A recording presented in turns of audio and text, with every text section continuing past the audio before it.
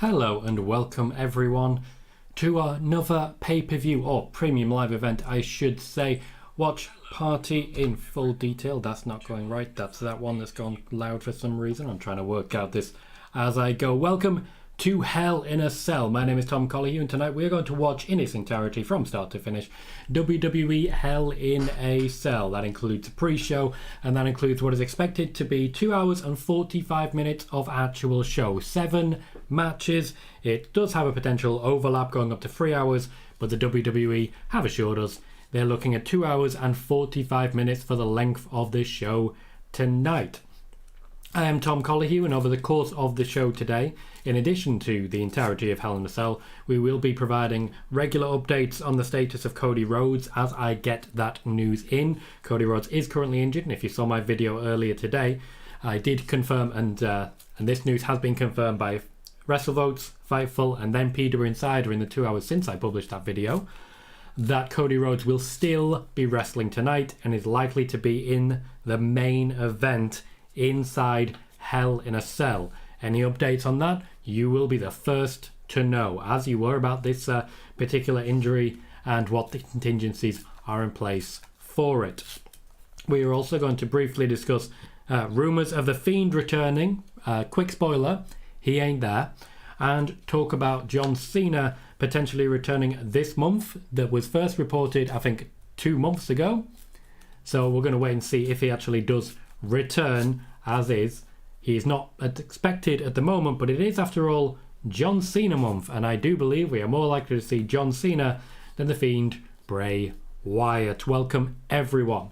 As usual, this is an Ask Me Anything stream, so if you do have any questions, by all means jump in. And if you're currently watching on YouTube, please do remember to hit the like button. Every little does help in the growth of the channel, and subscribe if you haven't already. We are currently sitting at 1,170 subscribers. We're going to try and push for about 5 more to take us to 1175 by the end of the show. As we're Ask Me Anything, by all means jump in and ask whatever questions you would like, and I will endeavour to answer. Spiderboss, first up, says, "Hi Tom, any real chance that AJ and Liv and Finn can win tonight?" Yes, there is a genuine chance that they could win tonight. Being very clear on that. Sean says, "Hello Tom," also says, "I hope Cody's able to work tonight." Cody Rhodes is planned to still compete in the Hell in a Cell main event tonight. Jermaine says, "Hi Tom." Hello Jermaine. And Simon also says, "Hi Tom." Hello Simon. Sean says, "Any more updates on EO?" No updates whatsoever. We are waiting to see how long it's going to take for her to come back, much like the WWE did. There's nothing really that's updating at this point in time. The user is here saying, "Hi mate." Hello the user. On the kickoff show, which I already have in the background and in my ear, they are confirming that Cody Rhodes and Seth Rollins will still be taking place. Breaking news from Kayla.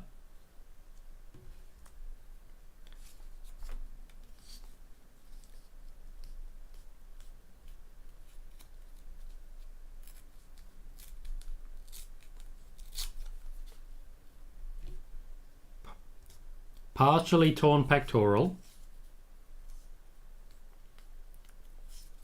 Kayla Braxton did say that rumours of him not making the match are not the case, which I've been stating.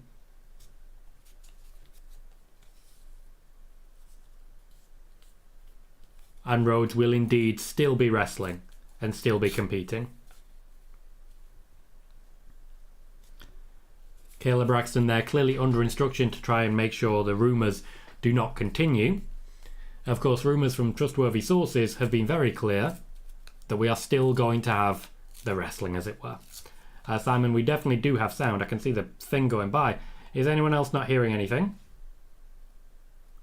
Oh, thank you, Ed. Sound is working just fine. I definitely know there is sound because on my my mic check, I do have a sound check that I do now in case I do that exact same problem. I had to mute it because I had sound. Austin says, "Is it even possible for The Fiend?" It is possible. It is incredibly unlikely. I'm talking like 1% chance. He's not there. I've asked the question several times. He's not there. If I get a message saying that he's there, I'll tell you. He's not there. Simon says, "Is Alexa Bliss backstage?" Not to my knowledge at this point in time. As she's not booked, she wouldn't typically be expected to be unless she's visiting people, which does happen at times. I'm not aware that she's been told to turn up tonight. Ed says, do you think the finish will change to put Seth over if Cody is going away? I do not. I actually don't.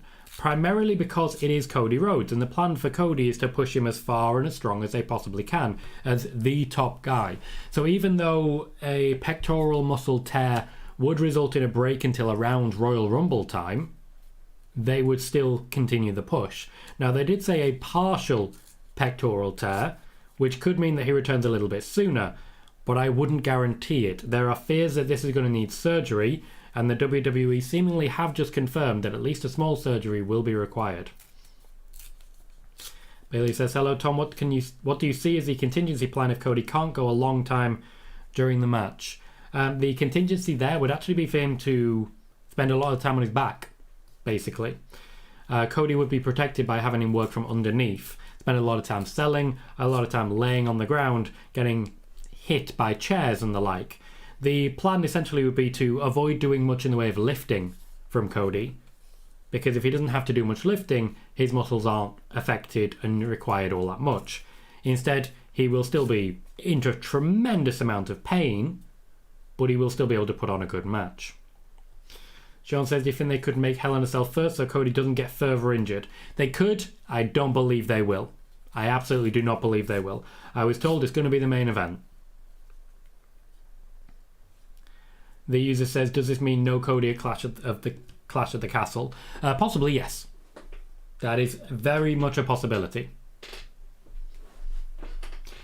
At this point in time, they have not finalised anything. They have not said for certain we're going to do this or we're going to do that. They are still working it out. Match plans have changed. There's been some level of rehearsal, but not much. They are mostly going to have to lean on the matches that they've been having. Ghost says, who knows? Cena may be there. You just can't see him. Well, Cena may well be there. But I tell you what, you haven't seen him. You're absolutely right, Ghost. Simon says, any Sasha news and updates? Once again, when it comes to Sasha and Naomi, I have given more information than anybody else. At the moment, I do not have any further updates on that. There are no updates to give. Steve says, hello, Mr. Colohue, and hello, Steve. Great to see you, mate. Great to see you. How are you doing? How have your shows been recently? I know you do quite a lot of coverage in the build-up to pay-per-views. And are you watching live tonight? Jermaine says, with Cody Rhodes being injured, possibly needing surgery, is there a chance that WWE fast-track Bobby Lashley to the top babyface on Raw? Yes. Bobby Lashley is currently considered the second babyface on Raw. So if Cody Rhodes is unavailable, Bobby Lashley would be the obvious stopgap and fill-in, as it were. Bobby Lashley is supposed to be being elevated as we get closer to SummerSlam anyway. B-School Nick says, Tom, do you think we'll see The Fiend return tonight? No. No, I don't know anyone who's showing it for free. If you're determined enough, I'm sure you can go out there and find it, but I'm not going to make any suggestions myself. Andrew Quinn says, hello, Tom. Any chance of surprise tonight, like Cena or Bray? As I tweeted earlier today, there is a much greater chance of seeing John Cena than seeing The Fiend, Bray Wyatt. And I don't know if, I just want to be clear that I would never make any, particular suggestions or anything about Bray Wyatt and the idea that Bray Wyatt would turn up when I don't know. And certainly everything I've asked has been met with a resounding no. No, Bray Wyatt's not going to be there. And I certainly would do nothing to disagree with myself and suggest something that might not be there or might not be happening in exchange for, some good old-fashioned clickbait and fun, because I'm not that guy. I don't do clickbait. I don't do anything that may suggest that a wrestler is returning who definitely isn't. Spider-Boss says, any updates on Sasha's return? No updates at this point in time. As I've said, nobody has given more information about the Sasha Banks and Naomi situation than me right here on the Tom Colohue channels. There are no updates to give. Surf Wrestling Welcome says, my prediction, Bray Wyatt doesn't come till Monday night. My prediction, Bray Wyatt doesn't come at all. Says, WWE love fooling around people when it's high population free agent. that they released. They're saving him for Monday night ratings. That would be the smart thing. If that's the case, they should probably save him for Friday because they need people on SmackDown. They do not need people on Raw. Spider-Boss says, does Cody's injury could let Seth pick the victory? Seth doesn't get a choice of the victory. Seth does as he is told. Megan says, Sami Zayn to win Money in the Bank then? Also, hi. Hi. I'd be very happy with Sami Zayn winning Money in the Bank. That would be great. Storyline's already there. Shinso, how you doing, mate? Says, what's good? So far, hopefully, Hell in a Cell. Bit of bad news going into it with the injury, but I'm still quite excited. Marcus says, why do people think Bray Wyatt returns to WWE? Because when someone is returning, they don't tweet until their return to WWE happens. For example, Cody returned to WWE. He wasn't on tweet until he returns. Wyndham openly returns wrestling. Okay, to interpret that there, Marcus, Bray Wyatt never tells anyone his next move. He would not tweet about it. Doesn't matter. Bray Wyatt would never do that either way. Patrick Ballantyne says Bray Wyatt won't come back. People are setting themselves up for disappointment. I agree with that. I think the WWE have given no indication whatsoever that Bray Wyatt's going to return. They've given no indication whatsoever that they want to even speak to Bray Wyatt. And every report since his firing has been that he does not want to return to the WWE. That's still the case to my knowledge. Shinso says, feels like a super Raw show. The whole card is lacking. See, I largely disagree there. I think the fact that we've got the women's triple threat is a huge boost. I think the fact that we've got Judgment Day versus the Club, we've got Seth versus Cody. This does feel like a big deal. Now, admittedly, a large part of that is because I've not been watching Raw regularly recently, but still, there's quite a few good reasons in my mind to be quite excited for this one. Surf Wrestling says, ever since Bray sent out about that it burned tweet, everyone thinks tonight, but I clearly don't think so. A couple want him in AEW and WWE and Impact Wrestling, so who knows. Bray Wyatt will go wherever suits and supports his vision most. At the moment, that's Impact and they can't afford him, so nowhere. Jaden says, hey Tom. Hello, Jaden. Says, why is everybody talking about Sasha going to AEW? I don't think everybody is. Spider-Boss says, Naomi's friend tweeted that she is working out before return. Spider-Boss, are you saying that there was a tweet from Naomi's friend who was given news previously saying that Naomi may be returning soon? Because if so, that may be a confirmation of a report that somebody made.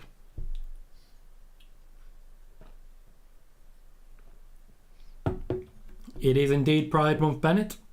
It is also John Cena month. John Cena is a very proud man.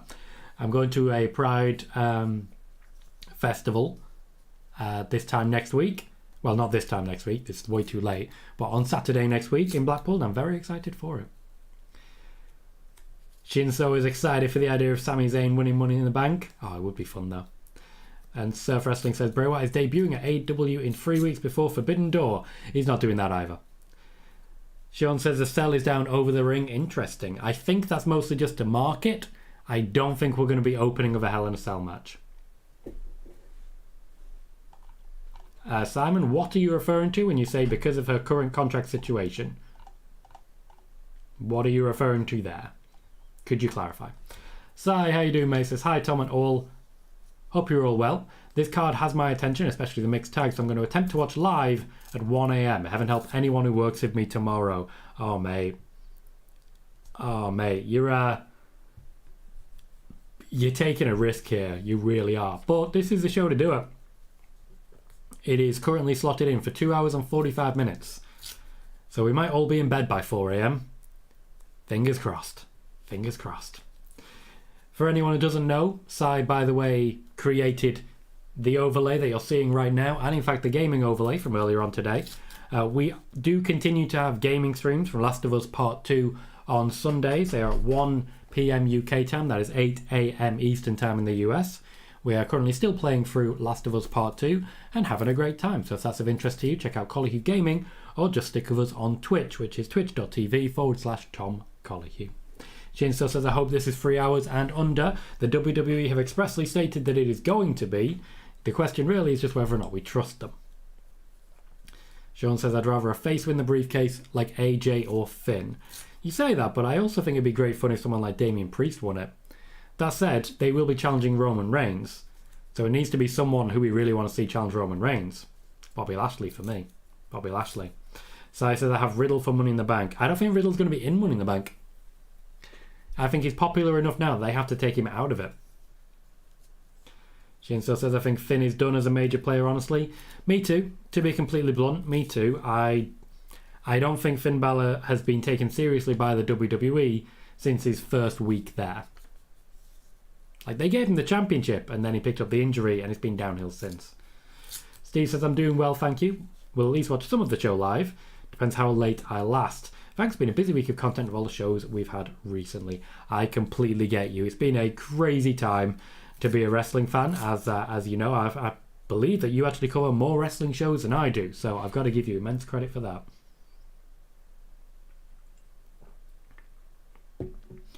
Ghost says, the wrestling world has just been cursed with a lot of injuries as of late. Hopefully we don't have a repeat of the summer of 2007 this year. Wasn't watching at the time. Doesn't sound like a good time, I tell you that. We're currently watching on the kickoff show the hype package for Judgment Day versus The Club, in which they're just showing the overall destructions thus far of Judgment Day. I will go through my predictions just as soon as I've caught up on the chat, just so everybody knows exactly what I expect to happen tonight. Megan says the network schedule has the main show lasting 3 hours. After how long Double or Nothing went, 3 hours would be lovely. It absolutely would, wouldn't it? Now, when I checked the network schedule earlier, it said that the show started at 1 a.m. and the Broken Skull session with Jeff Jarrett started at 3:45. So if that's the case, they've added an extra 15 minutes to it in the last 15 minutes. Spider-Boss says, is Lashley the big favourite to win Money in the Bank? No, at the moment, still Cody Rhodes. Still Cody Rhodes. That could naturally change very shortly.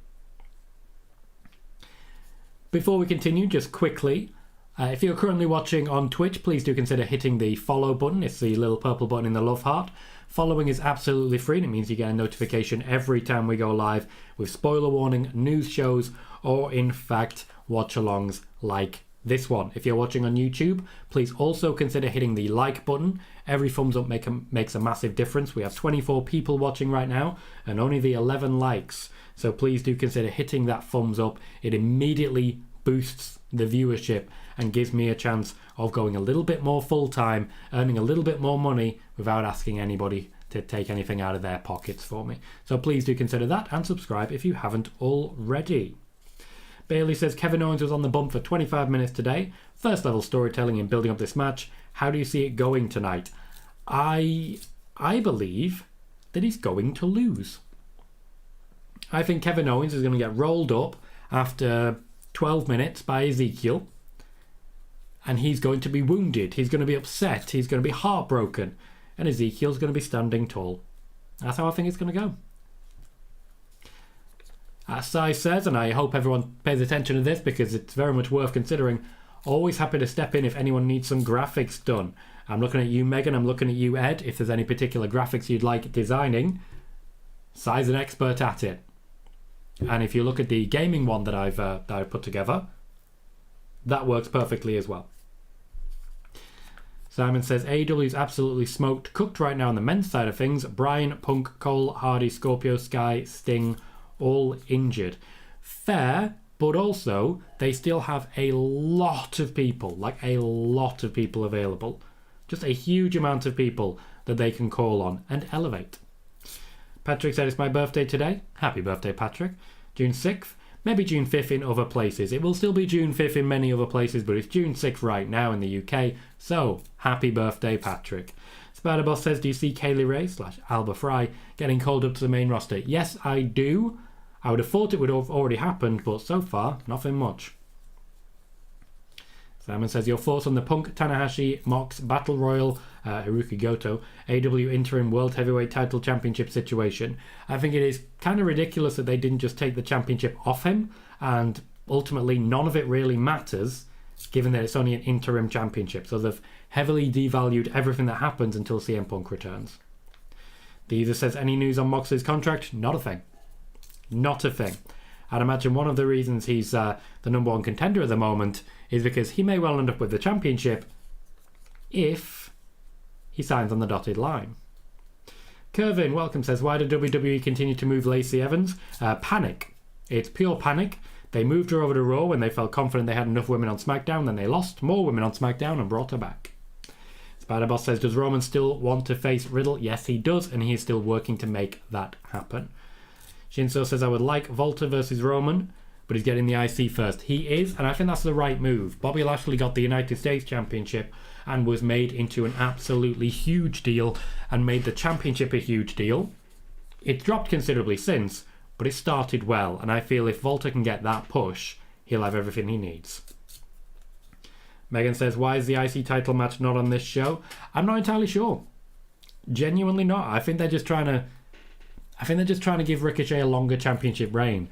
As I reported a while back, the only reason he initially got that championship was because Johnny Knoxville was going to win at WrestleMania. That's the only reason he got it.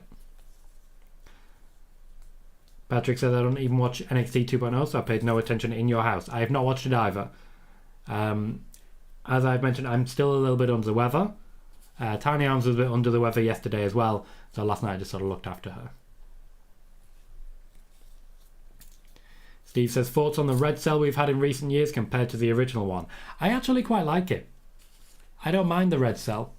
I know that's not necessarily the most popular thought, most popular concept, but I'm pretty happy with it.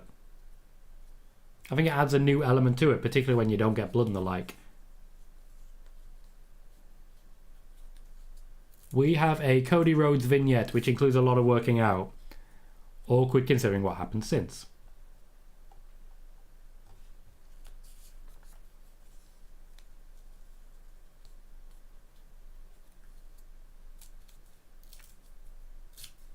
He's literally just talking about working out. Is he going to say he's injured? Steve says, any kickoff matches? No kickoff matches planned at all.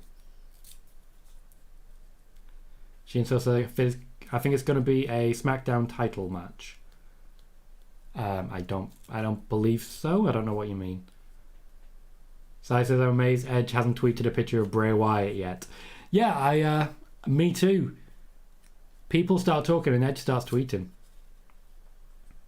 Megan said 4 a.m. for me. Interesting.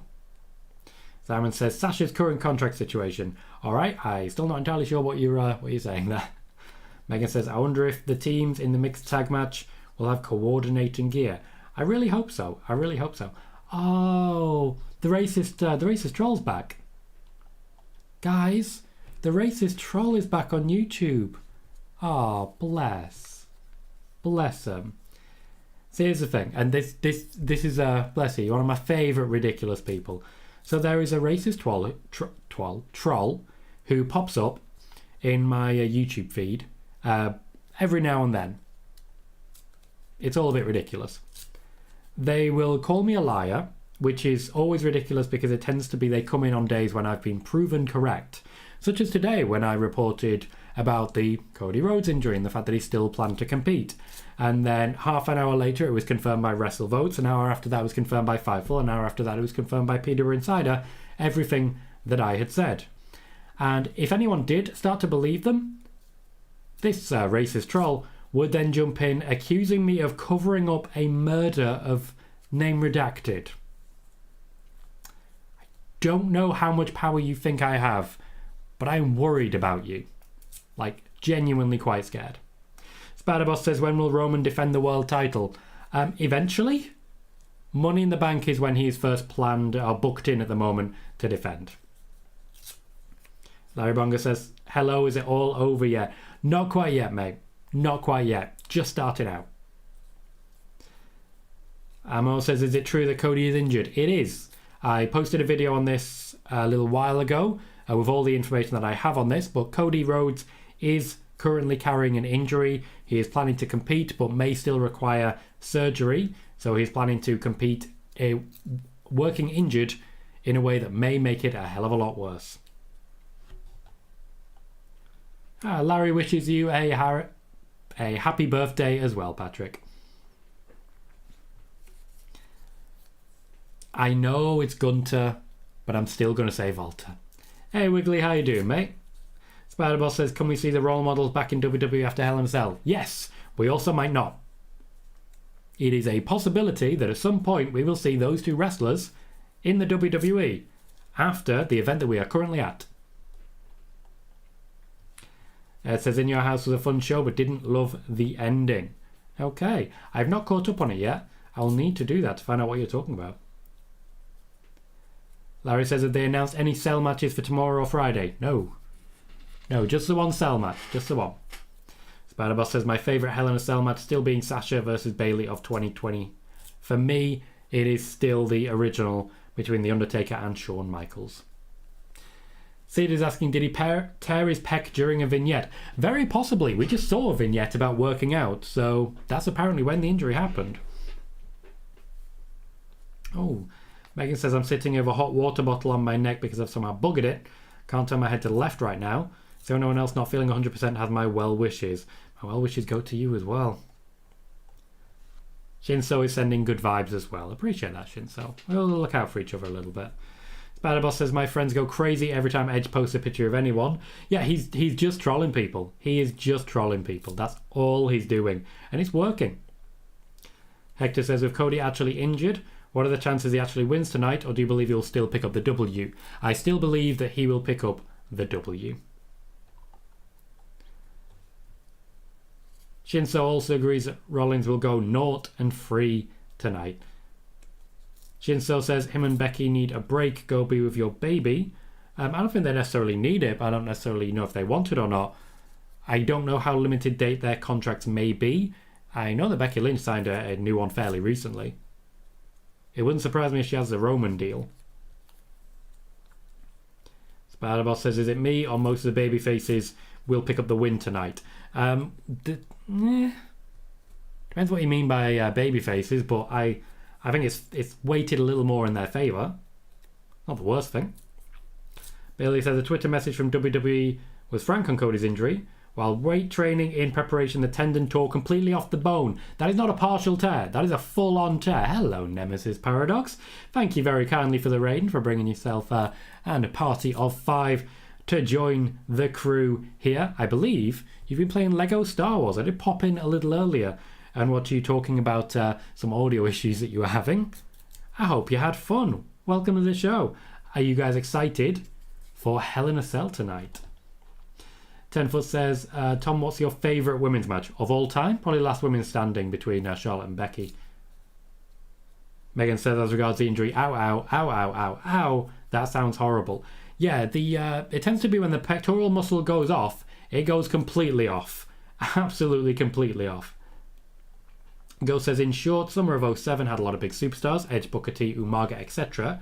out mostly due to violation of the wellness policy, but regardless it wasn't great since it also happened during the time of the name redacted incident. Cena also was injured during the time with the same injury as Cody. Yeah, this is one that actually happens quite a bit in WWE, unfortunately. Welcome, Iron Miser. Welcome to the show. Spider-Boss says, is Charlotte returning soon? Yes, she is. And Nemesis says, I have. Good, good. And Megan says, I can't wait to play Lego Star Wars again. Oh, do you also play, Megan? Do you also play? Tell me more. Para says, it deleted my save the other night, but I had enough left to be able to carry on. That sucks. I saw you tweet something about that, but I can't remember the specifics of it. But that sucks. Sorry to hear that. See, on my gaming side at the moment, I'm playing Last of Us Part 2. And while I do think some of the smaller quirky games like Lego Star Wars reach an extra audience, at least I don't lose my saves. I still remember randomly getting a save problem on a Final Fantasy IX save when I was 25 hours in. That was rough times. Rough times.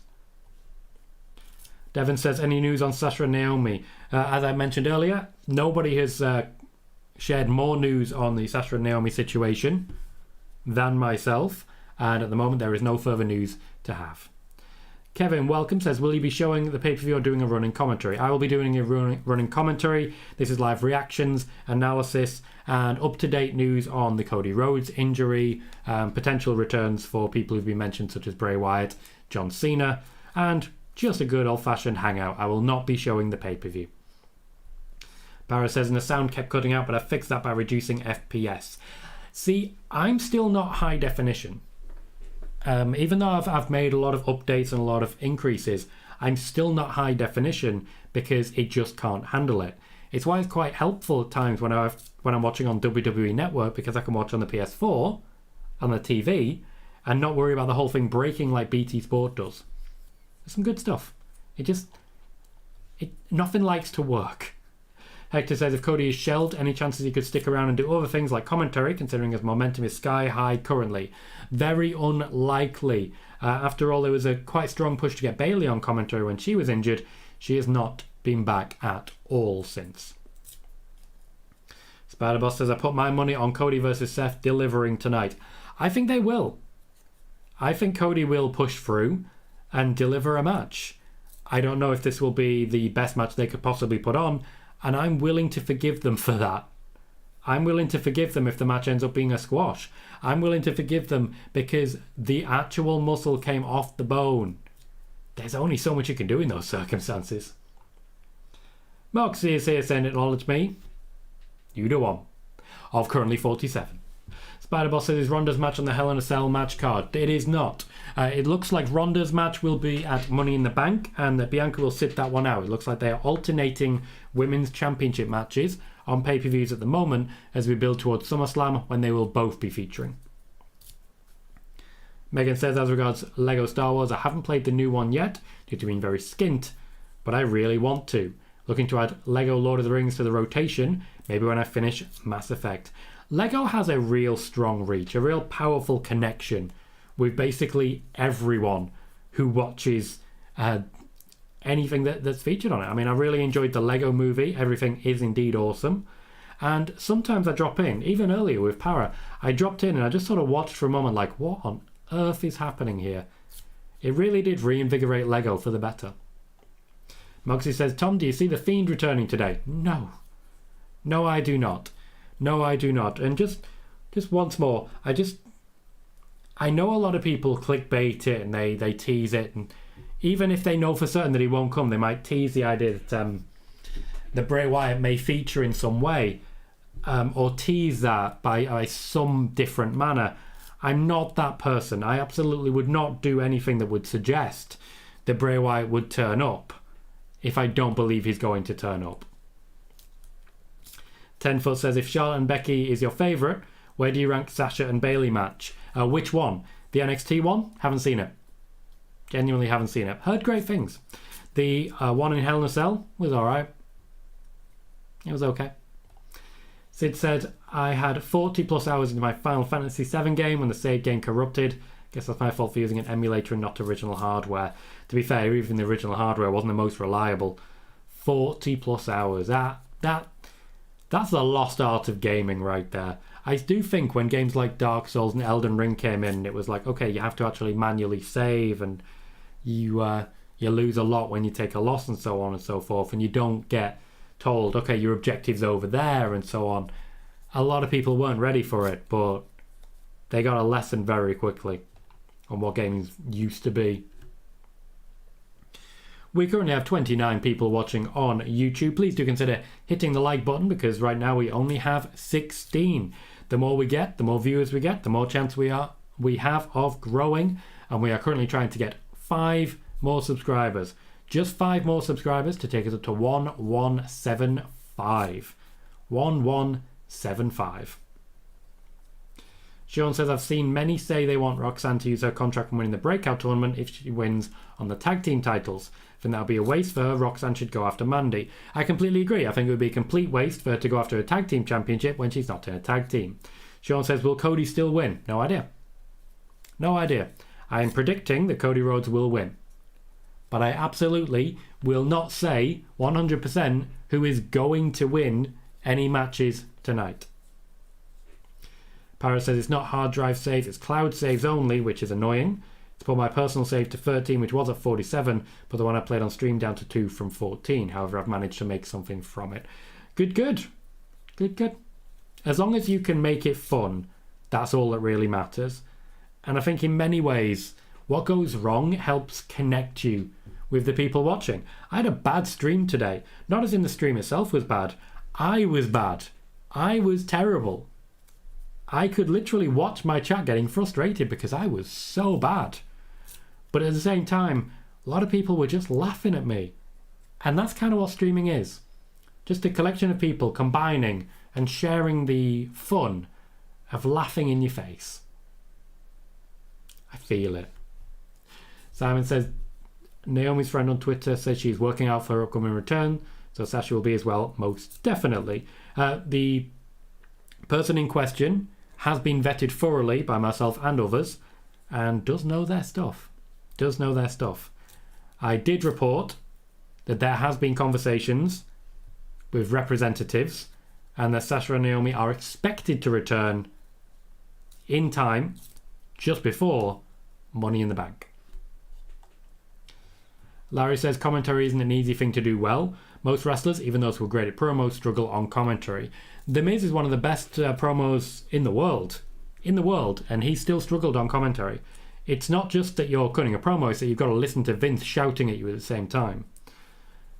Moneymaker believes WWE is being petty trying to remove Sasha and Naomi from WWE history. They are not trying to remove them from WWE history. They are trying to stop them from earning money. That's what they're trying to do. They have not been removed from history. You can still go back and search for Sasha Banks and find her matches all over the place on the network. They're not trying to delete history. Simon says, my favourite Hell in a Cell matches are Taker vs Mankind, Cactus Jack vs Triple H, Sasha vs Bayley. Alright, Simon, pick one of those. And Devon says, okay, well, at least it's good news. It is good news. My latest update in my videos and my live streams is that they're expected back relatively soon. That's my latest update. Spiderboss says, I truly miss Bayley. See her actively on social media. It's cool. She knows how to connect with an audience. She really does, and she's improved massively in that regard.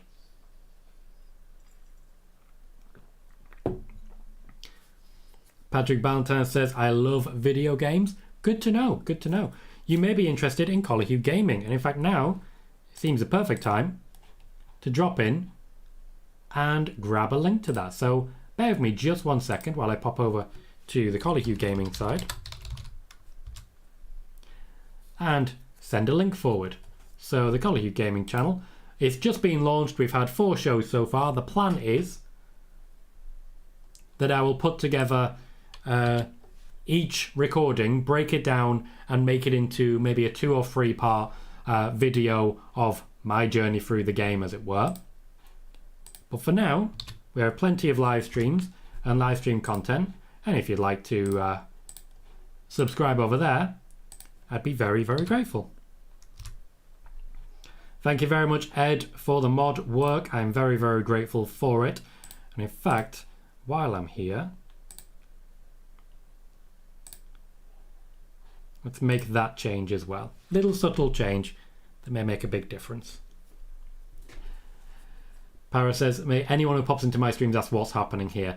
We were both trained, and I mean like classically trained in streaming, by someone who specialises in, guys, nothing here is normal. So that's a good thing, let's be honest. Ed says, how have you not seen Sasha Bayley take over Brooklyn before I came back to wrestling? That is before I came back to wrestling and well before I started watching NXT, and I still don't really watch NXT. Devon says, what do you think Ali's chances of winning are, given that he's in his hometown? Fact he's in his hometown has absolutely nothing to do with his chances of winning. He wouldn't win regardless of where he was. Shinso says, you did okay today. Thank you. I survived. I think that's the main thing. It was a bit hectic, but honestly, I think hectic streams are just a bit more fun.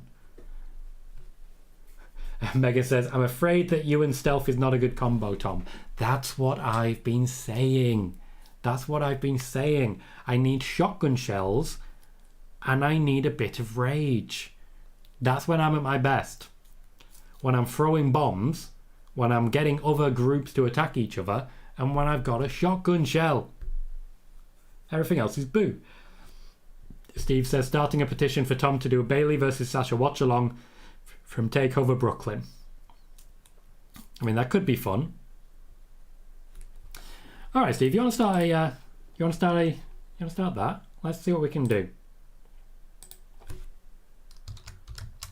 Do you want Tom to watch TakeOver Brooklyn for Sasha versus Bayley?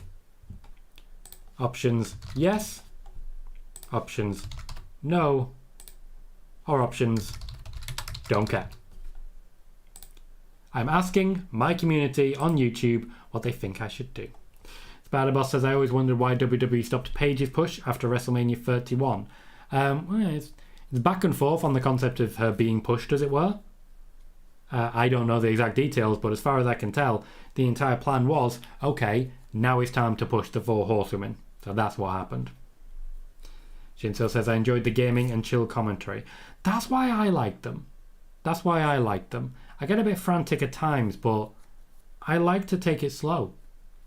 I like the more relaxed streams, and we have a very chill atmosphere, I feel, in the gaming stream, considering it's literally the end of the world. And that's a vibe check that I attempt to maintain. I'm glad you enjoyed it, mate. Chad said Theory versus Waller would be a good Theory and Waller would be a good tag team. I don't know enough about Waller. Simon says, my fantasy booking tonight is Ciampa joining the Judgment Day faction stable, costing the Bullet Club the match. Is Ciampa big enough to do that, especially when you consider he's been attacking Ali? So shouldn't he be attacking Ali? Or is Ali going to join the club? And then we end up with like an 8-person mixed tag match next time. I don't know, but I'm also liking the idea. Hector says a torn pec can be upwards of a 5-6 month injury. With that being said, imagine the pop he will get coming back as say the Rumble and potentially winning it. In my video on the topic earlier on today, I did specifically mention that it would put Cody out of action until around the Rumble time. Simon says, I'll sign it. Most influential women's pro wrestling match rivalry of all time. All the women coming up their dream matches, favourite wrestlers, inspiration, and heroes are Sasha Bayley. It certainly put women's wrestling on the map, and I keep hearing about that. I put my vote in. So it says Dusty Rhodes and Billy Graham, incomparable promos, terrible announcers. Fair. Spider-Boss says, I love the old FIFA 2004 video game. I just downloaded FIFA 22 because it's free for some reason. It's taken forever to download, so I haven't even played it yet. YouTube Guy 33 says, hello Tom. Hello YouTube Guy, been a little while. Spider-Boss says, why Paige's career didn't reach the success of the 4 horsewomen? Well, primarily because she picked up an injury and then vanished for a long time. Moneymaker says they surely aren't going to try and bring Bayley back as a heel when she's been gone for so long. Not impossible. You know WWE. They do their thing. Patrick says, as regards the gaming side, stealth missions suck ass. I played games that had them. Stealth is supposedly optional, and there are ways to do the stealth element. I like to kill everyone and loot everything. That's my way of doing things. And it does mean that I occasionally die more than you might expect. And that's okay. Larry says, great to see the mighty Wales just 7 games away from winning the World Cup. Hard to see how we can lose. You keep thinking that, mate. You keep thinking that. Dio, welcome, says, hi, what will be the big surprise of the night? Well, when it comes to big surprises, I don't think there's going to be that many, to be completely honest. I think this will be a very by-the-numbers pay-per-view. If there is a big surprise, I think the most likely big surprise is John Cena. I think that's the most likely big surprise of the evening. Bray Wyatt is not there. I'm continuing to ask the question and waiting to see what response I get. He's not there. Tenfoot says, Tom, can you tell me your favourite top 5 matches in the pandemic? Oh, absolutely not. I absolutely cannot do that. I don't remember enough. There's some matches I really loved, which are standouts. The Money in the Bank ladder match in the pandemic was great fun. Just great fun. Roman's had some great matches. His I Quit Hell in a Cell. I couldn't give you 5. Oh, I really liked Bayley versus Asuka in the build-up to SummerSlam. Bayley and Asuka had some real chemistry that I really enjoyed. That's about as far as I can go on this.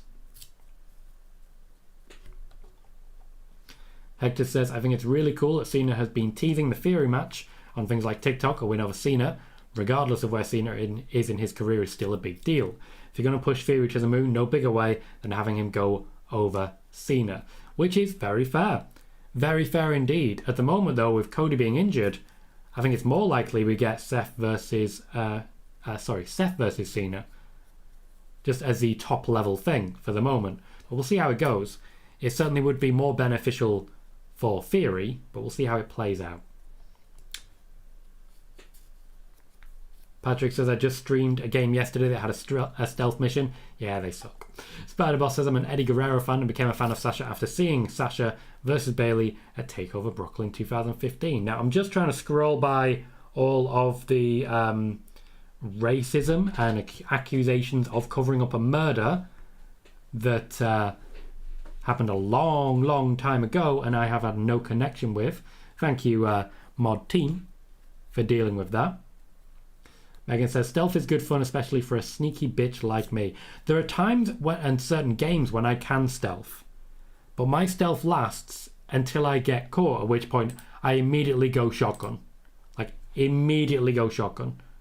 That suddenly becomes all I can do, and all I want to do is shotgun. I think this is definitely worth pointing out. There is a point I reach in my life when all I want to do is shotgun. And I think that's okay. Spider-Boss says, I hope England does it well on Qatar 2022 World Cup. Anyone but Messi and Argentina. I don't think England's going to do well. I don't think England's going to do well. Megan says, good timing for grabbing FIFA 22 for free. Offer expires on Tuesday. Yeah, I got a notification just basically saying, this is your last chance to get these games. And I was like, all right, wonder what the games are. Says, that was FIFA. I'll take it. I mean, there's an audience for it. Why not? Patrick says, the stealth missions I've played are the avoid being caught type. In The Last of Us, thankfully, if you do get caught, you can immediately go on the offensive. I may have stabbed some dogs earlier. I'm not proud of it. Ghost says, since Money in the Bank is coming up, when do you see Bayley coming in, and do you currently see her winning if she's in the match? Winning, I'm not sure. I do think she'll be in the match. I suspect we're going to see her very, very soon. Steve says, Madcap appears to be the latest superstar to have just one name going forward, judging by his match graphic. Yeah, they mentioned him as Madcap Moss yesterday, but they put the graphic up under him after he came out of the ambulance as just Madcap. So I think he has lost his name and just gone to Madcap. I don't hate it. I don't hate it. 10foot says, so you put Bayley and Asuka over Sasha in the pandemic. Yeah. I think Bayley versus Asuka was a better match than Asuka versus Sasha. I do. Spider-Boss says, does the women's Money in the Bank ladder match would go to a girl of Raw or SmackDown? Girl is a bit derogatory, so we'll step that up to woman. I don't know. I don't know who is going to win the Money in the Bank ladder matches.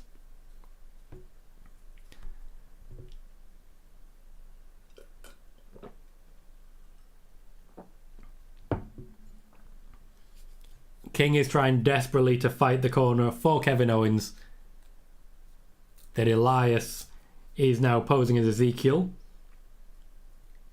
He's the only one who believes it. Everyone else at the table knows that Ezekiel is a completely different person. Right. Okay. So now we've caught up with the chat, and before another load of chat comes in, which I will be responding to in full, I want to talk at least briefly about my predictions for how this show is going to go. So, firstly, I believe that Madcap Moss will defeat Baron Corbin. I believe that Ezekiel will beat Kevin Owens in an inconclusive style.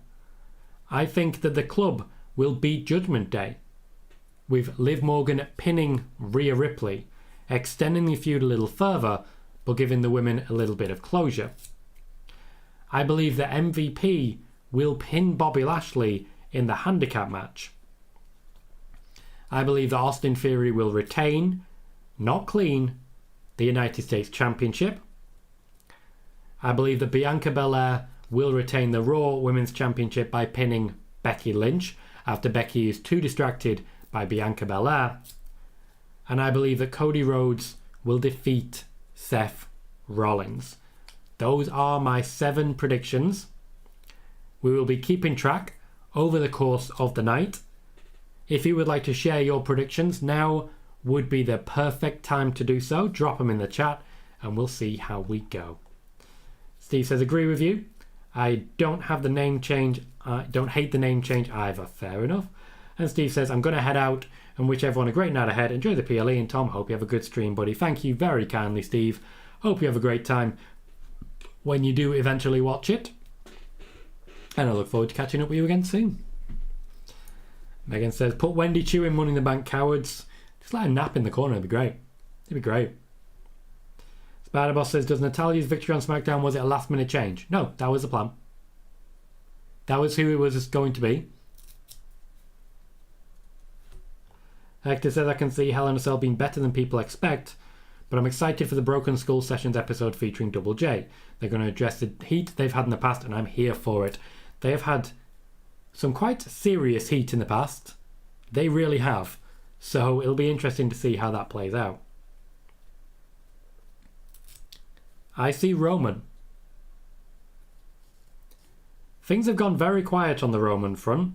I'd imagine this is an announcement that Roman is returning to SmackDown. That would make sense to me. And they kind of need it. Like, they kind of need it.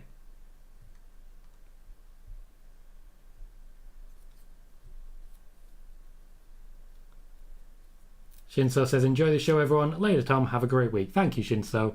And I hope you have a great week too. Larry says, I believe for every drop of rain that falls, a flower grows. I'm amazed I haven't sprouted 15,000 flowers myself. Patrick believes Cody wins. Megan says, I'm going for Cody somehow. Bianca to retain. Ali, Ezekiel, Liv Finn, AJ, Bobby Lashley and Moss. Only differences from me there is Bobby Lashley and Ali winning. Sid says, I just watched the Broken Skull sessions with Jeff Jarrett and it is very good. Okay, I'll look forward to it. Sai says, I have Cody still, AJ and Co, Lashley, Belair, Ezekiel, Theory and Madcap. So spot on exactly what I have got, with the exception of Lashley. Lashley, for you, defeats Omos and MVP. Patrick believes Cody wins, Judgment Day wins, Madcap wins, Lashley wins, Theory wins, Bianca wins. Those are my predictions. I probably missed one. Did you? Yeah, Kevin Owens and Ezekiel. But I think, yeah, there you go, Ezekiel wins. But I think for most people, the difference between my predictions is that a lot of people think that Bobby Lashley is going to win. It says, Tom, do we need a series where I make you watch random matches from periods of WWE you've never looked back to watch? Well, possibly, but I'm going to be honest with you, mate. Viewership won't be great for that. Gotta follow the crowds. I dropped in on your predictions earlier on today, Ed, on Love Wrestling CA with Chris Parrish. It's just a wonderful crew you've got there. It's the right combination, you know. That's a great combination for a prediction show. And I know you've got some people there who drop into these channels, so I'm obviously a bit in love with the crew you've got. Your predictions are Cody, Judgment Day, Theory, Moss, Lashley, Bianca, Ezekiel. Once again, Lashley the difference, but this time Judgment Day as well. Hello, Brandon. Welcome to the show, mate. How you doing? And Sean says, Raw Women's title opens the show, you think? I think that would be a very strong contender. I don't think they can really go wrong with that as an option. But I think it's likely going to be Judgment Day and the club. I just think that's how you're going to really hype the crowd up from the off. The cell has been lifted. Naturally. They are talking about the injury one more time.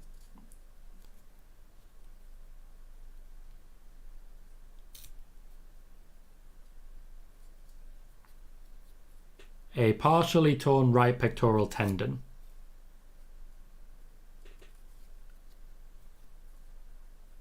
It's not partial if it tears completely up.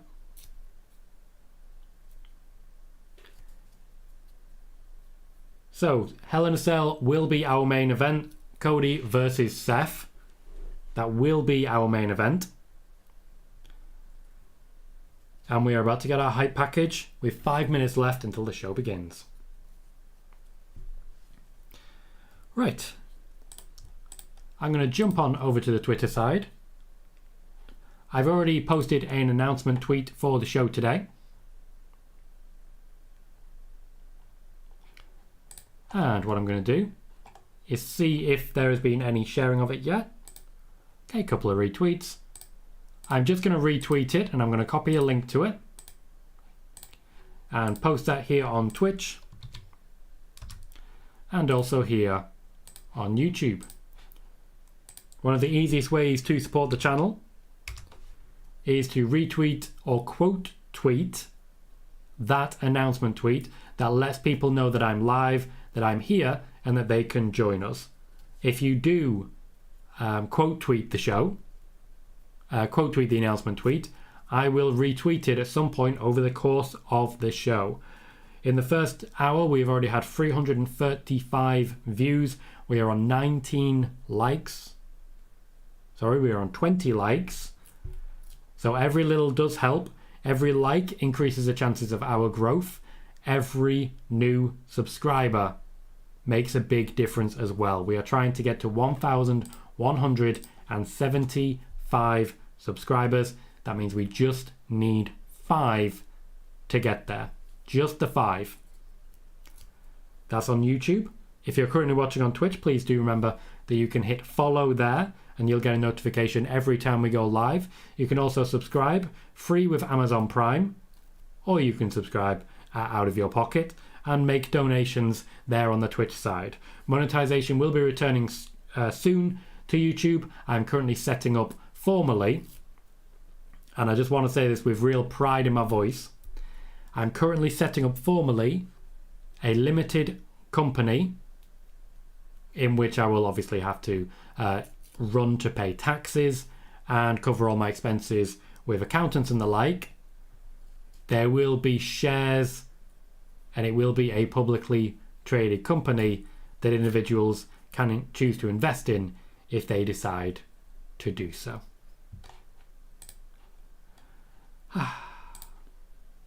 Where are we?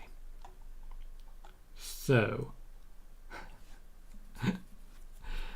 Brandon played the John Cena sound for 100 bits. Thank you kindly there, Brandon. I hope everybody heard it. I don't hear it on my side because I'm just hearing the show audio. Certainly hope it came through. Hector says if MVP does pick up the win, I could see this feud going into SummerSlam with Money in the Bank coming. That they could do a scenario where MVP cost Lashley a spot at Money in the Bank, then Lashley costs Omos the Money in the Bank match, then it concludes at SummerSlam with some stipulation. Personally, I'd rather it just be over. I would much rather the whole thing just end now, to be honest. Jonathan Rodriguez here. Hello, Jonathan. How you doing? Says, why do I have a slight feeling that the Cody injury is a work? It's not a work. It's not a work. Everything that happens, there are rumours and concepts and opinions that it's a work. I can confirm that this has happened. He is working injured. He may require surgery. They will assess it after the match if the situation has grown worse.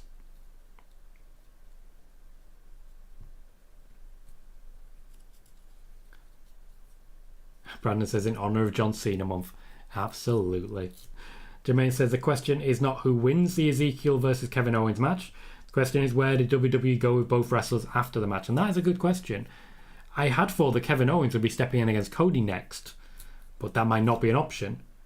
I think at this point we'll start building towards Money in the Bank. I don't think Ezekiel's going to be a big factor to that. So it's an interesting one. Sean says, I wonder what part of that brawl Cody tore his pec. He didn't. He didn't tear his pec during the brawl. He tore it while working out and weightlifting in the build-up to the match. And Megan says, part of the reason I'm saying Lashley wins is because of the Cody situation. They need someone to challenge Roman before Drew does in Cardiff, and Riddle's not on the card tonight, so I'm going for Lashley.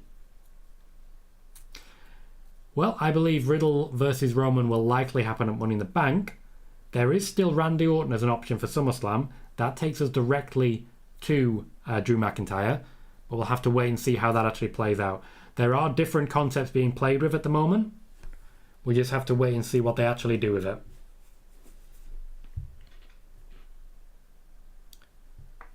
Justin says, Owens or Rollins has to be the winner of Money in the Bank. I hate faces winning Money in the Bank. Oh, that's a shame. I think Seth would be a pretty good Money in the Bank right now, to be honest. Theory as well would be very good. But I wouldn't mind it if it was, for example, Bobby Lashley. And he declared his challenge for SummerSlam. I'd like it. Oh, we have a troll back. Never lasts long, does it, troll? Your football chant went really well. Congratulations.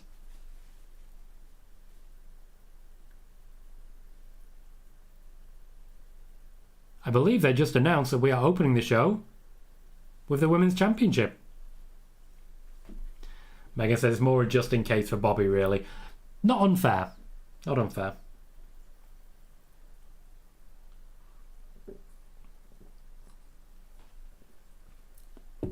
Patrick says he must have hated Big E winning Money in the Bank then. I personally loved it. It's a fair comment.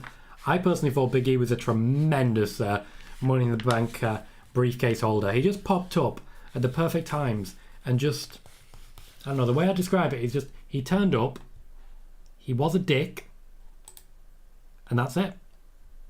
And that works, you know? Sometimes that's all you need to be. A dick.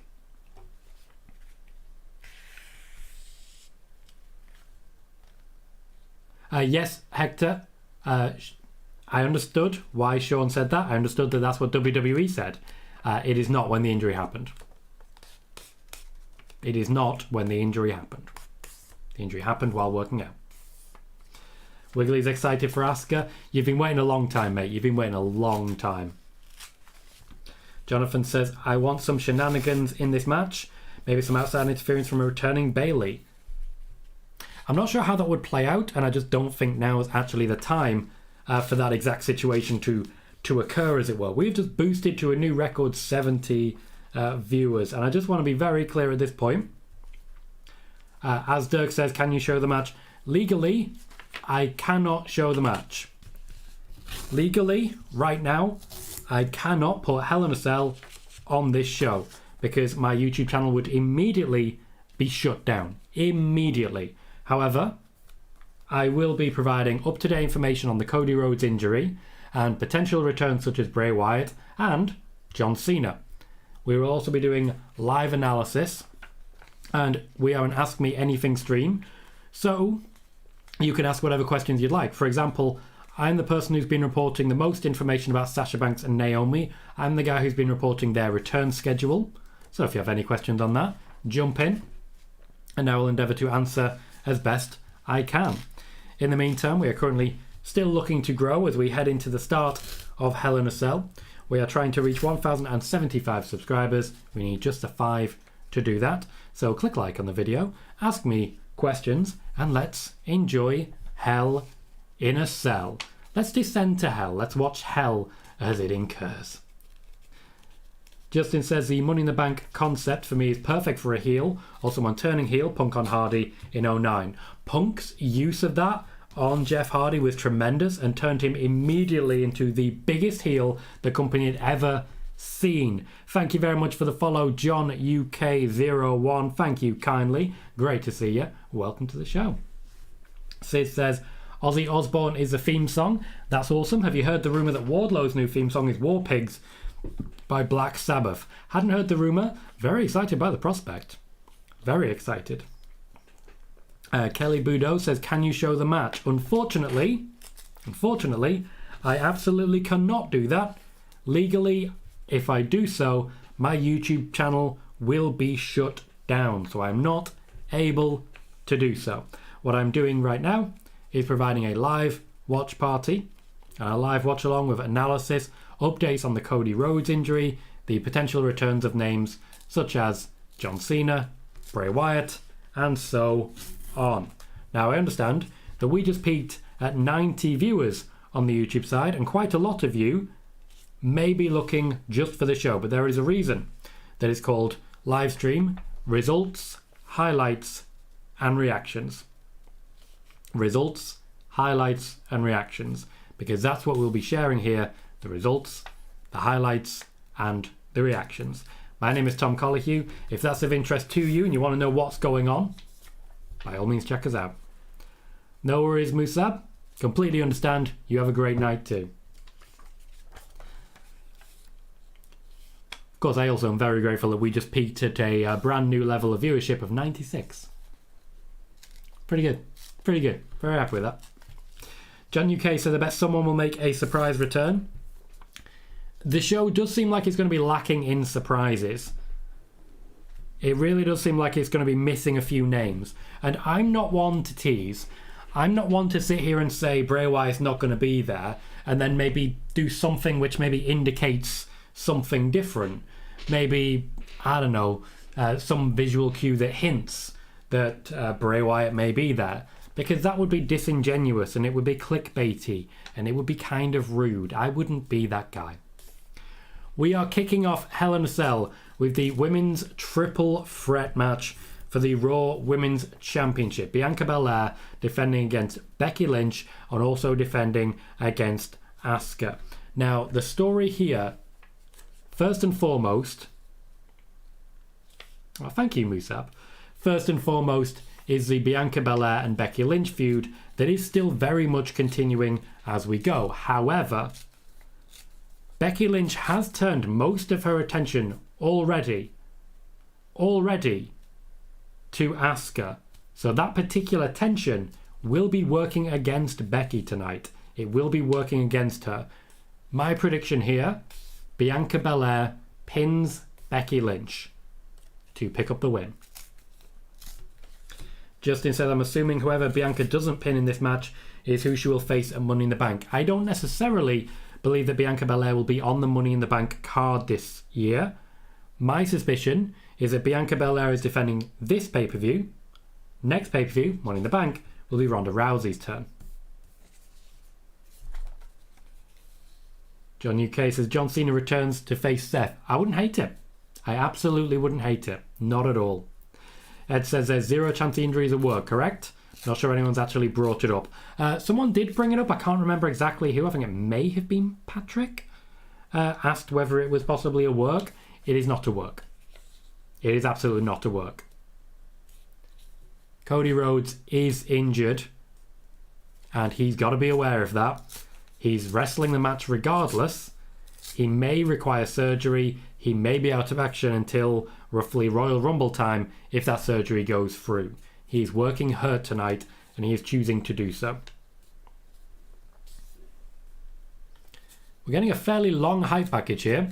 Mostly Bianca Belair just in the background going,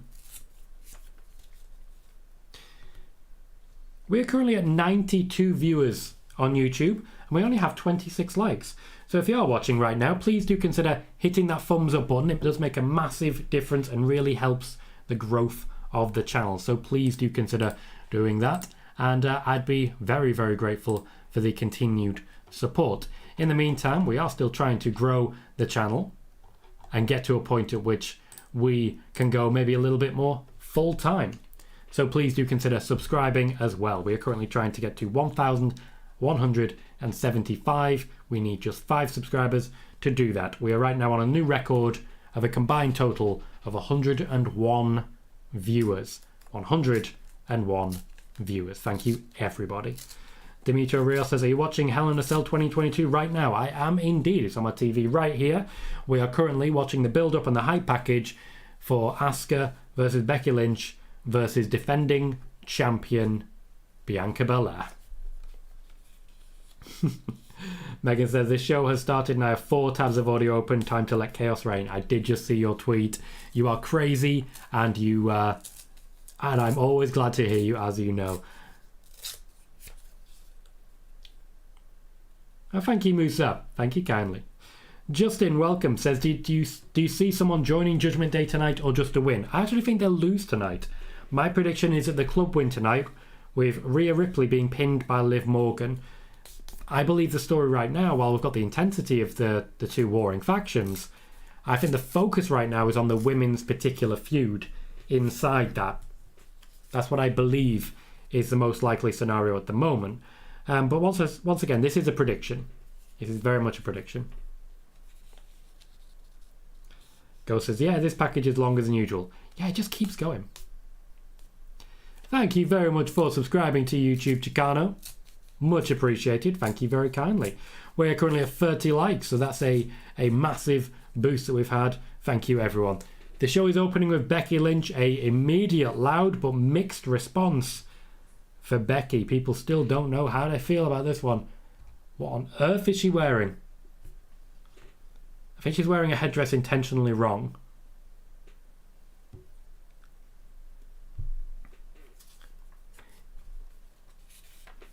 she is a very new and different style of character, and I have utmost respect for it. Also, I really like the wrestling gear. Brandon says, yeah, I'll be honest, I feel like tonight's show was very predictable and a lot of rematches more than anything. I was planning on just sleeping, but with all the talk of Bray potentially showing up, even though he probably won't, and it's just to get people such as me to tune in, I thought I'd better just watch. Fear of missing out, mate. FOMO all the way. Sean says, I've seen speculation from fans they think Becky doesn't look healthy and is too skinny. That's, I believe, called body shaming. I believe that's called body shaming. Megan says, it's nice to have my own little slice of beautiful chaos for the shows. You really do. Says, oh my god, they actually have Mike Rome in the ring for a change. Indeed. How long has it been? How long has it been? Ed says, enjoy the show, Tom. We'll be popping in and out through the night. No problem, Ed. You have fun.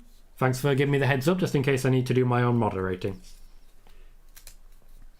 Hector says, Tom, did you ever watch NXT UK? I know Pretty Deadly is now on NXT 2.0. Didn't really know them prior to that. Were they good during your time in UK, in your opinion? I didn't watch regularly enough. There's a reason I don't watch a lot of NXT UK. It's mostly the consistent accusations of, let's just say, sexual misconduct. Let's just say that, for example. So I tend to just stay away from it. Justin says, eating pizza, watching Hell in a Cell, nothing is better. Nobody does it better. Really don't. I have some pizza somewhere. I should go get it. Go says, Becky's hair looks unhinged. Becky looks unhinged. And I think that's part of this. I think that's part of what they're going for.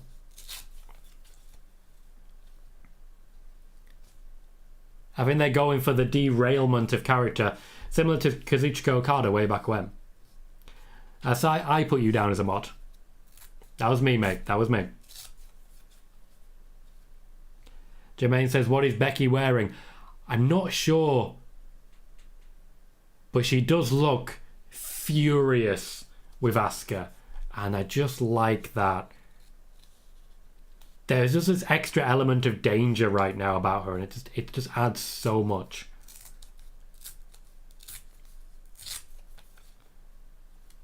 I do not speak Spanish, Wilma. I can speak some Spanish, but not enough to host an entire show in it. Musab says, well, it's a great event and most of the matches will be interesting. I'm actually very excited for Hell in a Cell.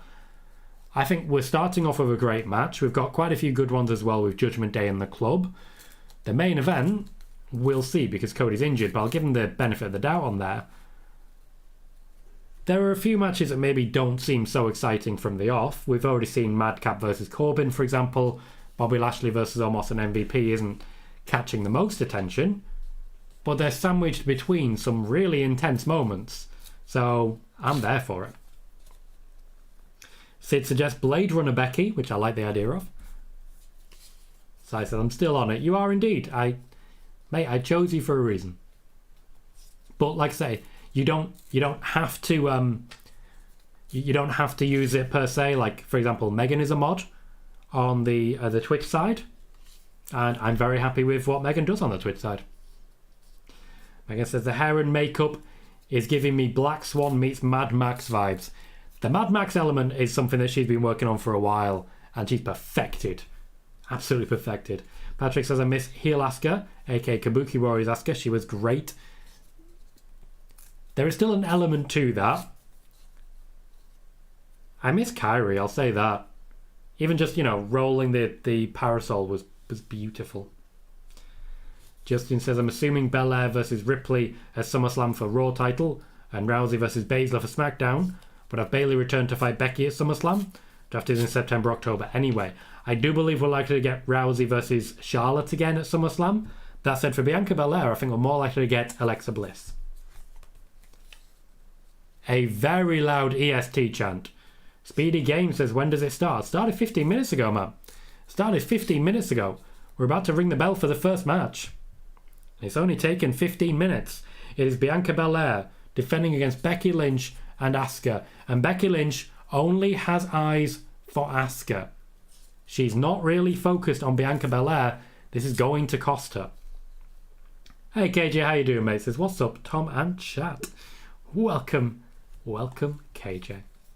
John says, interruption by AJ on Edge that will distract Rhea and Liv picks up the win. I just think Liv picks up the win. I'm not entirely sure how we get there, but I'm confident we will get there. Bianca and Asuka working together to attack Becky Lynch. Simon says, hey Tom, late for the watch along, what's the first match? The women's triple threat is up first. Hector says, at this point I'm convinced that Becky and Seth share the same closet and just grab whatever and it's great. That's actually kind of accurate. Becky Lynch and Seth Rollins have populated a shared ridiculous wardrobe, and every now and then they open it, look at it and think, yeah, that's enough ridiculous stuff, I'm going to wear this. So it's actually very close. Good morning, Mr. Bello. KJ says this match feels very big for some reason, and Bianca is damn over. She is. She absolutely is. All three of them are. Asuka's getting really big pops. Really big pops at the moment. Ty says Chicago crowds are fire, and he is not wrong. Jermaine says since WWE likes to do this decision with Becky into madness, I don't know what you mean by likes to do this decision, WWE should just have a dress like a Mad Hatter and call it a day. I don't think that's necessary. I think we'll get in there in a very good selection, to be honest. Pretty happy with that. Ghost says, thanks to Fightful Select, I'm able to see the match order for tonight. Currently, Theory versus Ali is the second to last match, so a surprise do moment perhaps isn't impossible. Definitely not impossible, is it? I nearly went Baby Shark when you did that, though, so you got to be careful. Jay Quick, how you doing, mate? Says, I'm here, just got home from a guy's night. Hope you had fun, mate. Hope you had fun. Right now, it's the girls' night, because it is the Women's Championship match, a Women's Triple Threat between Bianca Belair, Becky Lynch, and Asuka. They're doing the typical triple threat in WWE style, where one of them is pretty much guaranteed to always be on the outside, and the other two have a singles match for a bit. Kevin says, wait, why Charlotte versus Ronda? Because WWE want that. I ain't booking this. WWE want it to happen. KJ says that CM Punk guy that was shown at Rampage on his return and who was shown when Punk left Money in the Bank as champ is here and always makes the camera. Some people always get the good seats. Naomi Thomas says, who is winning? At the moment, Asuka is in the ascendancy. At the moment, Asuka is definitely the one in the lead, as it were. Brandon says they wouldn't have Cena and Wyatt return on the same night, would they? No. To be fair, though, they're not having Wyatt return at all. Bray Wyatt is not there, and he is not planned to return. And certainly, I'm not going to be someone who makes any sort of subliminal suggestion that Bray Wyatt may be returning at any point soon. I'm not that guy. I'm not that guy.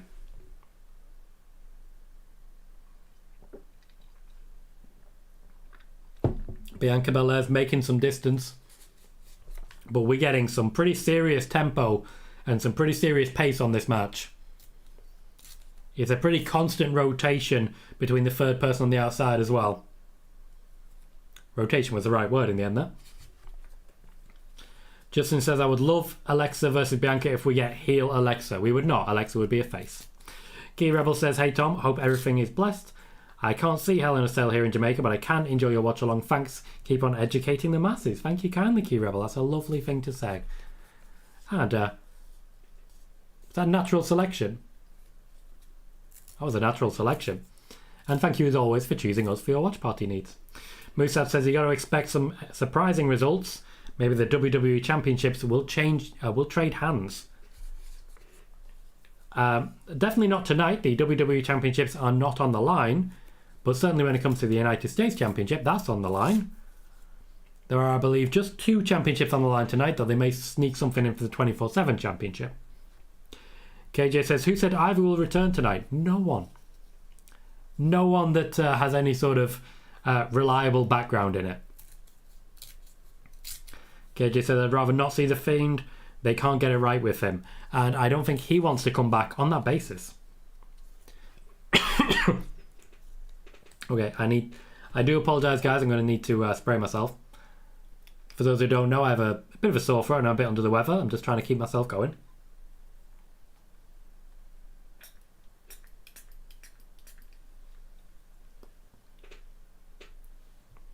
So I'm doing what I have to do to survive. Simon says, my picks for the AEW Interim World Heavyweight Champion at Forbidden Door on the June 26th.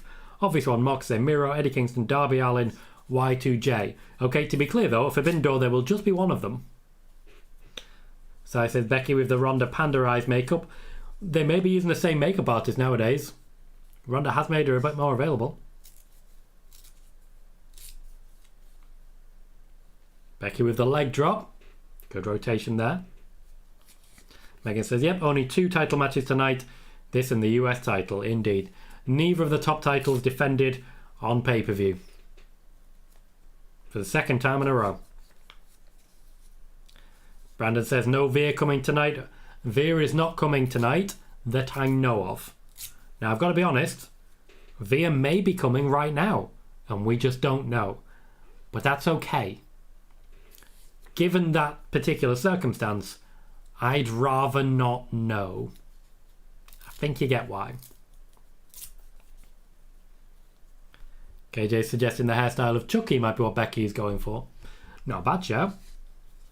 Do I see Eddie Kingston being a future world champion? Yeah, sure. I don't really have picks for interim. I think they'll give it to Moxley and try to get him to sign a new deal. Just the one pick. Hector says, I'd love to see Becky come out in some Mia Jovovich Fifth Element inspired gear. I think she'd pull it off quite well. I mean, potentially. Like, it's a lot. Baseball slide into Asuka there. Brandon, the Veer jokes are like, they're below the belt. Too easy, low hanging fruit. I'm not saying I'm not going for them, because I am. Leg drop to the abdomen. Bianca Belair leant up there to look for Asuka because Asuka was supposed to break up the pin. Asuka would come in from the other side of the ring, so that was a bit of a confusing moment for everyone involved there. Wolf Gamer says hello, hello, welcome Wolf Gamer. And Noob says good evening Tom, good evening Noob, welcome everybody. We are currently at 69 viewers, which is nice. 62 on YouTube. We peaked at 103 earlier on today. We're on 35 likes, so if you're currently watching on YouTube, please remember to hit that thumbs up and subscribe if you haven't already. If you're watching on Twitch, of course, by all means hit follow. And for everyone watching, chat away. Ask me questions, make your commentary, whatever works. Asuka now with a knife cover. And Becky kicks out. Asuka going strong style at this point. Oh, real incredible tempo. Oh, wow. Okay. That was good. Okay, Asuka is back.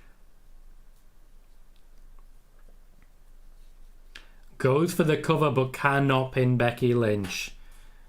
The speed and intensity of strong style strikes. That's impressive. Thank you very much for subscribing. Heidi Hoskins says hello. Hello Heidi, how are you? And Brandon says, do you see Riddle as a future world champ if he can keep his momentum going beyond RK Bro? I believe Riddle will be a future world champ, and he won't need momentum from after RK Bro because it will be during RK Bro. I already feel like we're coming towards the end, but it's actually only been 8 minutes. That's how fast-paced this match has been. Bianca went for the kiss of death, didn't quite get it. But does manage to get in a standing vertical suplex. Wolfgamer says, I surprised myself today by getting all of my dishes done before 6:30. Well done. Housework isn't hard, but it's annoying. Hector says, Tom, any indication that Hell in the Cell is sold out tonight because the crowd is hot tonight? I don't necessarily believe that it's sold out, but it's sold pretty damn well. Bianca Belair with the standing moonsault off the second rope is just... It's too good. It shouldn't be fair. It shouldn't be allowed. It's not fair. Heidi's favourite wrestler is Rey Mysterio. Rey Mysterio might not be one we see much of for a little while, unfortunately. KJ says, do you think WWE will ever consider running a small stage like they used to do in MSG to fit more people? Or are they too big on presentation? They did it at SummerSlam though, but didn't exactly sell out the stadium. The WWE like the larger-than-life elements. They like that level of production value. Bear with me 1 second.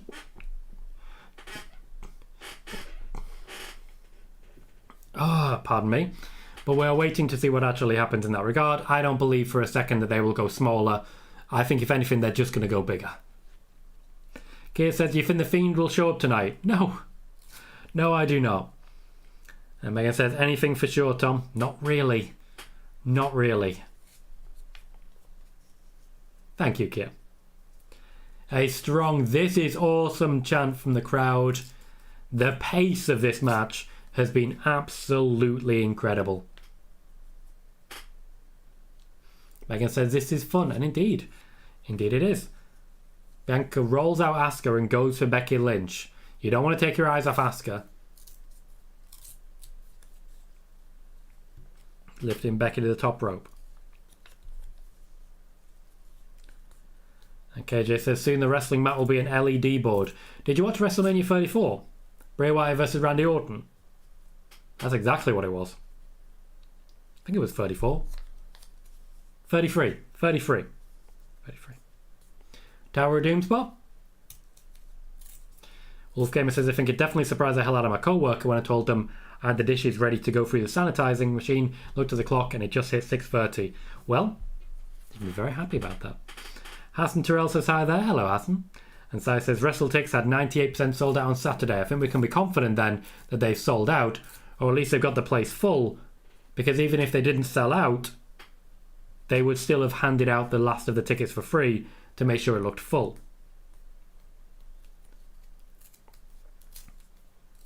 Asuka needs the finish here. She's in a strong position, but Bianca Belair's got time to recover. Oh no, she took them both out. Goes for the double cover. Bianca's shoulders are out a long time. Patrick says, Bray won't show up. Guys, you're setting yourselves up to be disappointed. And I do think that's fair.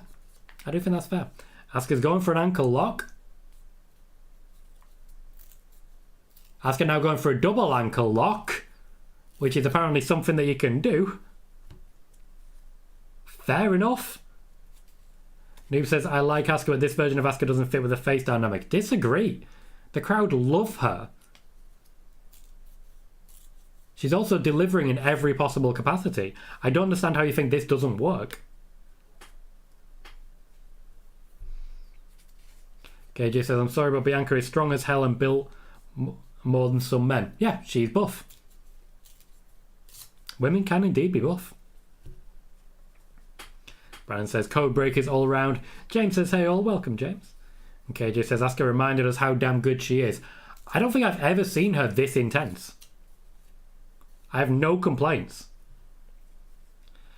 Brandon says, Jesus, they are all so talented. Well, if you're religious, then Jesus is indeed to blame. Hector says, Asuka is having one hell of a match. What a showing she's putting on. She is indeed, but Becky Lynch, right now, trying to get the disarmer on Bianca Belair. This could be all too easy to be reversed. The crowd are trying to get behind Bianca here to stand up and go into kiss of death. And that is exactly what she's doing. Becky's grabbed the ropes. She's survived. We're coming up on 15 minutes. Good length so far. Crossbody from Becky. Bianca catches her. Asuka's up. You could just see her running to the other side of the ring. Oh! Okay, Bianca took that drop kick. Bianca with a surprise roll up. Becky gets away from it. That's Becky's finisher. Asuka got in. Oh, we've spoken at length about when wrestlers close their eyes. If a wrestler closes their eyes, it means they're expecting a free. Because they will keep their eyes open and they will watch the referee's hand to kick out at just the right time. Bianca Belair closed her eyes. Asuka made it. KJ says, has anyone ever kicked out of the KOD on the main roster? Not to my knowledge, no. At this point, it's starting to get towards end of days levels. Simon says, I'm officially handed in my WWE fan card for now until Sasha comes back. In this match, at least, you're missing out. But I understand. You by all means, do it. You boycott. Whatever works for you. We have Lynch and Asuka in the ring. Bianca recovering. Bianca picks her moment. Oh, and gets hit by Asuka. Becky with another opportunity, goes for the cover. Asuka just gets there. In the end, attacked her leg rather than her. But it is a pin break. Oh.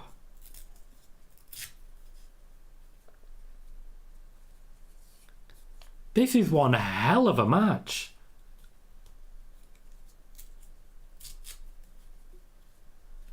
I am very happy with what I'm seeing right now. Oh. Baron Saxton calls it a championship treat, and he's not wrong. It's not often I agree with Baron Saxton, but we are where we are. And we are there.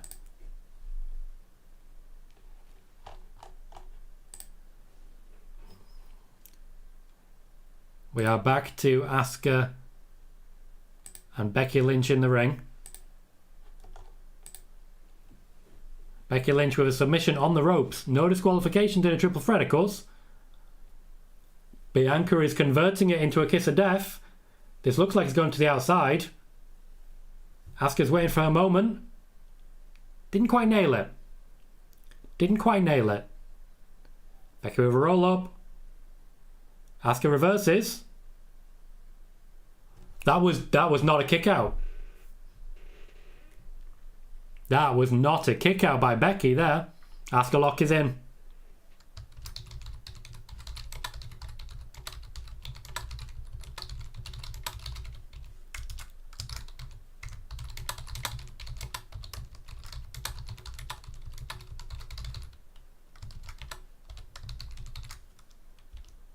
Becky Lynch is surviving here.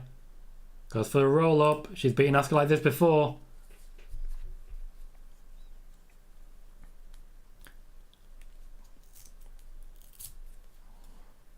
Where is Bianca? Where's she gone? Becky's still surviving, trying to get to the ropes. Somehow dodges a flying nothing from Bianca Belair to get there. Takes another kick. Asuka has got Bianca Belair's number here. Gets caught coming into the corner. Going for the glam slam. He's got her up. Into the turnbuckle. Wanting the kiss of death, but Becky's there to stop her. Throws it to the outside. Standard heel tactics. Hits her with a manhandle slam. Oh, beautiful, beautiful. Perfect finish. Bianca does to Becky what Becky kept doing to her. And retains the championship. Ended up pinning Asuka. But there is so much more to what just happened than just that. So much more than just that. That was an absolutely fantastic match. In a match that high tempo, that high pace, it really doesn't matter who takes the pin. I don't worry too much about Asuka taking the pin. All three women must have been absolutely exhausted. But Asuka had Bianca's number. Becky clarified. She clarified with the ref, and that slowed it down just too much. Bianca took the opportunity, and that was that. KJ said, as good as Naomi and Bianca would be, I think we all prefer this. We don't know. We absolutely don't know. Hector said, if the pay-per-view keeps this pace up all night, would have seen one great night. We would have one great night of wrestling to come. I do agree. I do think the tempo is going to dip a little bit after this. I think that is match of the night right there. It's either that or Hell in a Cell. But I think that's going to be our match of the night. James said, is the network still around? Yes, I'm watching on network right now because I'm in the UK. Ghost says this match is defying a lot of expectations. Might be in the conversation for match of the year so far. Absolutely, but I wouldn't say it's defying expectations. That is exactly what I expected to see. Exactly what I expected to see. Brandon not happy that Asuka had to take the pin. I don't mind it. I don't mind it. Moose says I want to watch it now. Probably should. Check it out. And Dog says this match is awesome. Firstly, welcome Fett. And yeah, the match was absolutely fantastic. A great start to the show. Just under 20 minutes as well. Didn't have to say it's welcome. Sai says, what an opener. Not often they tell a story like that. Indeed. Sean's surprised that Asuka was pinned. Tommy says, hello, Tom. Hello, Tommy. How you doing? And Megan says, that was good. Hopefully we get Asuka versus Bianca 1v1 soon. Hopefully so. Those two really gelled together. Really gelled together. So I think there's more to come. Simon, if you want to boycott, by all means boycott. Bailey says a great match all around. And KJ says 3 of the best just got it done. Women's wrestling, absolutely. And Dog says love that match. It's just beautifully produced, beautifully put together. The WWE have changed a lot of producers recently to try and up the wrestling quality to fend off the potential challenge of AEW. They have largely succeeded so far. Largely succeeded.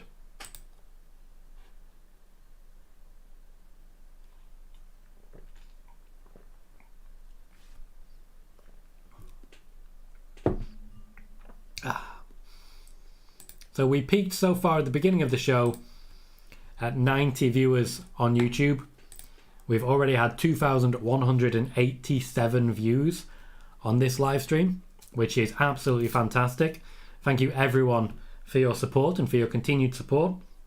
Thank you to many new subscribers, everyone who has clicked like, everyone who's chatting away, and everyone who's currently watching on Twitch as well. All the new followers there, and para for the raid. It has been a great build so far to tonight, at least when it comes to these particular shows, and long may it continue, because we still have, 2.5 hours of wrestling to come? If it's anything like we've just had, I am very, very happy with it. Megan says 24:30 for that match apparently. Really? I thought it started at 1:15. The bell rung at 1:15. Interesting. Abdullah says, do you have to pay for WWE Network? I do. I pay £9.99 per month. £9.99. Pretty good. Pretty good. I'm very happy to pay that, to be honest. Justin says, Bianca versus Becky at Money in the Bank. If Becky loses, she never gets another shot at Bianca. Don't want it. I think Becky's going to be more focused on Asuka going forwards, to be honest.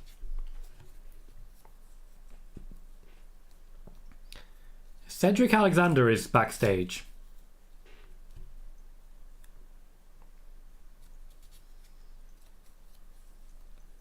He's trying to get back into MVP's good graces. He literally said exactly that just as I finished saying it.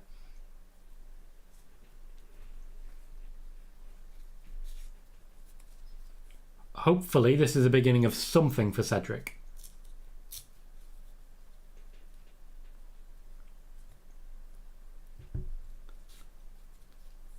Honestly,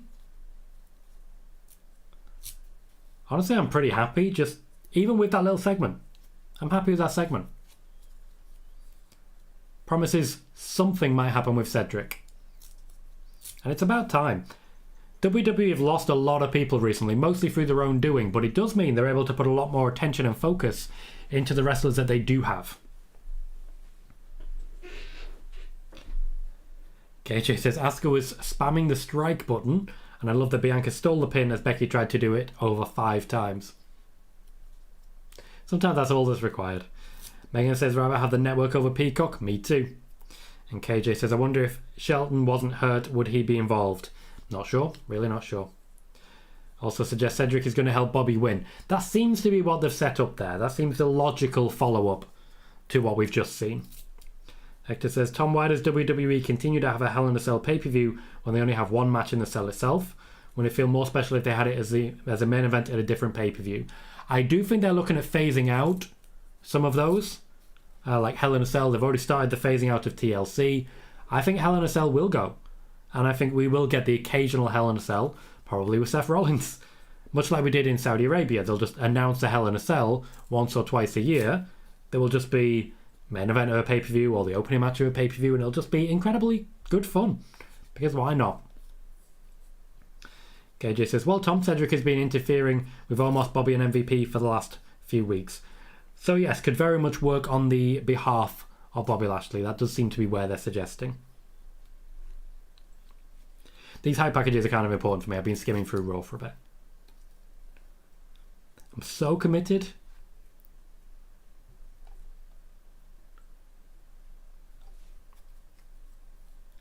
So MVP is essentially cutting a song promo for this hype package. And you know what? I kind of love it. I kind of love it. I'm not just there for it. I kind of love it. It is a lot of different images of MVP and almost walking around wearing suits, though. Oh, Fall Mighty. Clever. Fall Mighty. What a line. That is a strong boo for Omos. Means the guy's getting over. I think ultimately the pairing of MVP is working out pretty well.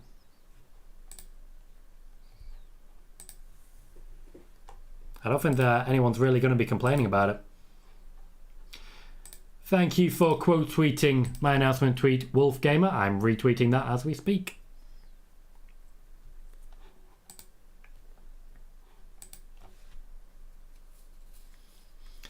I do kind of enjoy how they film Omos from the ground up. They always just record from underneath him.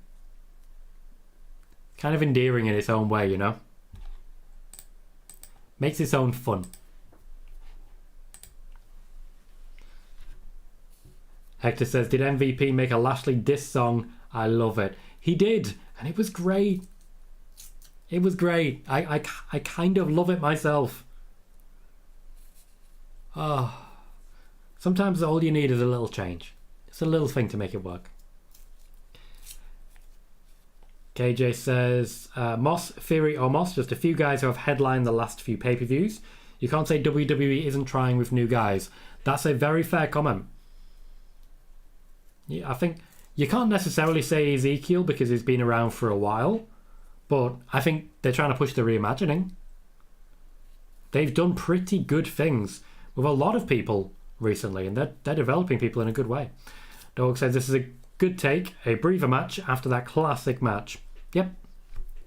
There is a lot of ebb and flow in the show this particular pay-per-view, well, premium live event I should say. There is a lot of ebb and flow.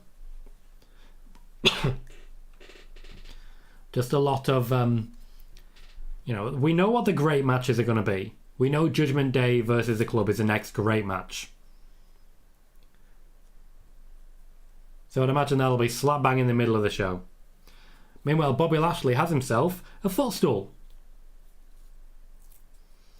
And didn't Bobby Lashley always deserve his own footstool? We all knew that's all he really needed. Get the man a footstool, that's all you need. The cheers are pretty good, could be better, but to be fair, he's a fairly recent face. He's only really taken on one heel, and it's been a lukewarm heel at times. So considering the situation, he's doing pretty good. KJ says, I know it's Chicago, but Omos is getting a reaction. Strong reaction at that. Stronger boos and Lashley got cheers.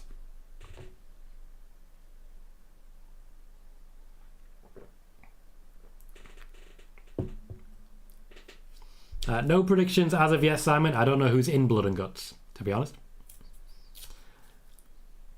I don't have time to watch all the wrestling in the world, so I do have to sort of focus on WWE.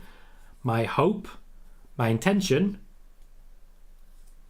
is that eventually I'll be able to go full time, but we'll see how it goes. Bobby Lashley definitely getting a response from the crowd there. They do love him. Dog says, finally new gear. It does look good. Brandon says Lashley just keeps looking better. The guy never misses. I mean, you're not wrong. MVP is apparently starting the match. Surprising. No, KJ Lashley is indeed in his 40s. He's got plenty left to give, I feel. But I think it's a good thing he's elevating people like Omos at this point. MVP's not actually going to wrestle him, is he? He's going to immediately tag. He is immediately tagging. I hope that situation gets sorted out for you, Kuro. I'm sorry to hear about it. Hopefully it gets sorted out. Hector says, I never thought I wanted Lashley back after he left, but he's been so much fun to see on TV and his transition to face has been well done. The work for Bobby Lashley has been improving and improving and improving. It started terribly. Absolutely terribly. But it's gotten better and better. His time with the US Championship was great. Basically, since MVP, Bobby Lashley has been perfect.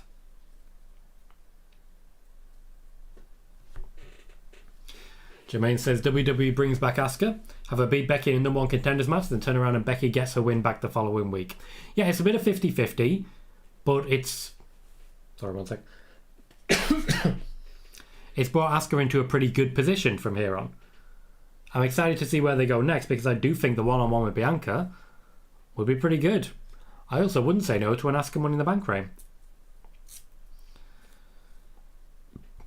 KJ says, who would you say had a better first title reign, Bobby or Drew? Drew. Drew beat Brock Lesnar. Simon, Asuka did not get buried. In what world has she gotten buried there? Like, you're not even watching. How would you even know? She did not get buried. Dog says, first title reign for Drew was tough with no crowd to go off of. True, but he did still beat Brock Lesnar to get there.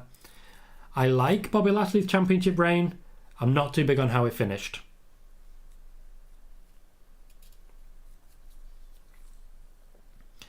Just as a heads up, we're currently at 46 likes on YouTube. That means we are 4 away from 50. Just 4 away from 50. 50 would be a new record for a live show. I'm pretty sure 46 is a new record for a live show. So firstly, thank you. Thank you.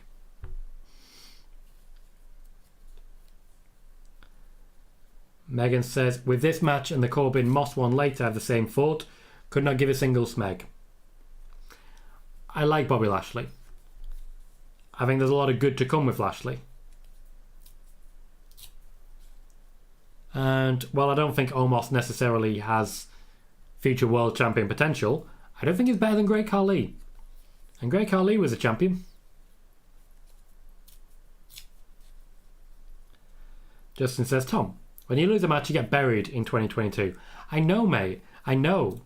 But also, no. But I know. But also, no. Dog says, love that Brock still went with Drew winning after COVID happened. It wasn't up to Brock. Vince McMahon had already made the decision. KJ says, just realised both Bobby and Drew got cashed in on to lose the title. Yes, they did. In very similar ways in the end. Again, Simon, you've not been watching. You have no idea. Asuka was not buried. I'm telling you that. Jermaine says, Becky interfering in a match between Asuka and Bianca. They have Bianca pin Asuka last week, all to lead to Asuka being pinned by Bianca to win the triple threat. How is that good booking of Asuka? Because it's not about the pin. It's about the match. What you're focused entirely on is the finish, but it's not about just the finish. There is a hell of a lot more. That was a fantastic performance by Asuka in a fantastic match by 3 women at the top of their game. And it will probably be match of the night. The crowd really got behind her. The crowd will get behind her still as much in future. And ultimately, the end result that the WWE are looking for and that the wrestlers are looking for is not winning matches. It's making people care. You clearly care. So, job done. Justin says, random thought, but I want to see Lashley versus Rollins. You and me both, and I don't think it's far away from happening, particularly with Cody injured. Megan says, I like Lashley too, but this feud does nothing for me at all. I'm just over it. Good thing you have lots of different audio streams to keep you entertained. Hector says, I like how they build up the moments when Lashley goes to pick up Omos. In reality, I feel like Lashley could easily bench Omos's weight and more man's a freak of nature. You're probably correct. You are probably correct. Lashley's selling for MVP pretty strongly as well. KJ says, on the bright side, Moss versus Corbin in a street fight, so it'll be more than we think. Well, they definitely won't be doing the barricade spot in that match because they've just done the barricade spot with Omos just running into Lashley and going, ugh. Spear the man. Punch the man. Do something. He literally just ran into him and went, ugh. The most dangerous push in the known world. Dog says, just because you lose doesn't mean you're buried. Agreed. Megan says, okay, there is a revised time for the women's triple threat of 18:55. That seems a bit more accurate. That is more accurate, yes. The match started 15 minutes into the show. It was never going to be more than 20 minutes. Bailey says this is one of the best Asuka matches in the last 2-3 years. I agree. Fantastic. Justin says 7 women will be buried at Money in the Bank. So sad. So sad. Simon, once again, you haven't even watched the match. You haven't even watched the match. You have no idea. No idea. So I cannot, in good conscience, take that opinion as in any way valuable. You haven't seen it. You're on boycott. Wolf Gamer says, you win some, you lose some. Big deal. Big deal indeed. Don't get me wrong. Some wrestlers, they build on a push of they keep winning. But that's certainly not all of them. AJ Styles is still a big deal. He doesn't win every match. Hello, Conrad. Everything Pro Wrestling says hello, Tom. Hello, Conrad. How you doing, mate? Great to see you. How are you enjoying the show so far? Megan says, my own piece of beautiful chaos. Indeed. Indeed, mate. The crowd are trying to get a Let's Go Lashley chant going. It's kind of working, it's kind of not. KJ says, Asuka being pinned is fine. Everyone gets pinned except for Roman and Cody. Asuka already put in her work, could lose her next 10 matches and still be Asuka, still be over, and still be put in big spots to succeed. I think it's probably worth pointing out, and probably needs to be respected, losing can get you over as well. Particularly if the fans decide that you're being buried. Losing is what got Daniel Bryan over.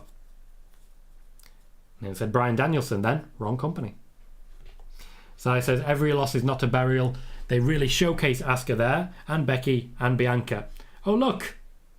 Cedric Alexander turned up. Distracted Omos. Omos has now been speared. But focus entirely too much on the crowd.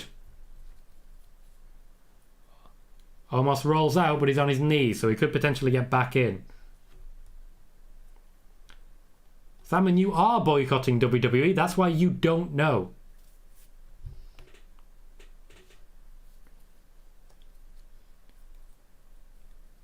MVP gets dodged, gets put into the hurt lock, dragged away from the ropes. He's got a tap. He's tapping. MVP taps out to Bobby Lashley, and Bobby Lashley defeats MVP and Omos. Could be an effective pivot point here. Bobby Lashley may be needed higher up the card. Palmer Jr. says, do you think Wyatt shows up tonight? No, I absolutely do not think Wyatt shows up tonight. Literally nothing about me is in any way designed to suggest that Bray Wyatt shows up tonight. How is nobody catching this? Like, I can't be much more blatant other than like turning around at this point. Dog says, Taker lost clean to the Great Khali and he recovered just fine from that loss. No, he didn't. Undertaker was buried. Undertaker never recovered. He was always mid-card at most, and we all know that. Hector says, almost went from being tag champs of AJ to being managed by MVP and being in a feud with Lashley. Pretty sure they like the guy at this point. I agree. He's exactly what they're looking for. Justin says, when Alexa was champ in 2017-2018, she won 30% of her TV matches and was fine. Yeah, people keep telling me she got pushed way too hard. Didn't win that many matches, did she? KJ says Asuka lost to Bianca. Star versus Star. Asuka didn't lose to Nikki Ash. Oh, Simon's on the warpath. They shove Becky down people's throats all the time. Do they? She also lost. Is Charlotte, Ronda bad and annoying at this point? Charlotte lost. Ronda lost. Ronda Rousey, who you're annoyed at right now, lost at WrestleMania. She was buried by your context. Charlotte lost at WrestleMania Backlash. Both women buried by your context. Why so annoyed at them? They're clearly mid-rate at best. Sean says MVP rocking that Punisher skull. MVP Frank Castle called he wants his insignia back. Bobby Lashley has grabbed a championship from someone in the crowd and he's waving it about. Even gives it a little kiss. I think your guy wants it back now.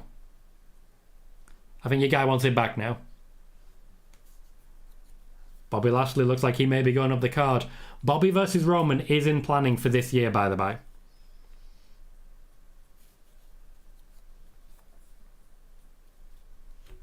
Very much in the planning.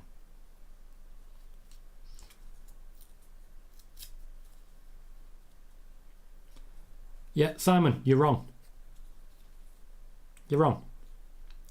KJ says MVP surgery did wonders for him. Best he's looked in a while. Not too long ago could barely move. I think a large part of it is wrestling less. You know? A bit less. Moxie says Bobby versus Roman next, I'm calling it. I think Bobby called it. And I think I called it a while back, mate. Let's calm down. But I do think Riddle's next. I think Bobby will happen, but not next, per se. Brandon says, did you see Liv Morgan announce she got her first role in Hollywood starring alongside Samuel L. Jackson? No, but I did see the WWE announcing it. It's very good news, and I'm pretty excited for it. Justin says, something tells me if Sasha went 100 to 1 in her next 100 matches, Simon would be okay with it. Probably, yeah. Simon says, why is this Omos versus Lashley feud still going on? It's their 10,000th match. It's their third match, and that sure looked like the end of it.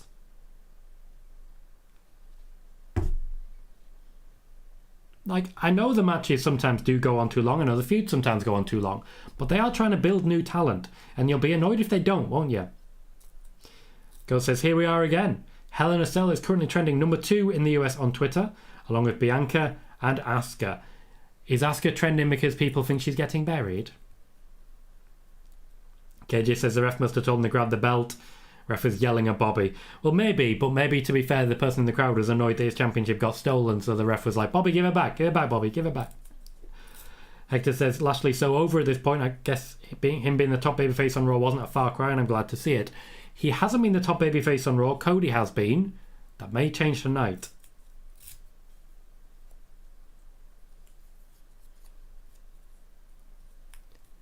Once again, the WWE making a point of saying the rumours are not accurate about the Cody Rhodes injury, and then go on to state exactly what the reports are on Cody Rhodes' injury. Interesting. Megan says Bobby versus Roman could be a shout for the Saudi show. That would make sense. That would make a lot of sense. Drew has already declared himself.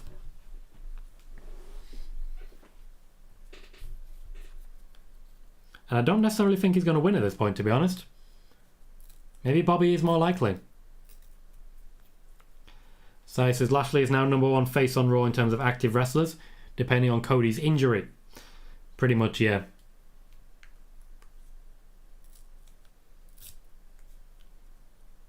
Justin says Lashley versus Reigns at SummerSlam. I would have Orton turn on Riddle at Money in the Bank. I would not have that. I would have Randy versus Roman at SummerSlam, and of course Riddle versus Roman at Money in the Bank.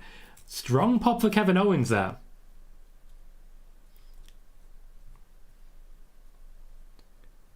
It is a very frustrated Kevin Owens taking on Ezekiel.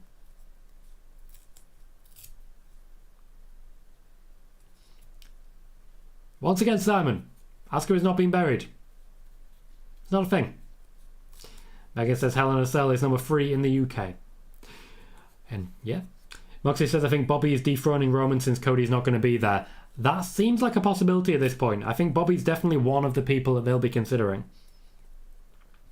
So it says it does look like the ref directed Bobby to grab that replica belt. Then right after that, they ran a commercial for replica belts on sale in the WWE shop. Oh, well, that kind of makes a bit of a scary sense. KJ says KO gets a pure babyface pop. He did. He did. They loved him. Simon says Twitter heavily disagrees. Thousands of pro wrestling agree Asuka got buried. At the same time, Ghost of Nay says Asuka is trending because everyone loves her performance and she's very much nowhere near buried. So Twitter does not heavily disagree. The people you follow on Twitter disagree. Dog says, wonder if Elias is watching this match. Hopefully so. My hope is that at some point we'll maybe get Elias at ringside watching his brother in action. I just think that would be a nice moment. Okay, Simon. Chill out or I'm going to put you in timeout. It's that simple. Chill out or you're going in timeout. You haven't watched the match. You have no idea how the match went. Losing a match is not being buried. Okay? Chill out or timeout.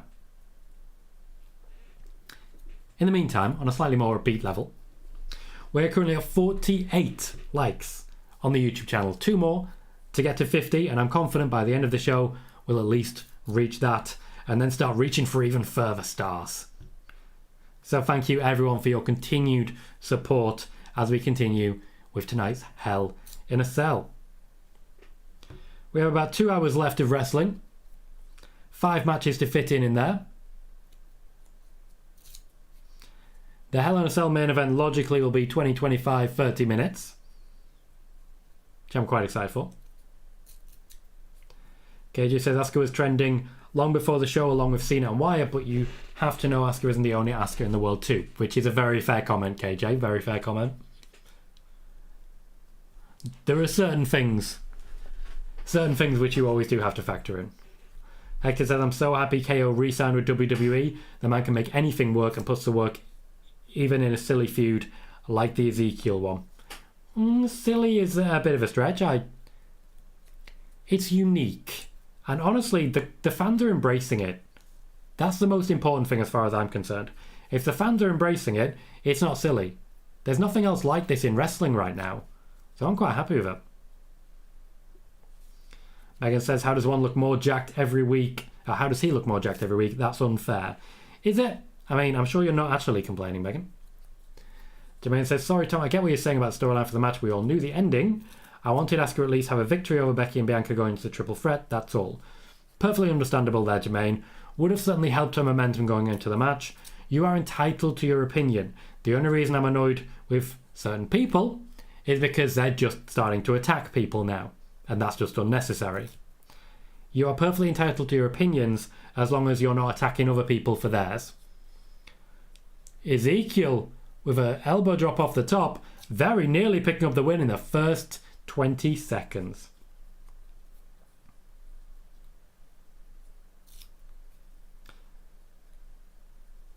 Simon is saying, will Asuka ever be Raw Women's Champion again? All they care about is Ronda, Charlotte, Becky, Bianca at this point. Everybody else is done. Well, if Naomi was here, she'd be in the championship match. So people clearly do care about her. You've got Liv Morgan alongside Finn Balor and AJ Styles. You've got Rhea Ripley alongside Damian Priest and Edge. You've got Alexa Bliss back and developing strongly. You've got Mandy Rose winning match after match after match in NXT. So, once again, you're wrong. Also, I don't think it would have been too long ago you would have said exactly that, but you wouldn't have mentioned Bianca. You wouldn't have mentioned Bianca, would you? Perfect timing. Sai brings in, fun fact, Becky Lynch has won 1 of her last 9 matches on TV, at which point Simon says, Becky never loses. You're wrong. You are wrong. Stop.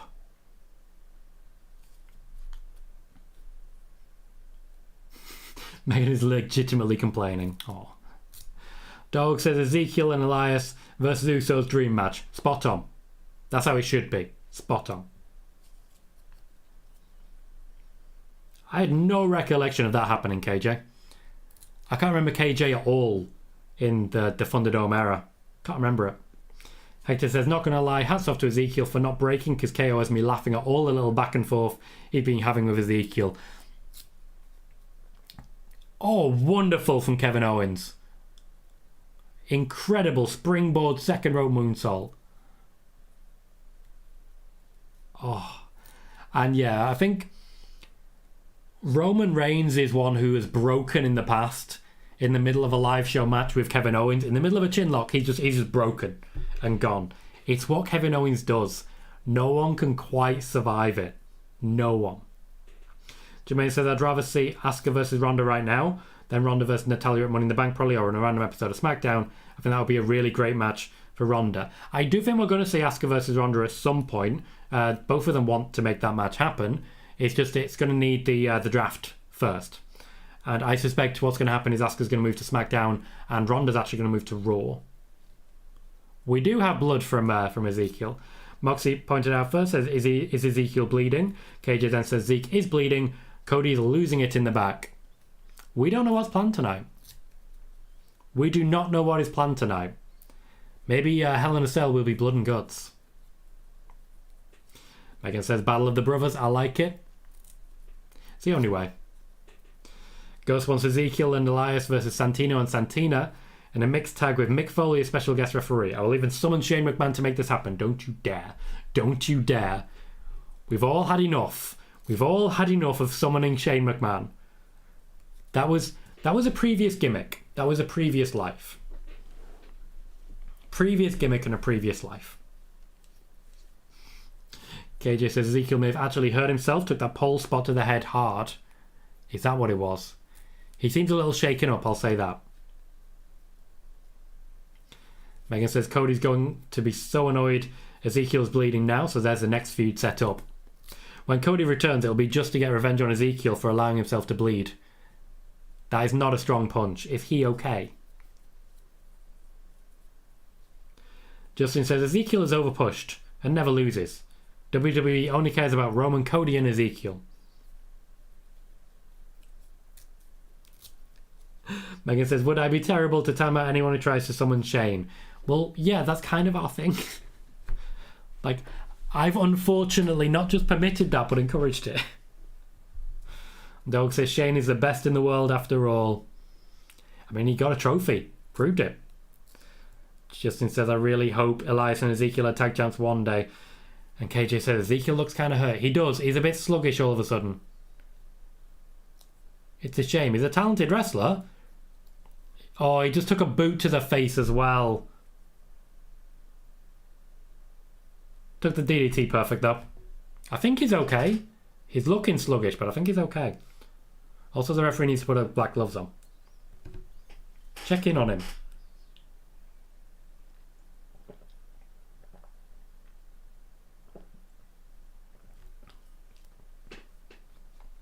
I remember when Kevin Owens only had the bull on his arm. Very different now. Yes, Megan, on my head be it. When I started this channel, I thought to myself, bad things.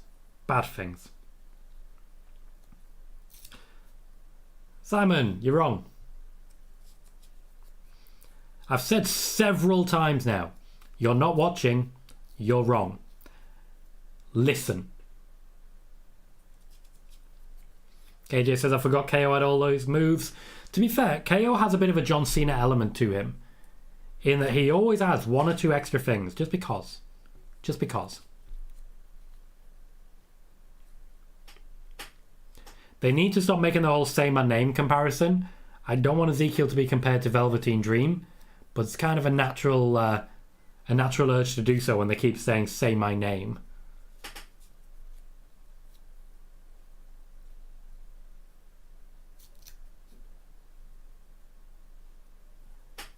It's a crowd chanting, he's Elias.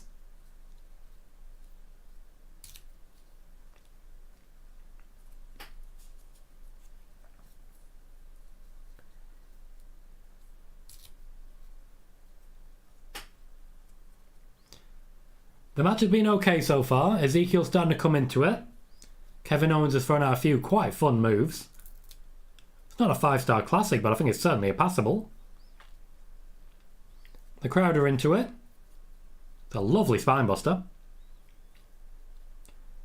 I'm having no issues with this so far. I don't think it'll last too much longer though, let's be fair.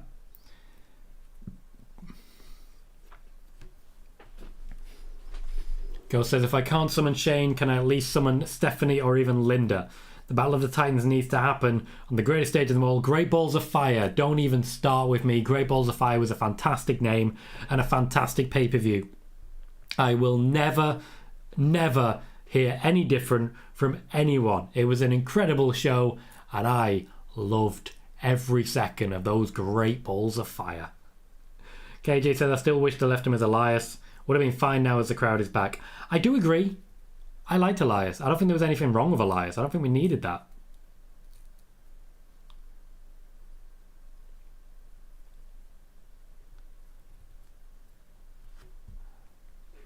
Okay, Simon. You've been warned several times. You have not chilled out. You are going into timeout. Move on. You were wrong.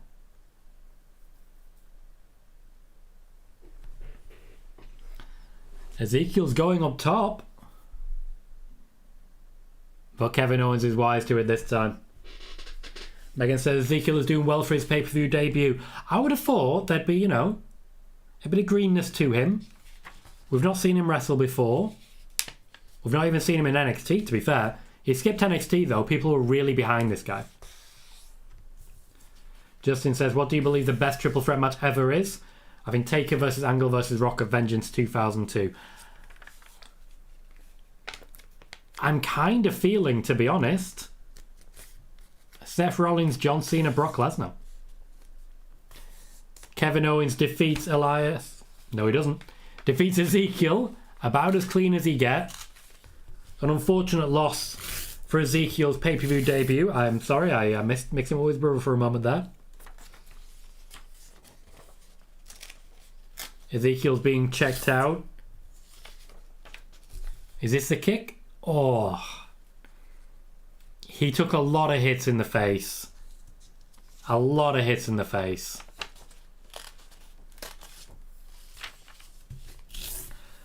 I do think we'll see Kevin Owens sort of move on at this point. Not sure where. Not sure how. But I think he's had his moment with Ezekiel now. He's made him famous, as it were. And the crowd love this guy. Brandon says, remember when Pop-Up Powerbomb was KO's finisher and now everyone kicked out of it? Yeah, fair. I remember when nobody kicked out of the AA. That was a long time ago. And that's not an unfair comment there, Doug. Elias very rarely wrestled. Megan says, I don't mind that Owens won that. Nor I. I have no issue with it. Hector says, I need this to be KO's gimmick going forward where he's just paranoid over everything. It's great. He's got a chip on his shoulder. And I'm there for it. I'm absolutely there for it. Sid says, Ezekiel only has a job due to nepotism. If his brother wasn't famous, he would be in NXT right now. I mean, I can't say otherwise. He did skip NXT. Meanwhile, Elias was lining up on the main roster, while we'd have expected Ezekiel to go from Performance Center to NXT. And now here he is, just straight up to the main roster. Can't be wrong. So he says, I really, really hope that Ezekiel has a legit twin brother to show up one day. Well, Elias, I get what you mean. KJ says, surprise KO won. Honestly, I think a face KO as Mr. Money in the Bank would be money.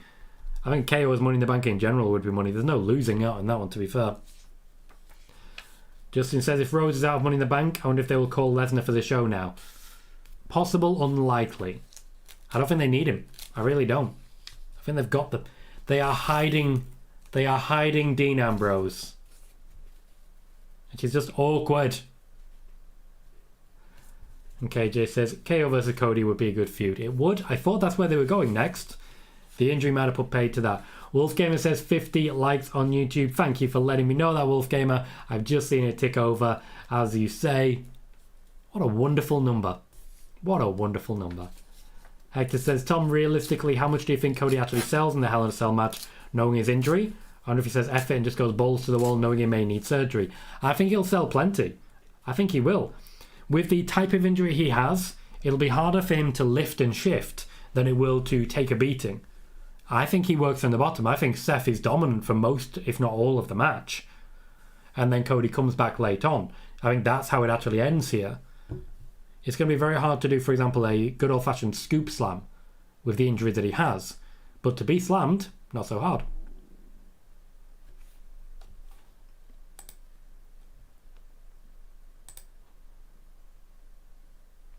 Oh, thank you, KJ. Thank you. Well, need to get rid of you. Oh, can't. Size already all over it. Size already all over it. Wonderful. Wonderful.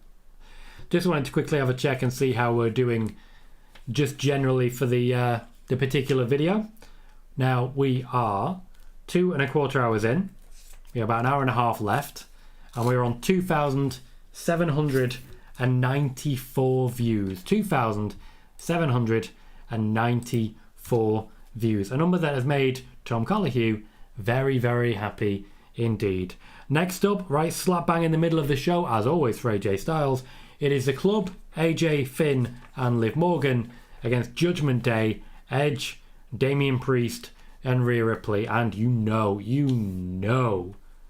this is gonna be a banger. It's gonna be a banger. You can't lose when you're getting this fed directly into your veins, can you? You just can't. You just can't do it. We have ourselves an opening vignette. Edge celebrating his new crew. Wolfgamer says, I didn't just click like on the video with my 2 accounts at all. I've been here on Twitch the whole time. Sure, mate, sure. Bailey says, if there are next to no SmackDown matches, do we hear from Michael Cole and Pat McAfee tonight? Yes, they are there. They will be commentating on the one SmackDown match of the show.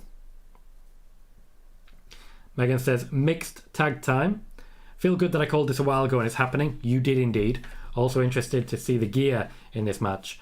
A lot of these wrestlers really go all out when it comes to the gear. Liv Morgan and Rhea Ripley, we know will. AJ Styles, we know will. That's a damn good start. I'm interested to see what Finn Balor does as well. Styles says, Dave Meltzer suggested an injury like that would put Cody out until the Rumble. Here's hoping not, but Moxley Ambrose could be laughing all the way to the bank. Could be, to be fair. My understanding is very much the same. That's what I mentioned in the video earlier. So I do think that is the most likely comeback scenario. But they are assessing it. If he gets through the match tonight, he may continue to work injured until SummerSlam, at which point he'll be back at Mania instead. KJ says, does Judgment Day win with an interference? No idea. My prediction is the good guys winning here. KJ says, did Ronda vs Natalya make the card? They did not. Madcap Moss and Baron Corbin did. This entrance is fucking amazing. That is a hell of a pop. Dog says, does Ciampa join Judgment Day tonight? No idea. No idea. I don't think he's got enough momentum to do that, but they need to do something with him. If they're doing nothing, they might as well include... Oh, god damn it, they look good. Sorry. I can't. It's full on Lost Boys.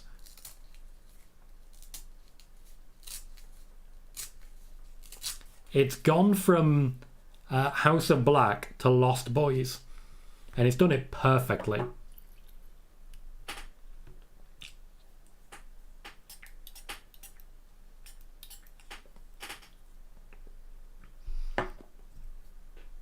Are they actually the Judgment Day or just Judgment Day? Megan says, also on a very trivial note, lots of different types of eye candy in this match. Nice unintentional touch for Pride Month. Fair. Fair. WWE recently has become more of a buy first rap. And I respect it. A very different attire than Rhea Ripley's typical style. Very different for her. Hector says, when Edge had the career-ending injury, I was sad as a fan. Never thought we'd see him again. Now he's doing some great career work and even is the leader of a heel stable. This is some of the best work he's ever done. Like, genuinely, he is building something amazing here with the right people. Wolfgamer says, I like the gear. Sai says, Edge looks more like Conor McGregor by the day. I can kind of see it, yeah. KJ says, these three go so damn good together. Justin says, if a face wins Money in the Bank, then I think it should be Liv. Not a bad shout. Would you take Finn Balor as a Money in the Bank winner? Good pop for Liv. Also going with the black and white. Her leg seems to be strapped up as well, which is good. Tommy says, Edge wearing an Undertaker-like jacket. I never thought Edge would be the natural successor to the Undertaker throne, and yet here we are. So it said, Lost Boys maybe, I get Hellraiser vibes. Wolfgamer says, I think you've been calling the group I think they've been calling the group The Judgment Day. I didn't know it was a The. Jamie Todd says, I would say Elias is buried, but he's already dead. He is. He was dead and buried a while ago, by choice. KJ says, I kind of prefer regular heel Edge, but this is good. A change is as good as a rest. Massive respect to Liv Morgan for doing the thing. You gotta do the thing. And she is doing the thing. And now, of course, the leader of the club. Liv having a little boogie to his theme as well. Everything about her is very endearing. Jermaine says, I love the graphics for Judgment Day. They look really awesome. Great intro for Judgment Day. KJ says, thank you, Edge. And Go says, Rhea's new gear is kind of giving me Lita vibes. Am I the only one that sees that? Yeah, because she's not wearing pants, mate. She's not wearing pants. Simon, I told you to move on. Move on. It's that simple. Megan says, after seeing Liv's gear, I'm a tiny bit upset Finn isn't in white. Oh. He's not really known for changing it up anymore. KJ says it's Finn's first pay-per-view match this year and it's a crime. Hector says, I wonder if they went with Judgment Day as the name of the stable because they own the name, with them having the Judgment Day pay-per-view in their back pocket. Fair comment. Fair comment. I mean, they've been cutting a lot of financial corners recently, and that may be another one.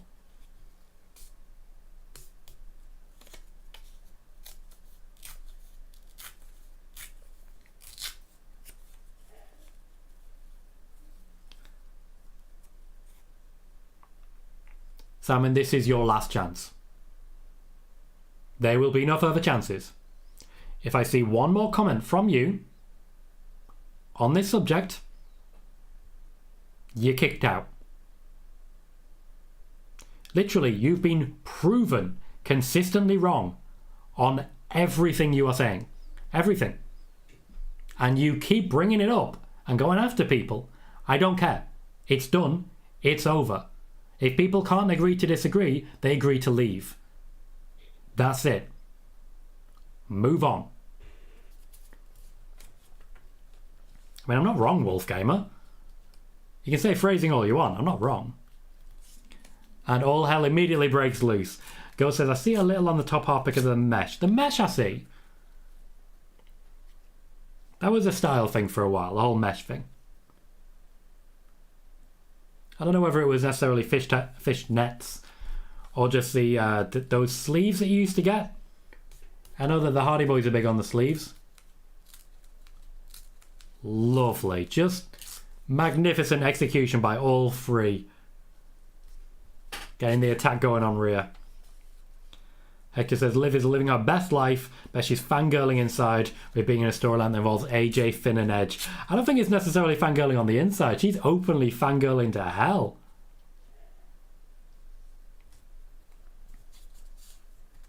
Then be frustrated, Simon. Stop bringing it up, though.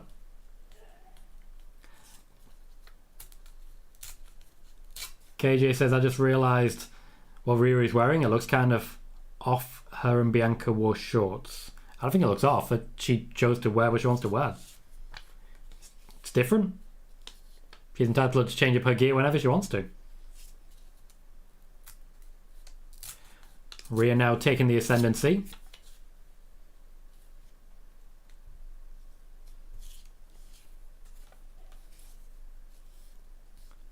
Rhea gloating towards AJ and Finn. Now, I believe the men are interchangeable at this point, but naturally only women can wrestle women. There'll be no intergender, other than, I'd imagine, Rhea Ripley punching AJ Styles and stuff like that. AJ says I'm not against it, just saying I've got to get used to it. That's fair. It's certainly not something I've seen from Rhea before. I've only ever seen her wear, like, full trousers.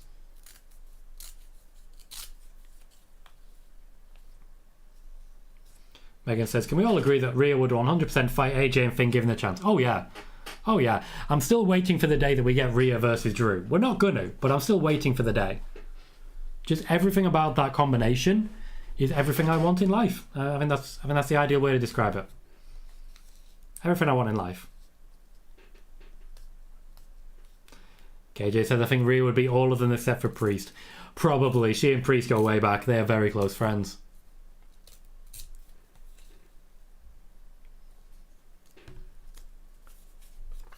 We were getting a mini match in here. And now Edge trying to intimidate Liv.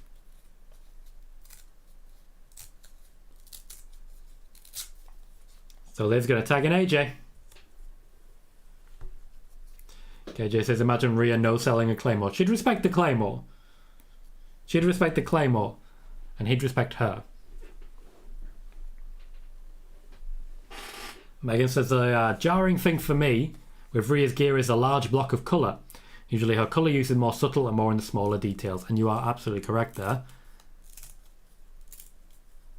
It's certainly not something I ever expected to see personally, but we are where we are.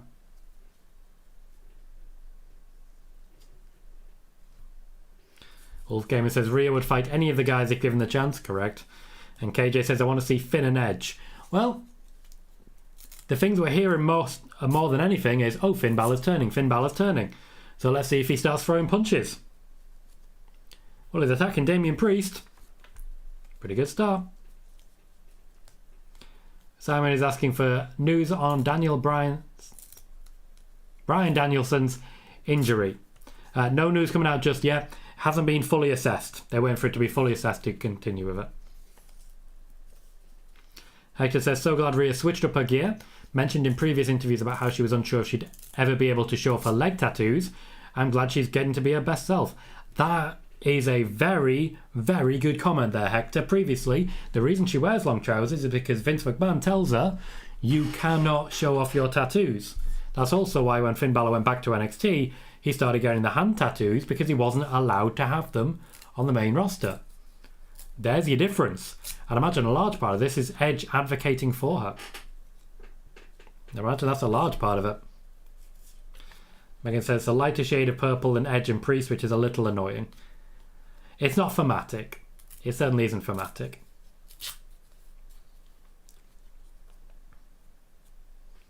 Edge now attacking Finn Balor. Doesn't look to me like they're allies. It really doesn't.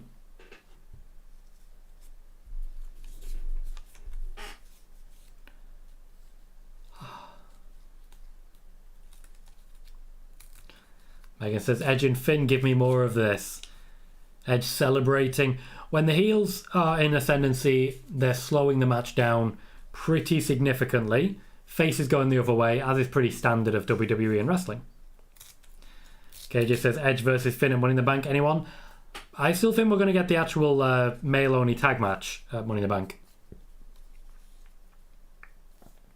Justin says, I feel the match card has been kind of messed up tonight. Why is that? They've started with a match you knew was going to be a banger. Right in the middle of the show is a match we know is going to be a banger. And at the end of the match, there's going to be a match that we know is going to be a banger.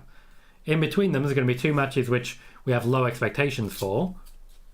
But we'll stick around for because we know there's a banger coming. So I said it's taken a dog's age. But good to see some of the roster finally getting the rub from Edge. And he doesn't even have to lose. He doesn't. He is finally starting to elevate people because he did no one any favours until he turned heel. He did no one any favours.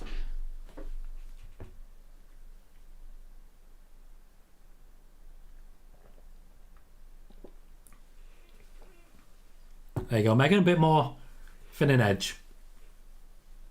Just a standard calm beatdown. Edge looks a lot younger now. Just a lot younger. 40 isn't even old anymore, let's be fair. I'm not far off 40 myself.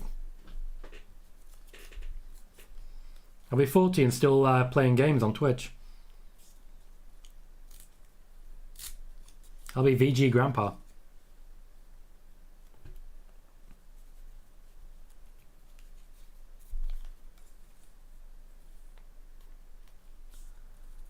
Okay, we've slowed down a bit too much for me. As if they've heard me. Finn trying to fight back. Can't reach AJ. It's not a significant beating. They don't know when Kenny Omega's due back, Simon. They are still working it out. At the moment, he's still indefinitely out of action.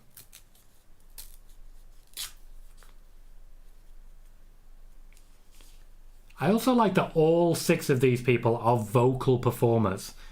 Hearing Rhea Ripley there just shout, "Punish him." Pretty good. Pretty endearing. Pretty rewarding. I'm happy with it. I'd like more of it. Justin says SummerSlam should be the Usos versus Balor and Styles. Why? Why? I mean, I don't hate it. Ghost says, would the team of Liv, Finn and AJ be called the Bull Liv Club? The Liv Club or the Club? Megan likes Bull Liv Club. I mean, I like that. I like that. That said, of course, they've never been anything other than the Club. Copyright and all that jazz. They can't be called Bullet Club. So I think they might stick with the Club. Damian Priest with a glorious backbreaker. Nope. I can't say glorious backbreaker because there already is a glorious backbreaker. With I really want to say it. With a beautiful backbreaker. Can't say the copyright. Justin says, need a babyface tag team to fight the Usos. And Lord, it shouldn't be the New Day. I mean, you genuinely may be onto something there. I could see these teams moving towards the championships at some point.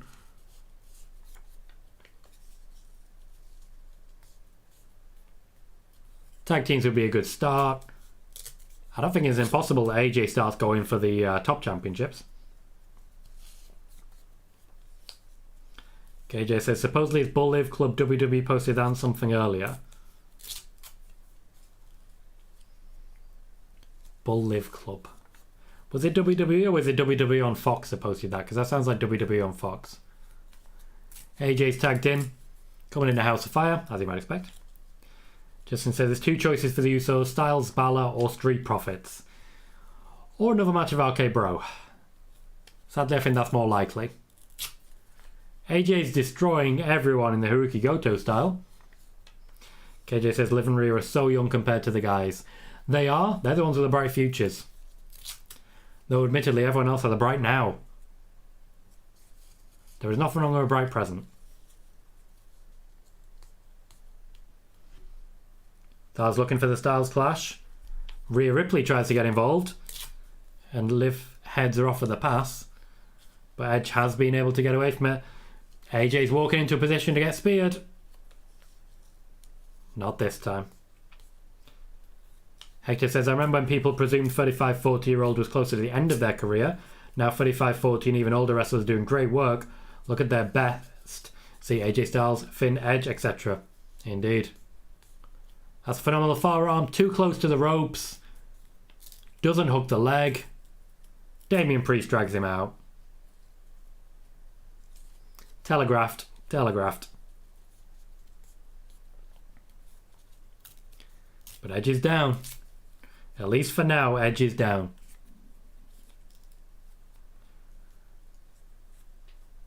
Things have slowed down again.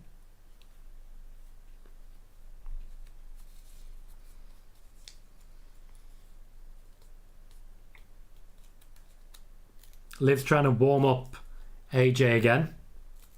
Rhea trying to wake up Edge. Looks like the women are going to be coming in at this point.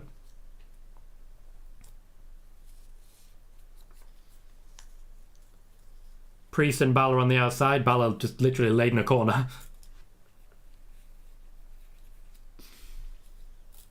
Looks like the women are coming in. Rhea Ripley's in.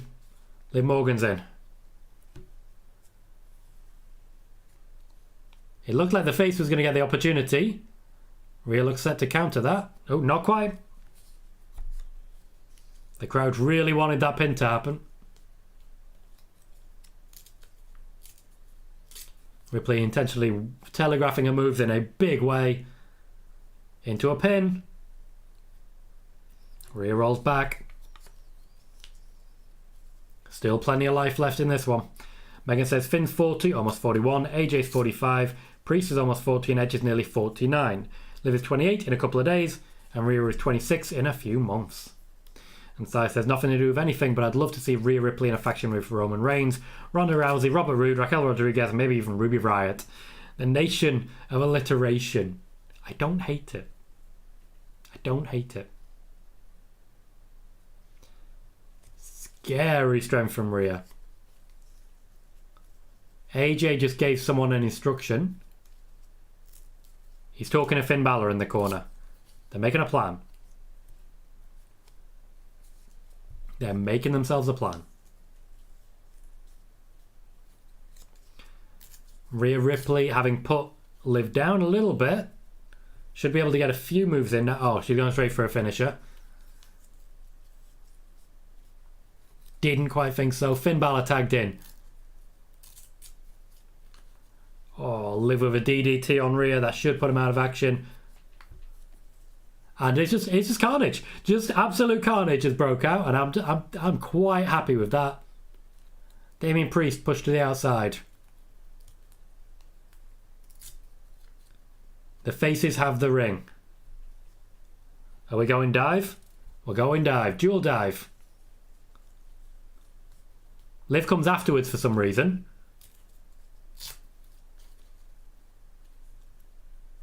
And the faces are on top, which is concerning. Usually that's a bad sign. Damn good match though. Finn Balor has Damian Priest in the ring. Looking for the coup de grace. Rhea Ripley shaking the ropes. And robs Finn of his momentum. Simon, that's not different enough. We've talked about this. You can't backdoor your way into it. You're having another timeout. You're not listening to me.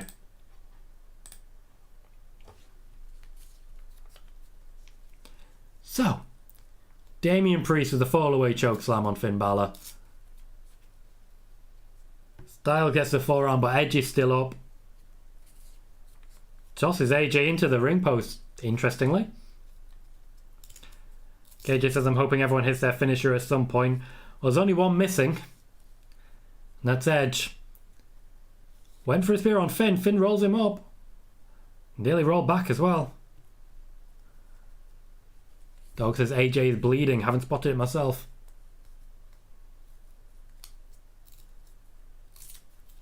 Edge in position for a coup de grace.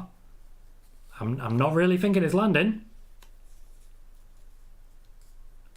Rhea Ripley once again just standing in the way. Just standing in the way. They're just buying Edge time. And even though... Yep, there it is. Spear.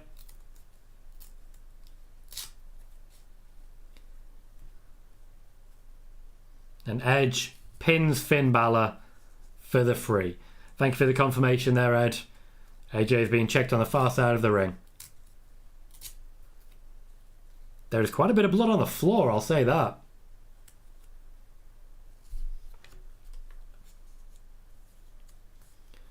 Judgment Day protected Edge long enough for him to get the job done. Solid teamwork. Liv Morgan seems a little concerned for AJ.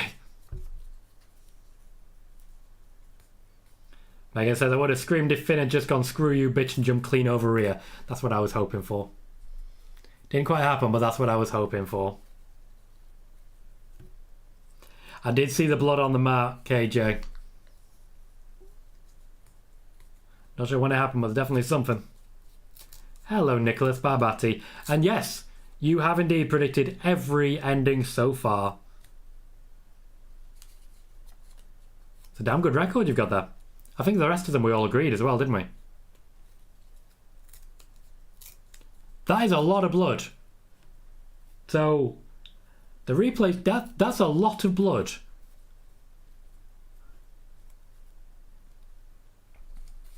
For those who don't know, Nicholas Barbati, who has just joined us in the chat, is my colleague on Nick and Tom's Intercontinental Adventure. Maybe we're with him for the predictions that we've had. Oh, you did pick Seth, didn't you? You did. And will occasionally join us on the chat here. We may have seen him plenty of times and ask questions. I know Ed loves him more than he loves me, which is, you know, nice. Sigh, I can't believe. One that you listened into, that's what you choose to say.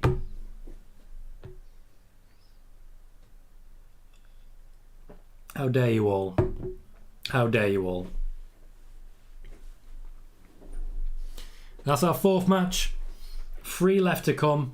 An hour and 20 minutes of show still to go. We have Madcap Moss versus Baron Corbin. We have Theory versus Mustafa Ali. And of course we have our main event in the Hell in a Cell. We have Cody Rhodes versus Seth Rollins. I know you needed that sigh. Note that I didn't do it. Y'all are monsters. I didn't do it. We're getting a recap of a match that happened 2 matches ago. Like, why is that necessary? Yep, MVP tapped. We know that. That happened less than an hour ago. Have we got like a backstage promo where you're talking about the championships? They better be building to something. I don't want to recap for no reason.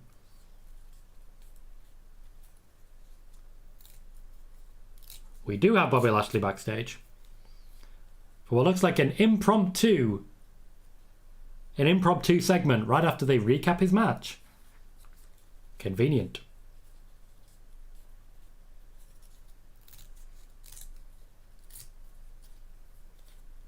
He's speaking with Cedric backstage.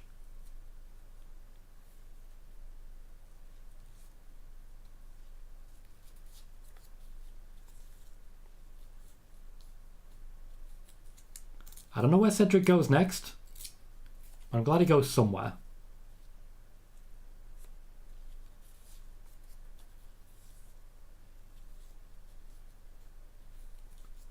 The friendliest warning Lashley's ever given. I think they could do something with Cedric.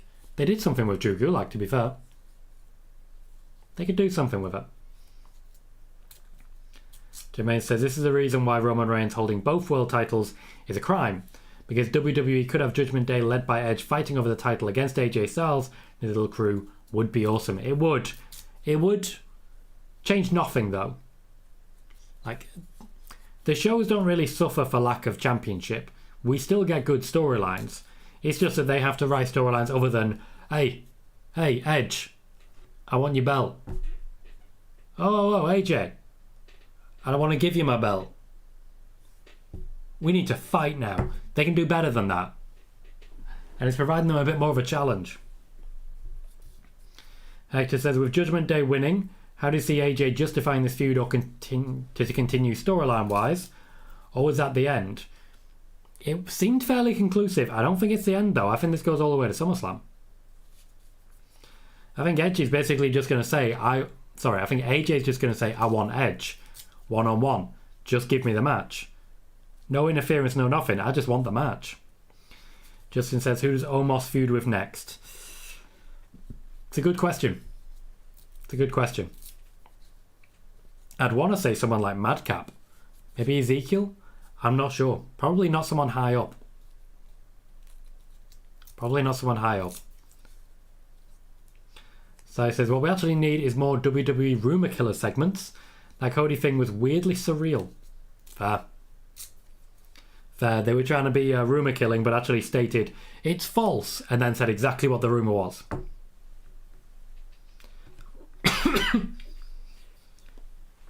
Wolf Gamer says, I like that smile. Taunt thing that Rhea was doing. Oh, the why so serious? Fair enough.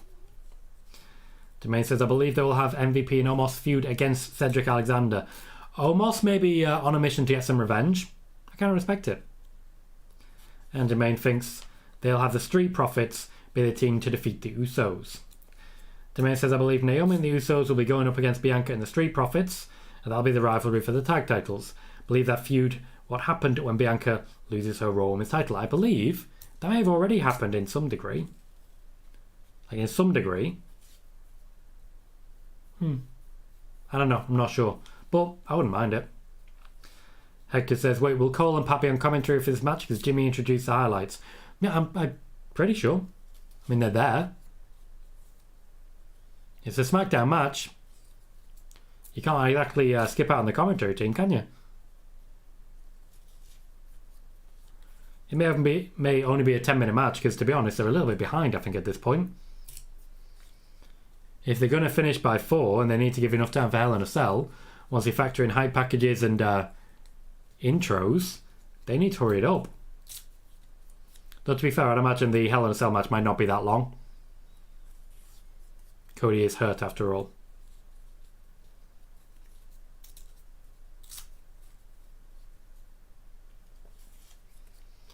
Jermaine says, let me get this straight. WWE only has Michael Cole and Pat McAfee out here just for the Madcap Moss and Happy Corbin match. That sucks for them.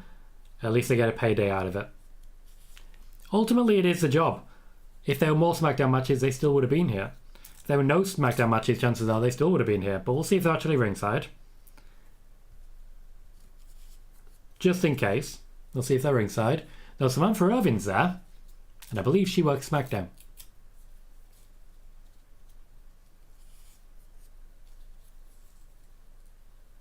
Can't see any movement at the commentary desk just yet.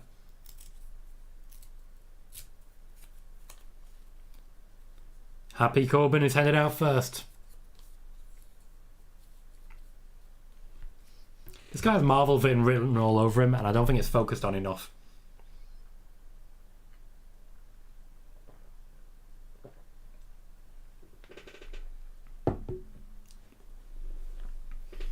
He's a man who looks very good in a hat, and I just want to point that out. Cole and Pat are indeed there. I was told to be there.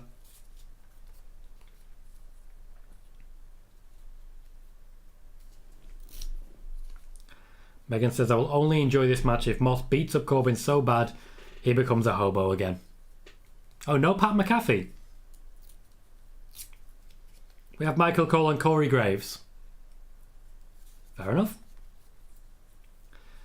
Ghost says, I just want to hear Pat say broke-ass Corbin and I'm satisfied. Unfortunately, that moment will not be coming.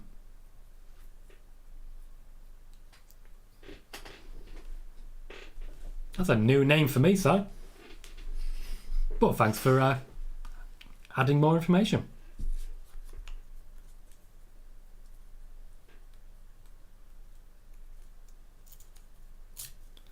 Has anyone bought one of these WWE NFTs? And if so, why? Solid pop for Madcap there.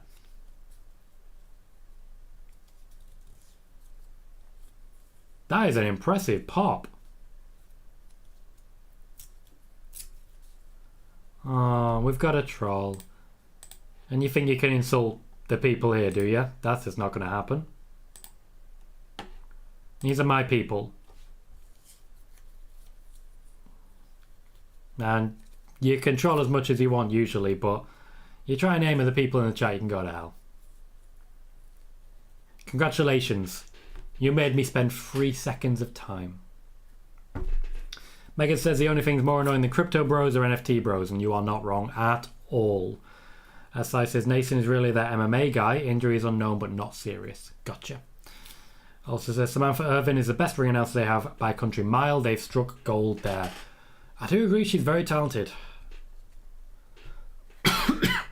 For a ring announcer, it's all about enthusiasm. And she's certainly enthusiastic.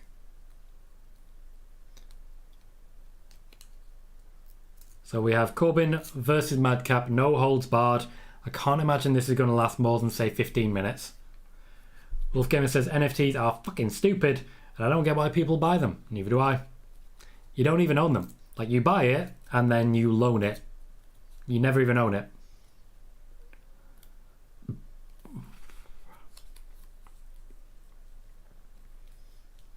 We're going straight into the TVs, which I'm alright with. They don't have time to mess around. Let's just go crazy.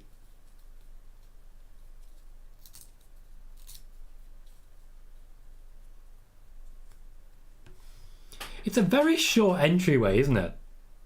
I didn't realise how small an entryway it is.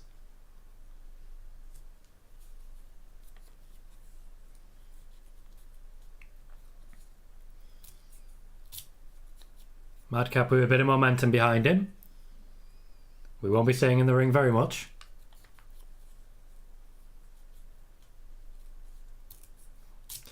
Megan said at this rate we might be done by 3:30. Result? I don't think so, unfortunately. Sly says I've not been paying a lot of attention, but I don't think I've heard them mention Fury Ali even once. I don't believe they have. That match is coming up next, though.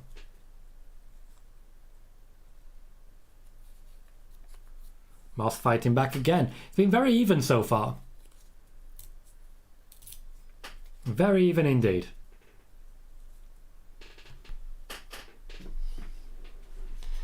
Oh, we did the chair toss. I love the chair toss.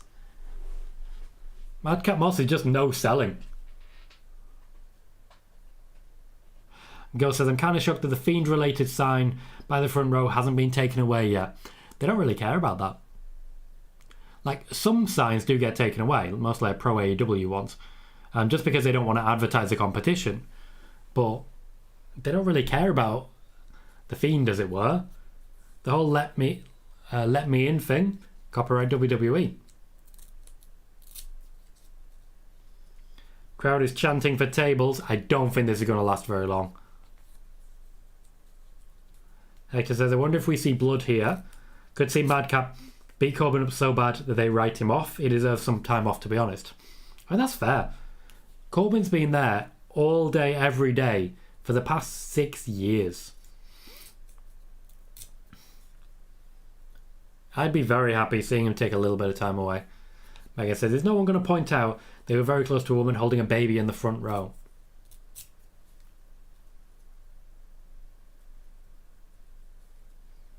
Didn't even spot it, personally. No one has been removed, Simon. The match with Fury and Ali is up next.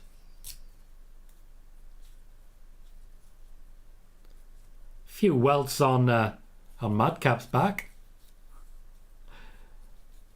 Corbin teases the crowd with tables, which only guarantees that he's going through a table.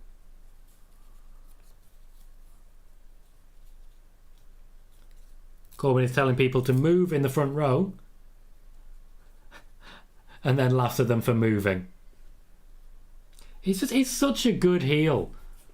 Like, everyone hates him, and that's what he likes. Yeah, KJ, it's not...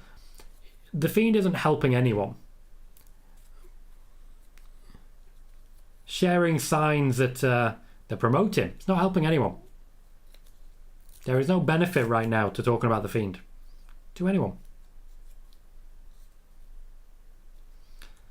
Corbin getting out the chairs.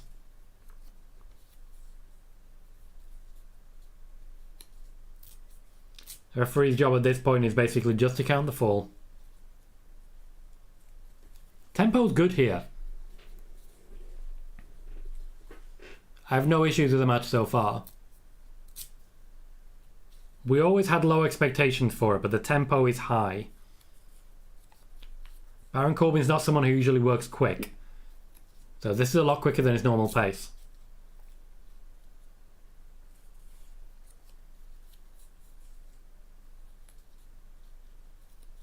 That's when you fly, there's a risk of blood thinning, isn't it? Gotta be careful. Megan says 16 minutes for the mixed tag. Longest match is still the triple threat. Fair enough. WWE like to... WWE have shortened a lot of their matches recently, and that's good. I'm very happy with that. I don't think you need a match longer than a half hour. I really don't. And even then, I wouldn't have a match longer than 20 minutes, personally. I think 20 minutes is a really good length of time for a wrestling match. You don't overstay your welcome in 20 minutes, but you're not so short that you're not telling a story. Oh. Corbin's offense is just perfect. I'd love to see him in Japan at some point. Just a solid deep six at a high pace with a lovely rollout. He just knows his stuff. KJ says WWE still owns The Fiend, right? For all I know, they may still sell his stuff. They do still own The Fiend. WWE has the rights to these Bray Wyatt characters. Ghost says, only issue with the match is no Pat McAfee. I'm kind of becoming a Pat stan. You and me both, mate. You and me both. KJ says, Deep Six is such a good looking move. It is.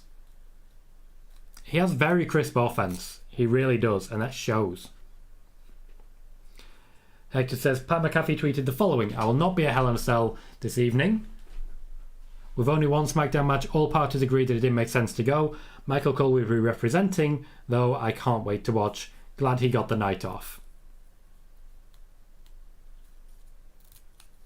Pat McAfee, of course, has outside commitments, so the time off maybe means a little for him. Michael Cole does not have outside commitments, but he has a lot more WWE commitments than a lot of people realise. KJ says Corbin is working the crowd. He is. He's a very classic, very talented heel. I don't think enough is said about the fact that he's basically an Attitude Era throwback sort of heel.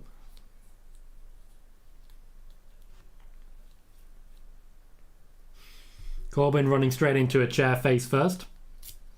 Always nice when they duck into it.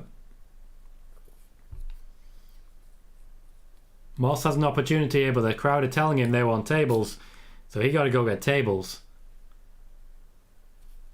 He's picked up a chair. That's not what the crowd are asking for. They're going to be disappointed with you if you don't at least at some point use a table.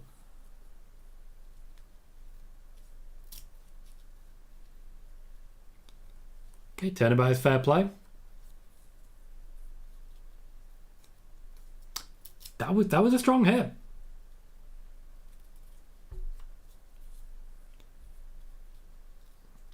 I think we may already be building towards a finish.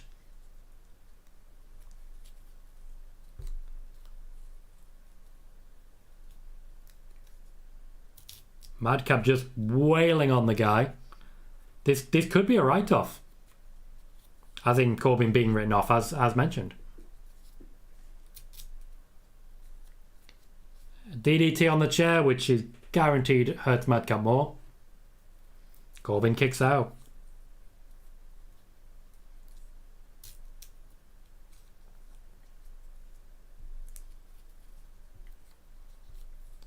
KJ says Cody and Seth will get the tables. Probably. That's probably why they're saving it. Madcap's still dominant, but Baron Corbin undoubtedly is going to have a second wind.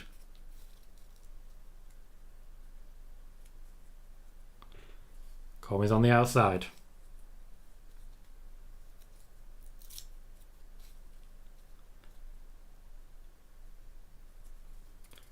Ghost says, does Pat tweeting the gif of Shane jumping off the Hell in a Cell count as summoning him? Because if it does, I have some requests for Mr. Shane O'Mac when he inevitably pulls up to the scene. He does still work for the WWE, just so everyone knows. Shane McMahon does still work for the WWE.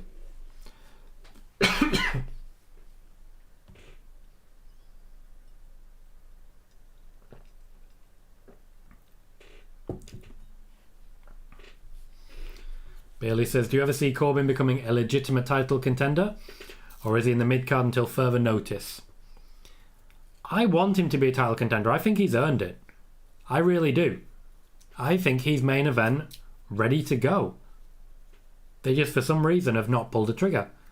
I worry they're going to miss out on it. That's my hope. Megan says, you know, it's a weak barricade spot when the announcer doesn't even move. They just turn a bit. Yeah.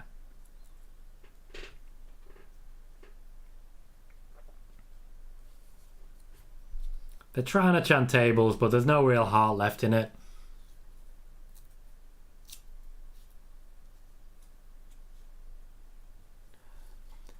There is someone right next to Corbin with a sign that says, not the stairs.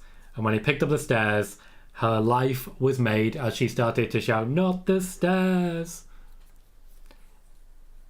The big stairs as well from Corbin. He's propping them up. Not sure what he's planning. It's an Irish whip. Powerbomb. Razor's Edge. Madcap survives. Fall away? You gotta be careful with a fall away, mate. It's gonna be a fall away. Careful with your landing. Perfect. Perfect.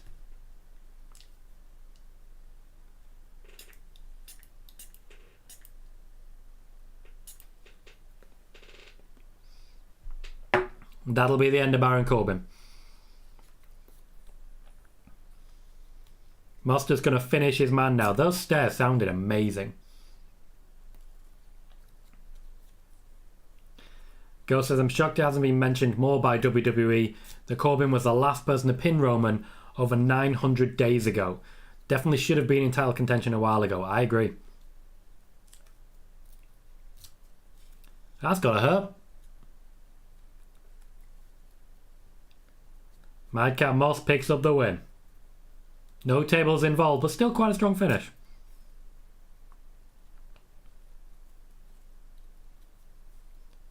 Could well be a write-off for a brief period of time. Potentially another Baron Corbin reinvention, but he is basically the Madonna of WWE at this point.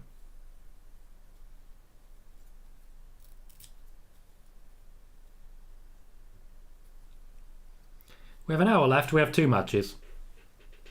Good pacing. Overall, good pacing. I don't think we're getting the hobo, Megan. I really don't. Hector says, I'd like to think Corbin has been a successful call-up, if they ever called it that, when Corbin went to Maine. Oh, absolutely. Corbin, I think, has been one of the most successful NXT call-ups, to be honest. He's been high level since the day he came in. Not top level, even though he's had moments of top level, but certainly high level.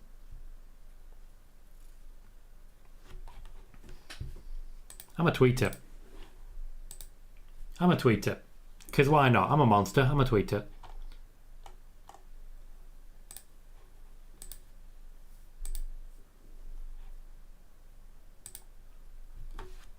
It is far past time for Baron Corbin to get a main event push. Pull the trigger.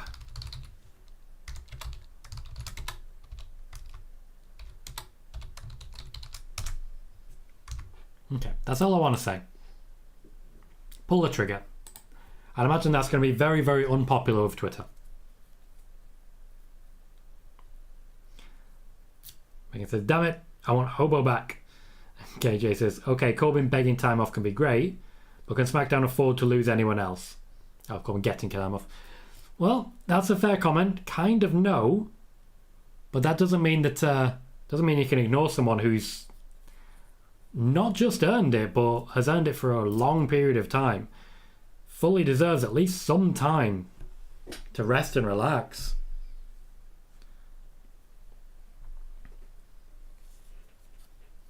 He throws everything into his matches as well. It's worth saying. Ghost says, all in favour of starting a Hobo Corbin fan club say aye. Aye, to be fair. Jermaine says, I believe Corbin's been written off for a while. Take some time off, come back and destroy Madcap when he returns. Just can't stand Madcap. I was rooting for Corbin this whole match. I don't mind him. I'm going to give him the benefit of the doubt for this reinvention, but I'm going to have to wait and see what else, personality-wise, we actually end up with. Because we haven't seen much personality from it. And we'll need to see at least something else before I'm personally convinced.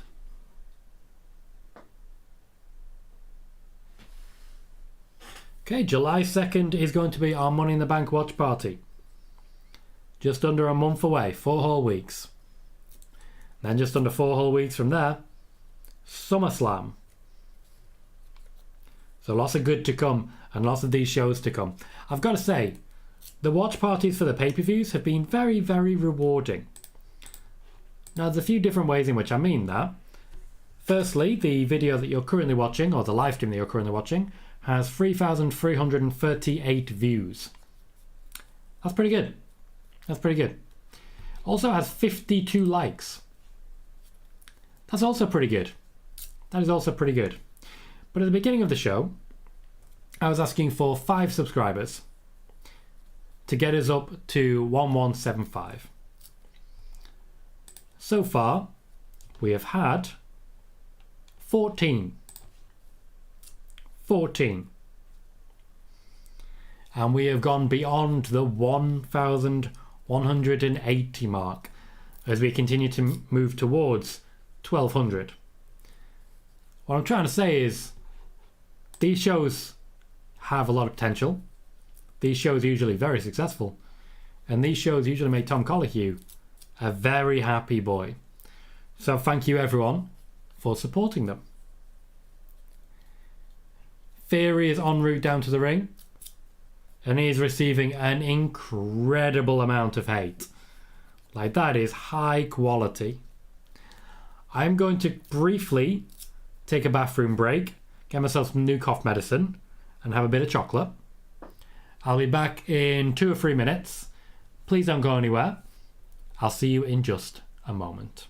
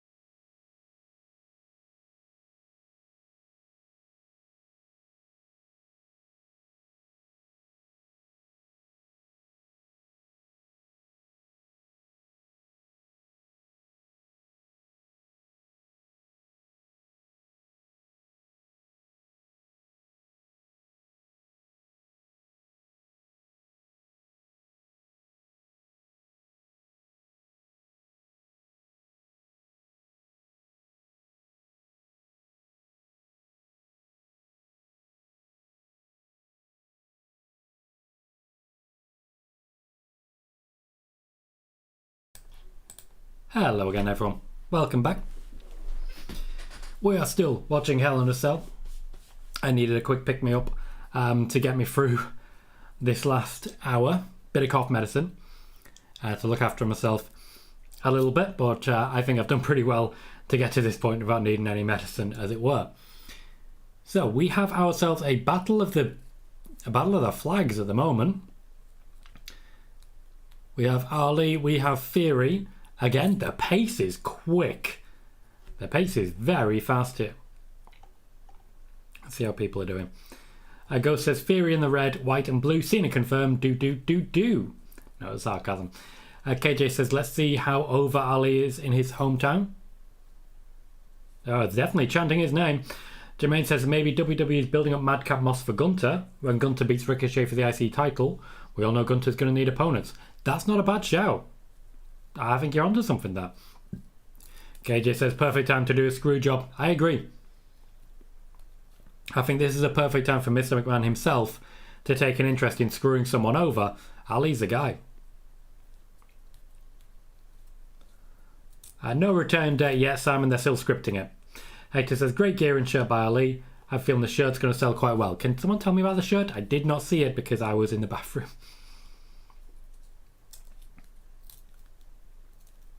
Gotcha. So it says, wow, they're going all in with the hometown push for Ali, Chicago's own, and the flag of Chicago on his pants. Well, to be fair, Tyre's his lookout, so he's going all in. KJ says, maybe what got him back, a good showing at home. I can't see Theory losing already, though. It makes all the sense. I do think there is a United States Championship reign in Ali's future, but yeah, I also don't think it starts yet. Jermaine says, why are we waiting a week where we could have the IC title being defended at this live premium show? Hasn't been defended at a pay-per-view since WrestleMania 37. At least let Ricochet lose in style. We'll have to wait and see what their actual plan is for that. I'm a little disappointed myself.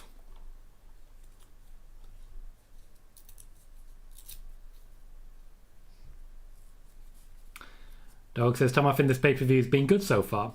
KJ says, oh yeah, he's over. Said that before he came out. And Wolfgang says, Vince loves screwing people. Absolutely. Thank you, Hector. Appreciate that. I will check it out. Let's see what we got.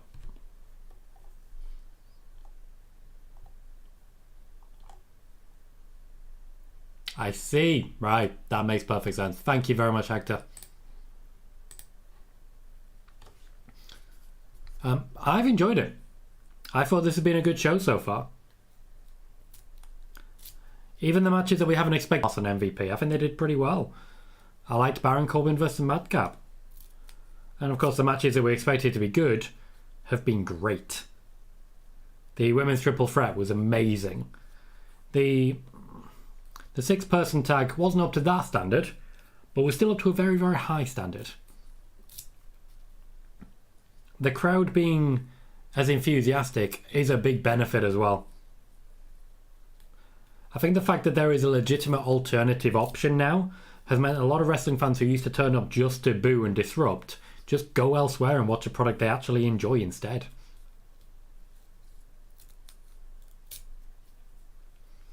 Megan says, oh no, Corey Graves is referencing Theory's ruthless aggression. They're on a wind up now. Maybe they are. Patrick says, what did I miss? I stopped watching for a bit. Really great 6-person tag. Quite fun, Baron Corbin and Madcap Moss. It's just a solid show. It's a solid C plus B minus show. Nothing particularly huge happening. No big surprises planned. Just high quality wrestling, decent storylines, and at the end of it, we'll go home a little bit satisfied.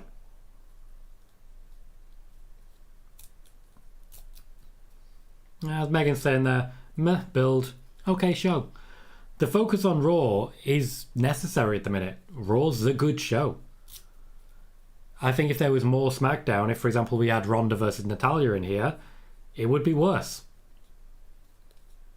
It would. I think Ronda and Natalya are going to have a great match, but I think they need time to prepare. Whereas with Raw, they're booking way ahead of time.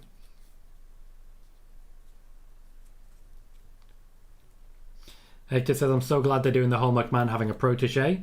So much better than when Drew had that gimmick. Drew had a protege? KJ says, I pray Vince gets involved. I would hope so. I would hope so.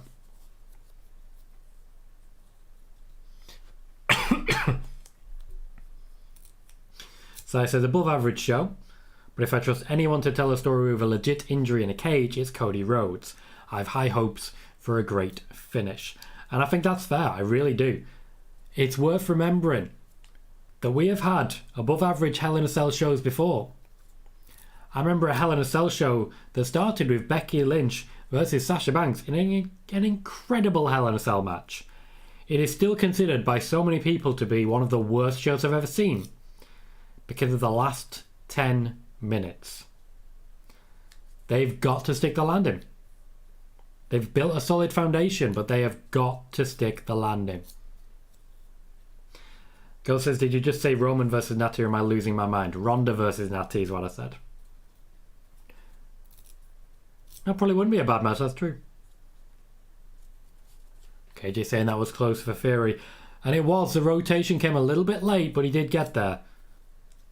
I think ultimately these two are actually a pretty good match for each other. Pretty good combination, you know?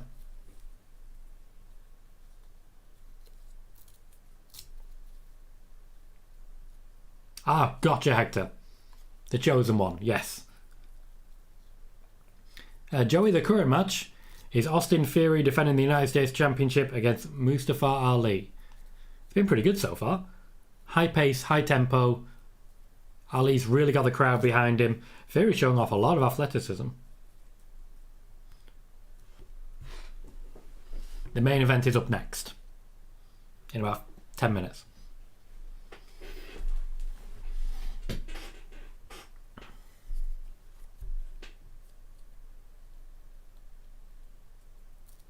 Theory went for his finish. I didn't quite get it. Ali into an STO.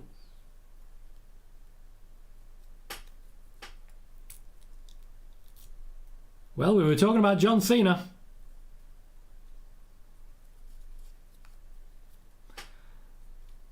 KJ said to me, if titles aren't defended on the pay-per-view, they should be defended on the Raw and SmackDown after. I think that's fair. If not after, then before.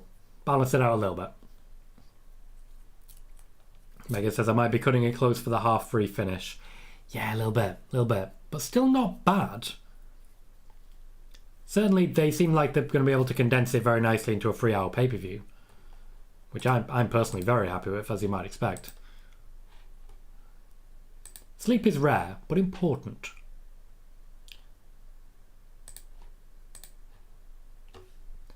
Hector says, I'm so glad Mustafa Ali is back on our TVs. Such a talented performer and has so much potential. I completely agree. I'm really glad he's back. Unable to show what he can do, mate. Joey said, is Cody actually injured? Yes, he is. I posted a video on this early. It's about a 4-minute video. It's well worth checking out. Quite a lot of detail in there. Detail that's been confirmed since by WrestleVotes, Fightful, Peter Insider, in that order. Megan said, if it's still dark when I go to sleep, that'll be something. Past few weeks I've been awake for sunrise quite a lot. Well, I'm awake to start work at 8:30. So, I miss Saturday pay-per-views. Go suggests that perhaps Theory's time is up. Ali's time is now. As reference, do. That's the finish. Austin Theory picks up the win. Fairly clean as well.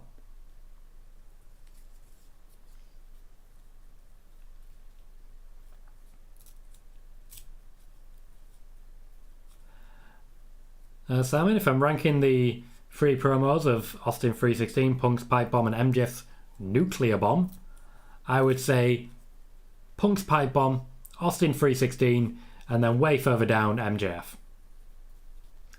It's new to AEW, but it's not new. I had Theory. I was confident he'd come out of that with a belt.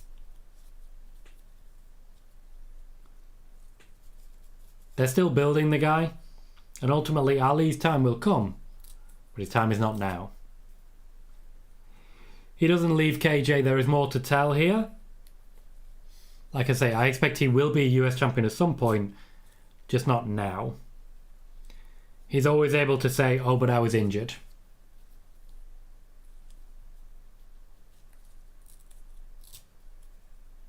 His music ended early there. And then started again. KJ says, I got all my predictions right so far. I'll mess up with Cody and Seth. I went with Cody. I went with Cody as well, to be fair. Simon thinks this show could have used Alexa Bliss. You want a fatal four-way? The triple threat was incredible. I wouldn't have added anyone to it or taken anyone away.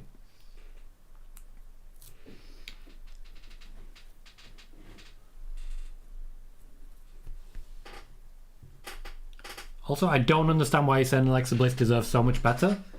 She's back, she's being rebuilt, and she's going to be involved in championships fairly soon.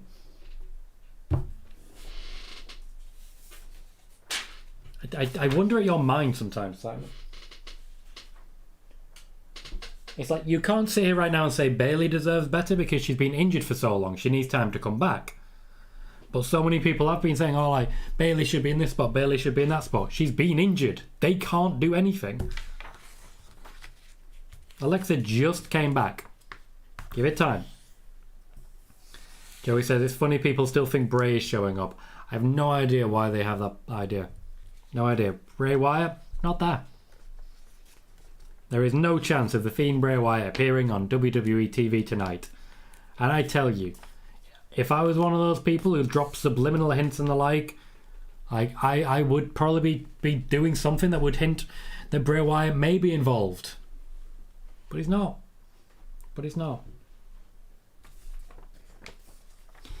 Hector says, I'm genuinely curious on how much storage Theory has on his phone. The man is always taking pics, but he's always sending them on WhatsApp. That, by the way, is exactly how he gets them to WWE to put them on Tron. He always has WhatsApp open. Jermaine says, I didn't see this coming, but Austin Theory beats Ali clean. Indeed, he did. Now, he'll be able to sort of... Ali will be able to sort of work his way around and get his feet back by just pointing out that he was injured. But it's a weak approach. Jermaine says, I wouldn't be surprised if the producers told Ali and Austin to go a little less fast of a pace, because if it goes too fast, it'll be more of a cruiserweight match than a US title match. I think ultimately the Corbin and Madcap Moss match caught up as much as they needed it to. Having a half hour for the last match is more than enough.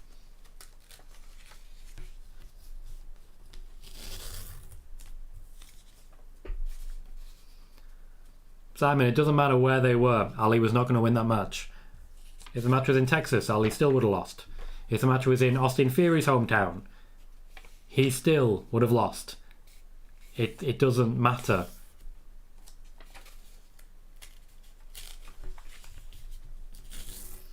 The way they tend to work it is the only reason for a WWE wrestler to win in their hometown is if they were going to win anyway. The location has nothing to do with it. Bailey says, how does WWE measure buys on these pay-per-views, PLEs? Do many people still order single events anymore? They do occasionally. I don't think many people do. They don't really measure buy rate anymore. They get given a figure of how many people watched direct from Peacock.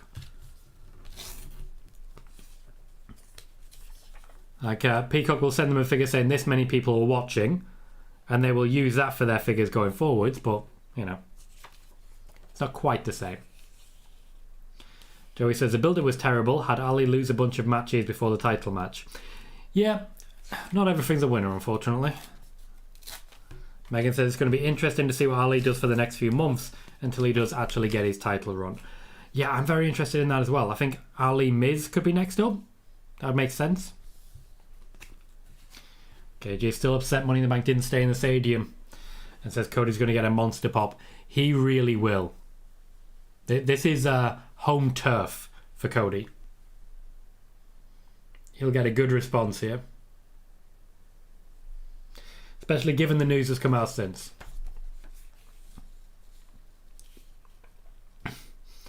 Wolfgamer says, I forgot to say, my sister went to a library in Rochester and got me a book on Darth Maul called Maul Lockdown. Oh, that's lovely. Maul Lockdown. Is this because I hummed Duel of the Face that one time? Because that was funny, and I stand by it.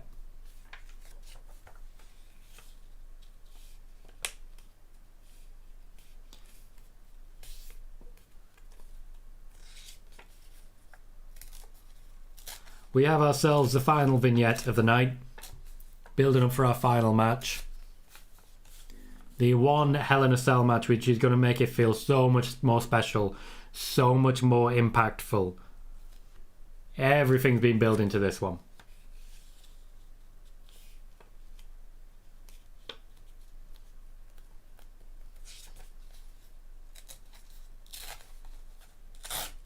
They still sing your song if you let them.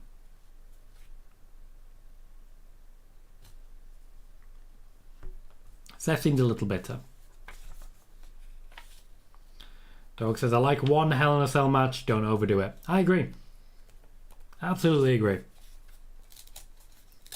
Fair enough, Wolfgang, mate. Fair enough. Got it stuck in your head, didn't I? No, the whole point here has been to re-establish this new version of Cody Rhodes. To define that character, to show the fans that he's main event, and to basically make him the top name on Raw. This injury comes at a terrible, terrible time. Hector says, I honestly feel bad for Cody. He was injured doing something he does on a daily. Must be gut-wrenching. First Punk, now Cody. Their comebacks are going to be great for both companies. They are, but it depends when they come. I think really with Cody, this is his year over. KJ says, does Fury retain at Money in the Bank then Cena comes out like last year? Well, here's the thing. This month is John Cena month. This month is a big anniversary. I find it more likely that John Cena makes an appearance this week.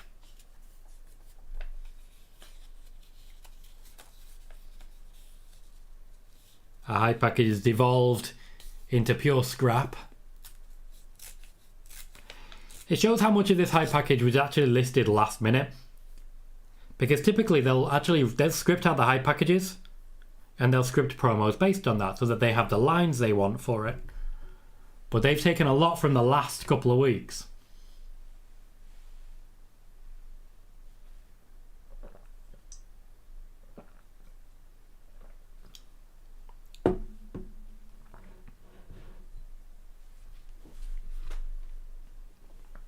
Okay, KJ. Okay. Joey says, do you think they'll bring John Cena back for SummerSlam? I think they might bring him back before that. Seth Rollins just really, really enjoying his time being Seth Rollins at this point. Fans very much into the theme. Ah, Seth. You magnificent prick.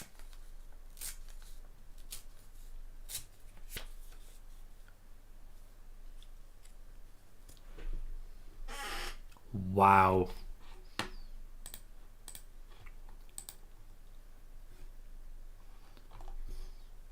And the crowd's still going for it. Still committed.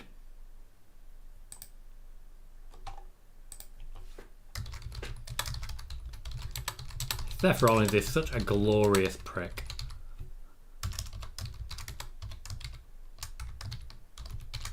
It's the right thing to say.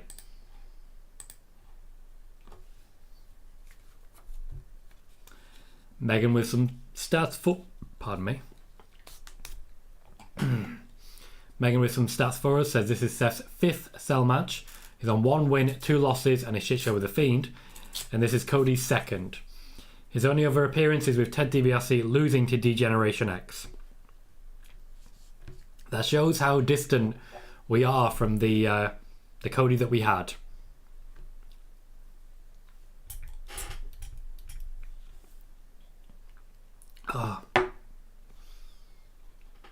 think I'll just cut my throat a little bit. Hector says, I still hate that they made the cell all red. It's such an eyesore still to this day. I don't mind it personally. I don't mind it. Ghost says, Seth loves playing mind games with the fans. And KJ says, I wish Seth got the credit he deserved. He gets it. He knows how to do this sports entertainment thing.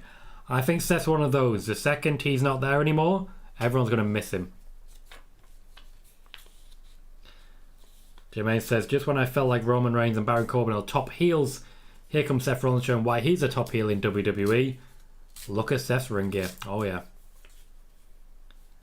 Megan says, I'm all for Seth using his gear to troll people. The Shield gear with Roman back at Royal Rumble, and now this. Give me more of this level of mind games. Whoa. I'll be interested to see if there are any visible signs of the injury once Cody takes that jacket off.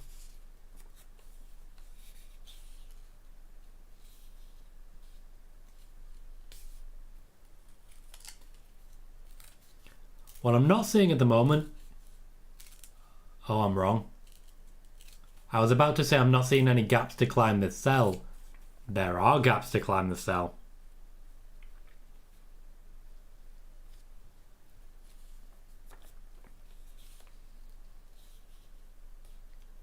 Surely he's not going to be climbing that cell with the injury. Surely he shouldn't be.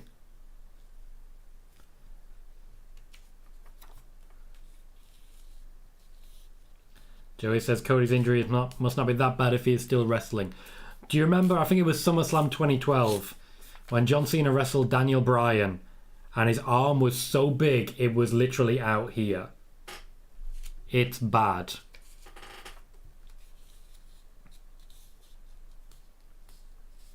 Fair enough, Wolf Gaming, you go right ahead.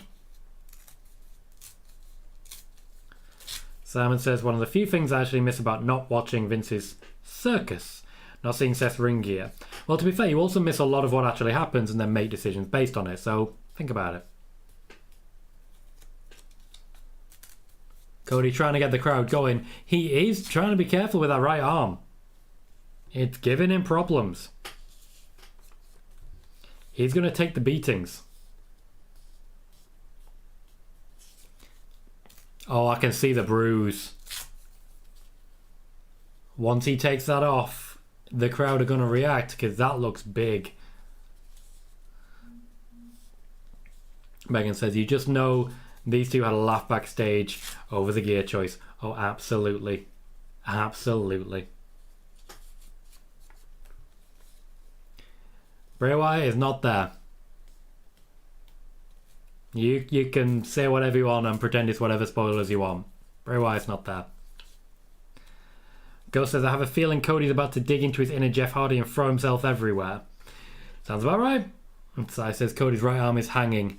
Look at the bruise.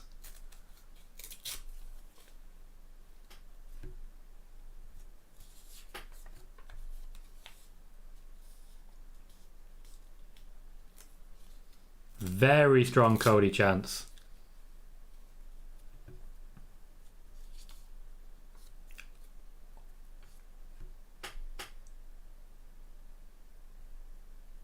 Shit.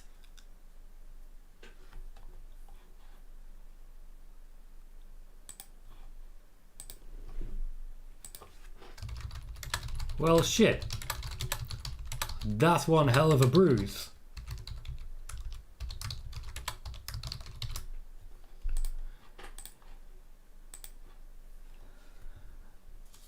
No.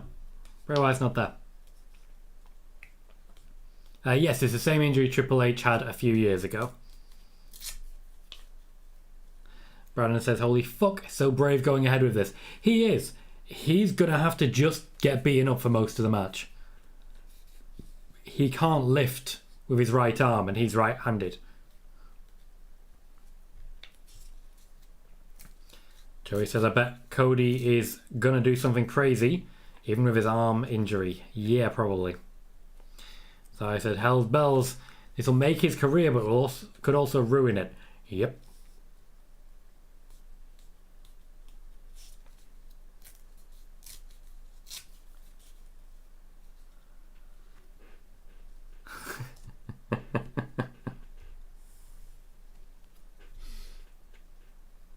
Okay, he did well off the ropes there. Had to take a moment to recover, but he did well.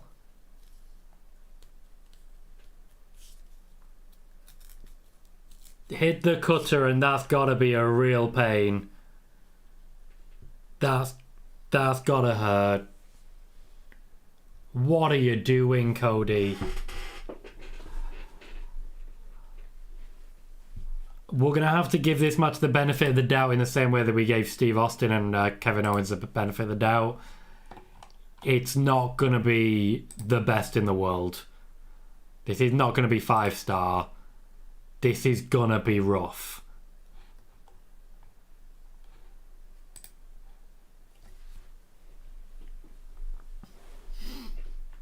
Brandon says, only Cody could have this injury and go straight for a disaster kick along with a Cody cutter.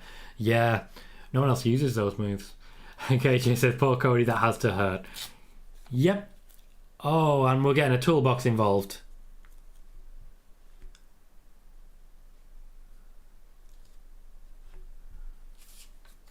Yeah, I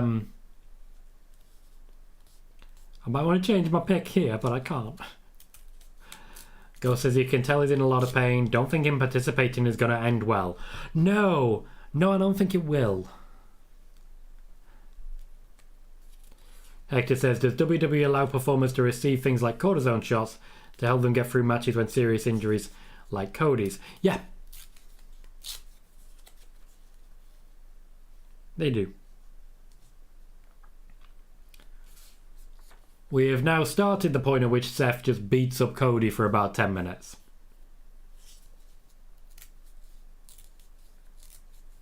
And Cody has to just take it.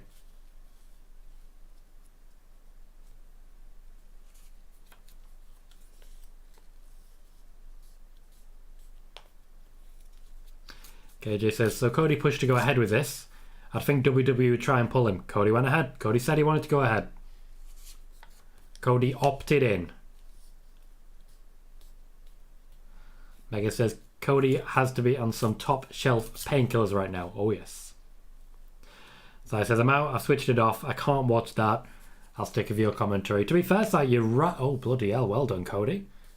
You're right near the end of the show now. At most, the match is going to be another 10-15 minutes. This is not going to be the match we were supposed to get.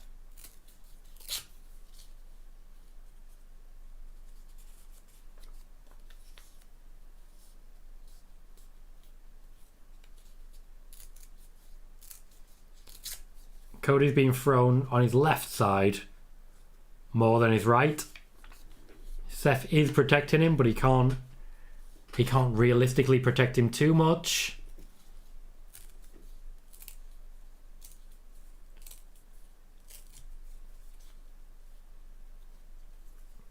It is, Si, it is.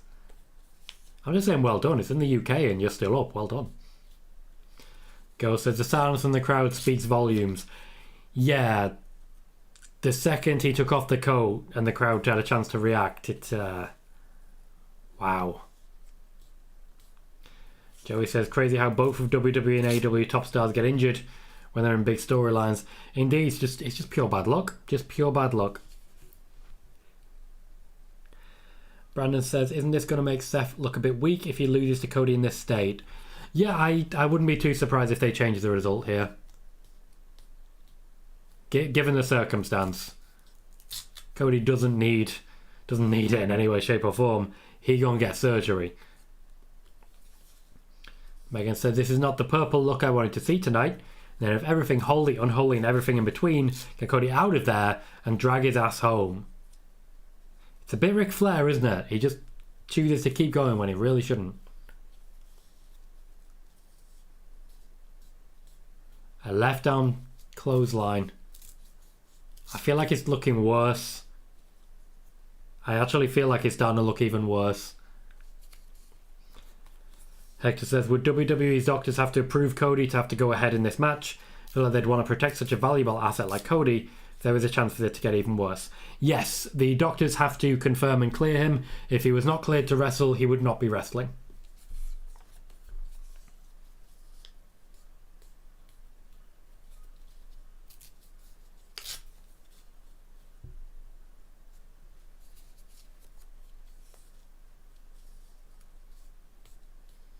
And now the steps are in play. Cody intentionally took down his right side as well. Ghost says this does not need to go on much longer. Is the bruise looking darker or is it just me? It looks darker to me. But it may have just been the lighting in the initial shot. Cody, May, wrong call.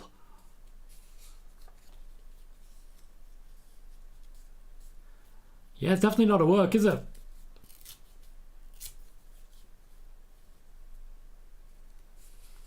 Brandon says, give it another 5 minutes at most, no longer. Just end it. Seth is now engaging in pageantry, giving Cody an opportunity to rest, putting on the coat, and pulling out... What have he got? The belt.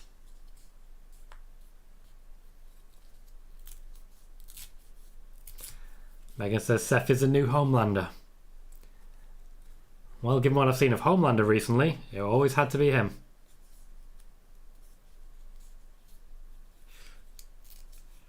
To be fair, Cody would likely be very happy to be whipped in the back. Firstly, it's not on his chest, and secondly, it will spread the pain out.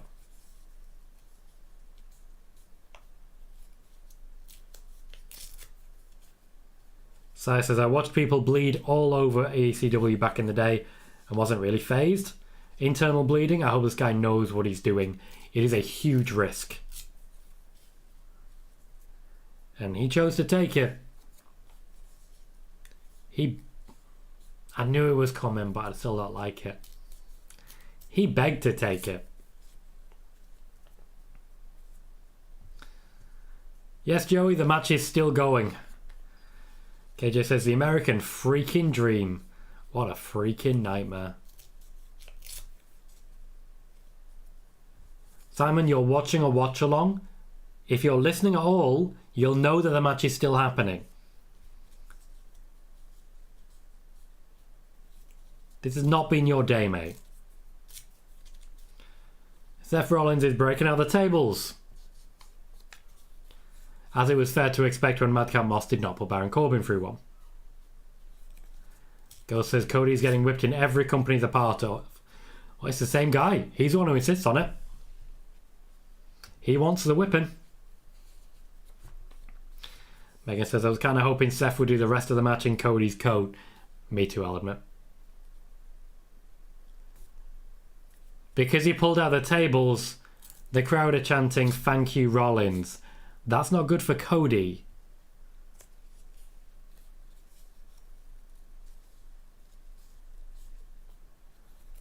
Welcome, Someone 7 says, how's the show been? Pretty good.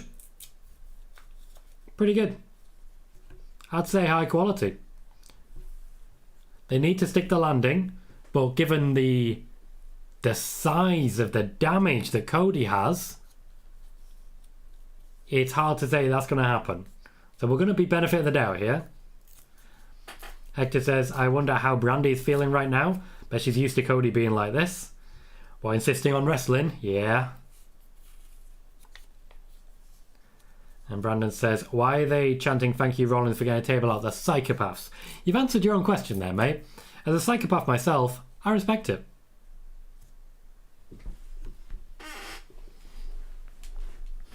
They cannot do this for much longer. They just can't. The table's in the middle of the ring. Someone's going through it. Oh God, no. Cody, Cody, Cody.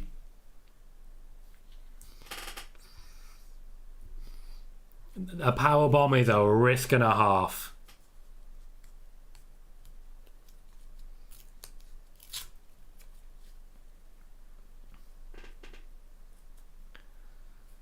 Seth is going up to the top. Cody is laid face first on a table. Because if he lays on his back,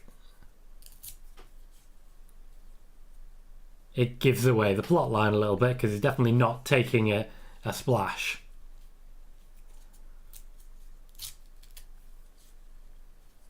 Rollins, of course, missed and went through the table himself. Megan says, I think Brandy, Renee and Brie are all in a group chat talking about their possibly idiotic husbands. Possibly? Possibly is nice.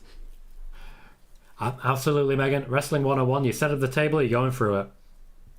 Brandon just says, no, not a frog splash. Cody has a whip. I've just seen a fiend mask in the crowd. Cody does not want the belt. He wants something else.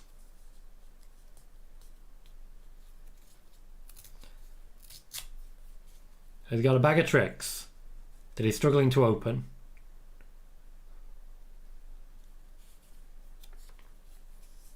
Cowbell.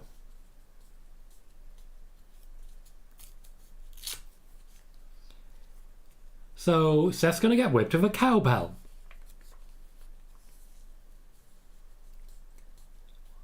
Well, that's a thing, isn't it? Oh, he's strapping himself to it. He's turning this into a strap match. This is kind of suggesting that we're going to get a strap match at Money in the Bank. Ghost says, yeah, his bruise is definitely... Oh, wow, it is, you're right. It's definitely getting worse, not just a line here. Rollins is 100% crazy enough to do this, don't be ridiculous. Hector says, I'm just glad Cody's in the ring with such a worker like Rollins, especially with an injury being as bad as it is. Yeah, Rollins will protect him, to be fair. And he's indeed putting the strap on. Something I never thought I'd say about Seth Rollins.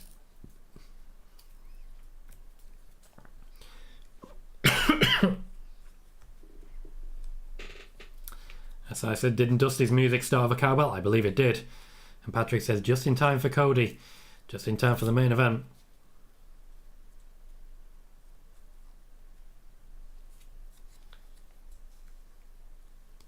Seth flipped over by the groin.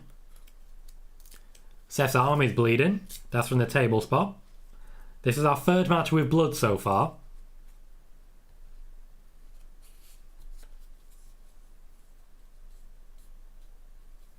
Oh, super kick. We need to be building to a finish now. You have to stop doing this. Well, he's bonked him in the head of a cowbell. And Seth kicks out. Both of his arms are bleeding. Both of them. It says, love the idea to use a bull rope to help balance it. You're right.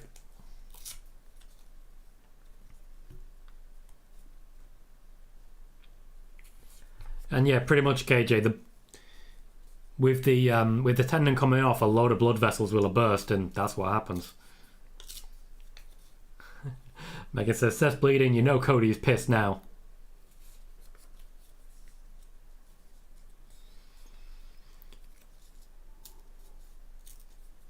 They're taking their time, they're wrestling at a slow pace. Cody's being about as protected as he can be in a Hell in a Cell. In that he's doing all the running. KJ says, I still feel this match ends up outside the cell. I don't want this match to end up anyway. I want this match to end. I just want it to end. It's not impossible someone's climbing to the top. Absolutely, Hector. Absolutely. Never forget. The bull rope didn't really last long.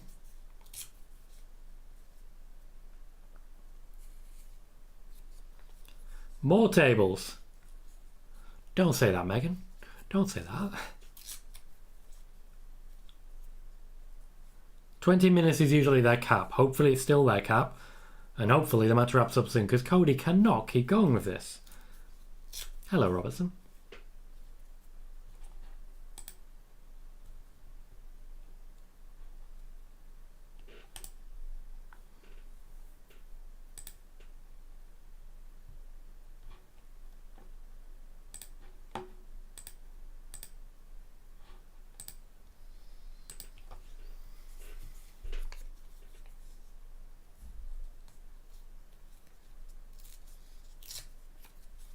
Seth going for the powerbomb.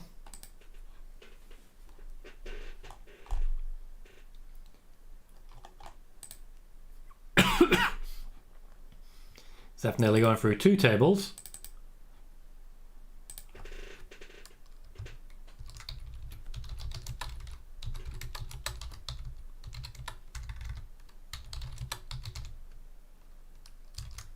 I think that was probably Cody's best shot.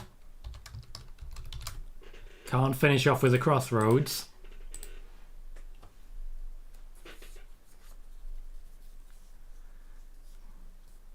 Yes, Brandon, another table. Joey says, how has Cody been holding up in this match? Not great. He's sluggish. And he's clearly hurting. Ghost says, not the ring post. Let me just borrow my best Jim Ross impression. Stop this match. This man has a family. This man does have a family. Hector says, I was hoping Cody's weapon of choice under the ring would have been a sledgehammer. He's going to struggle using a sledgehammer today. He's going to struggle doing anything today, let's be fair.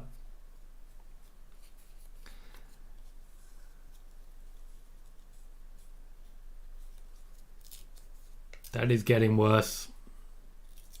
Seth counters. First of many kicks. I see that you found a good use of your time, sir. Buckle bomb through the table. Yep. Oh, Cody. Oh, Cody.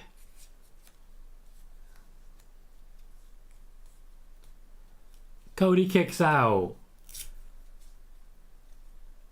Corey Graves correctly asking, why?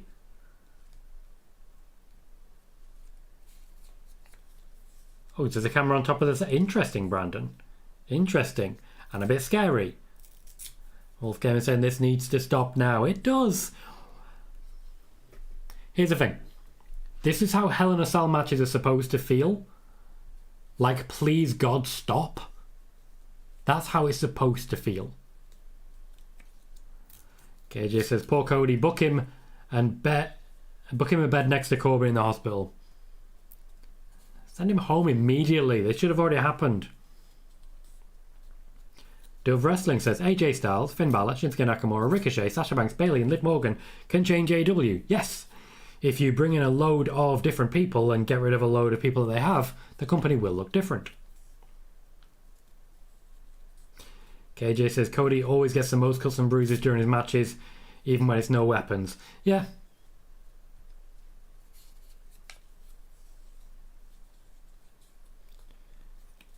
The facial expressions that Cody is using right now are not selling. It's real.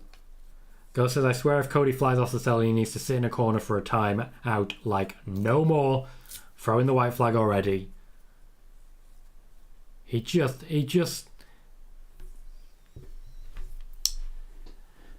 See, here's the thing people seem to forget. Yes, Cody Rhodes uses a sledgehammer. So does Seth.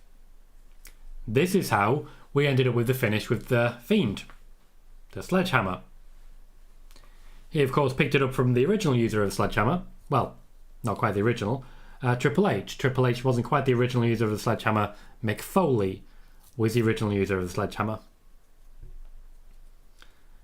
Yeah, the Triple H connection is why both Seth and Cody use a sledgehammer. But the hammer is now in play. He's not going down to pedigree, being over this. Cody pedigrees Rollins. And Rollins kicks out. It's one of the few moves that Cody will be able to do comfortably, that pedigree. It's getting redder. It's gone from purple and now there are red blotchy elements there where it's taking impact.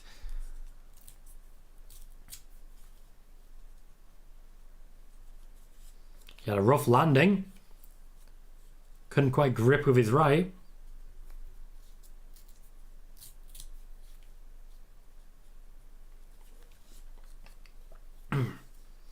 Hector says, I swear if Cody... Nope. Just think about this. As bad as Cody's probably hurting now, tomorrow's going to be even worse once all the meds wear off. That man is not going to be able to sleep for the next 14 weeks. Why are you doing it, mate? Why are you doing it? Go home. He has the sledgehammer.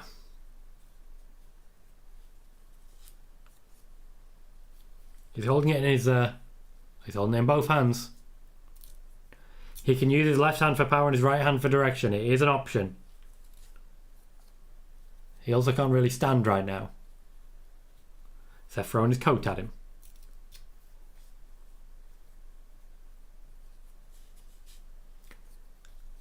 The stomp.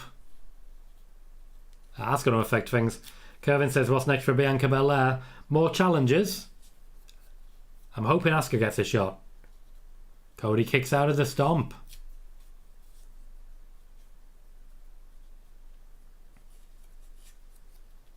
This match is still going. Brandon says, why did he kick out? Great question. I would love to know the answer to that. Why won't you stop? The crowds are going crazy for this. This is awesome chants ringing around the arena.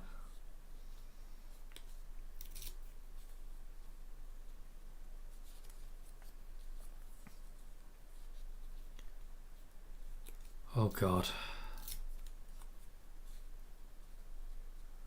Seth wants another stomp. Cody saw through it, goes to the crossroads. Crossroads by Seth. Into a Falcon Arrow? Nope. Oh, Cody no-sells his own finisher. Okay. Is there anything more Cody Rhodes than the phrase Cody Rhodes no-sells his own finisher? It's not even surprising.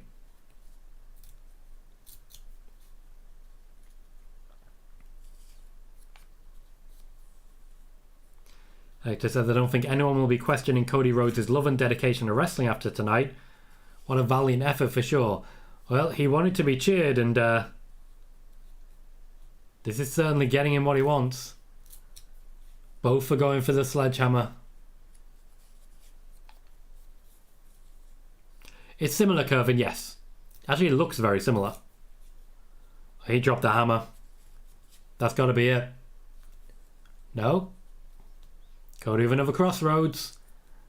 And another crossroads.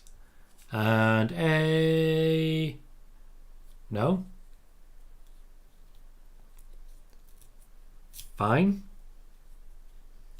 Hammer time? They're really devaluing the crossroads at the moment. They're coming like the AA. Seth gets hit with a hammer. And that should be that. Sledgehammer. Doo-doo. Cody Rhodes defeats Seth Rollins in Hell in a Cell despite the injury to his pectoral muscle.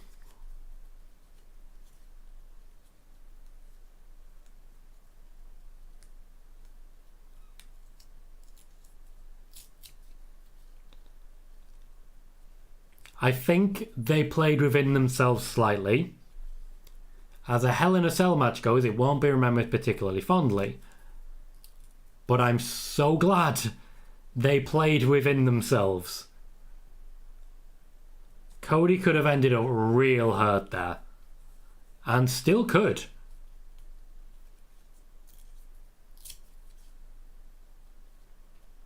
Yeah, KJ, definitely. Seth deserves plenty of credit too. Megan says, "Thank the gods, now someone get his ass in an ambulance into hospital." Yep. Girl says, "Finally, rest up Cody, we'll see you soon." We will. You don't need to push yourself this hard. You don't. So I said, they could have set fire to the arena. That match was only going to be remembered for one thing. Yep. You might as well play to what you've got. And Brandon agrees. Yeah, he needs to go rest now. That looks so much worse now.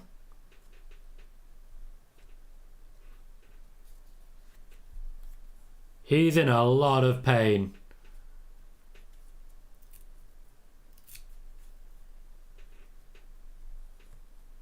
Still haven't seen a graphic in the corner.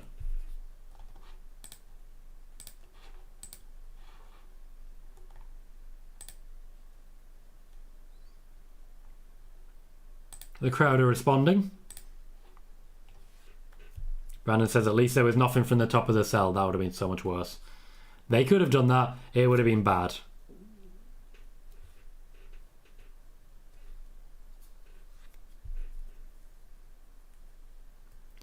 KJ, you're absolutely right. If he hadn't been hurt, they definitely would have ended up on top at the cell. Like, Seth straps himself up, Cody goes on top. That's where we'll have ended. Patrick says Cody just 3-0 against Seth Rollins. The whole point was to establish him as a top guy on Raw. They've done that. It's just that now he's going to have to vanish again.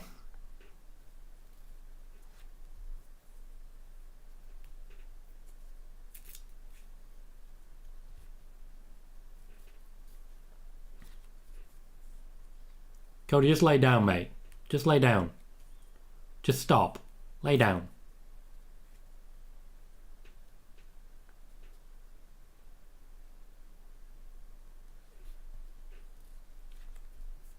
Megan says 24:20 for that, so 24 minutes, just under 25 for our main event. Good length if someone isn't massively injured.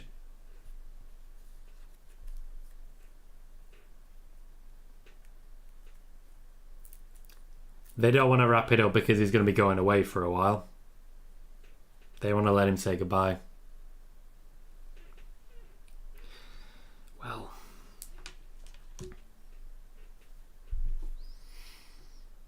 Brandon says, no Bray, but glad I stayed awake. A pleasantly, really good show.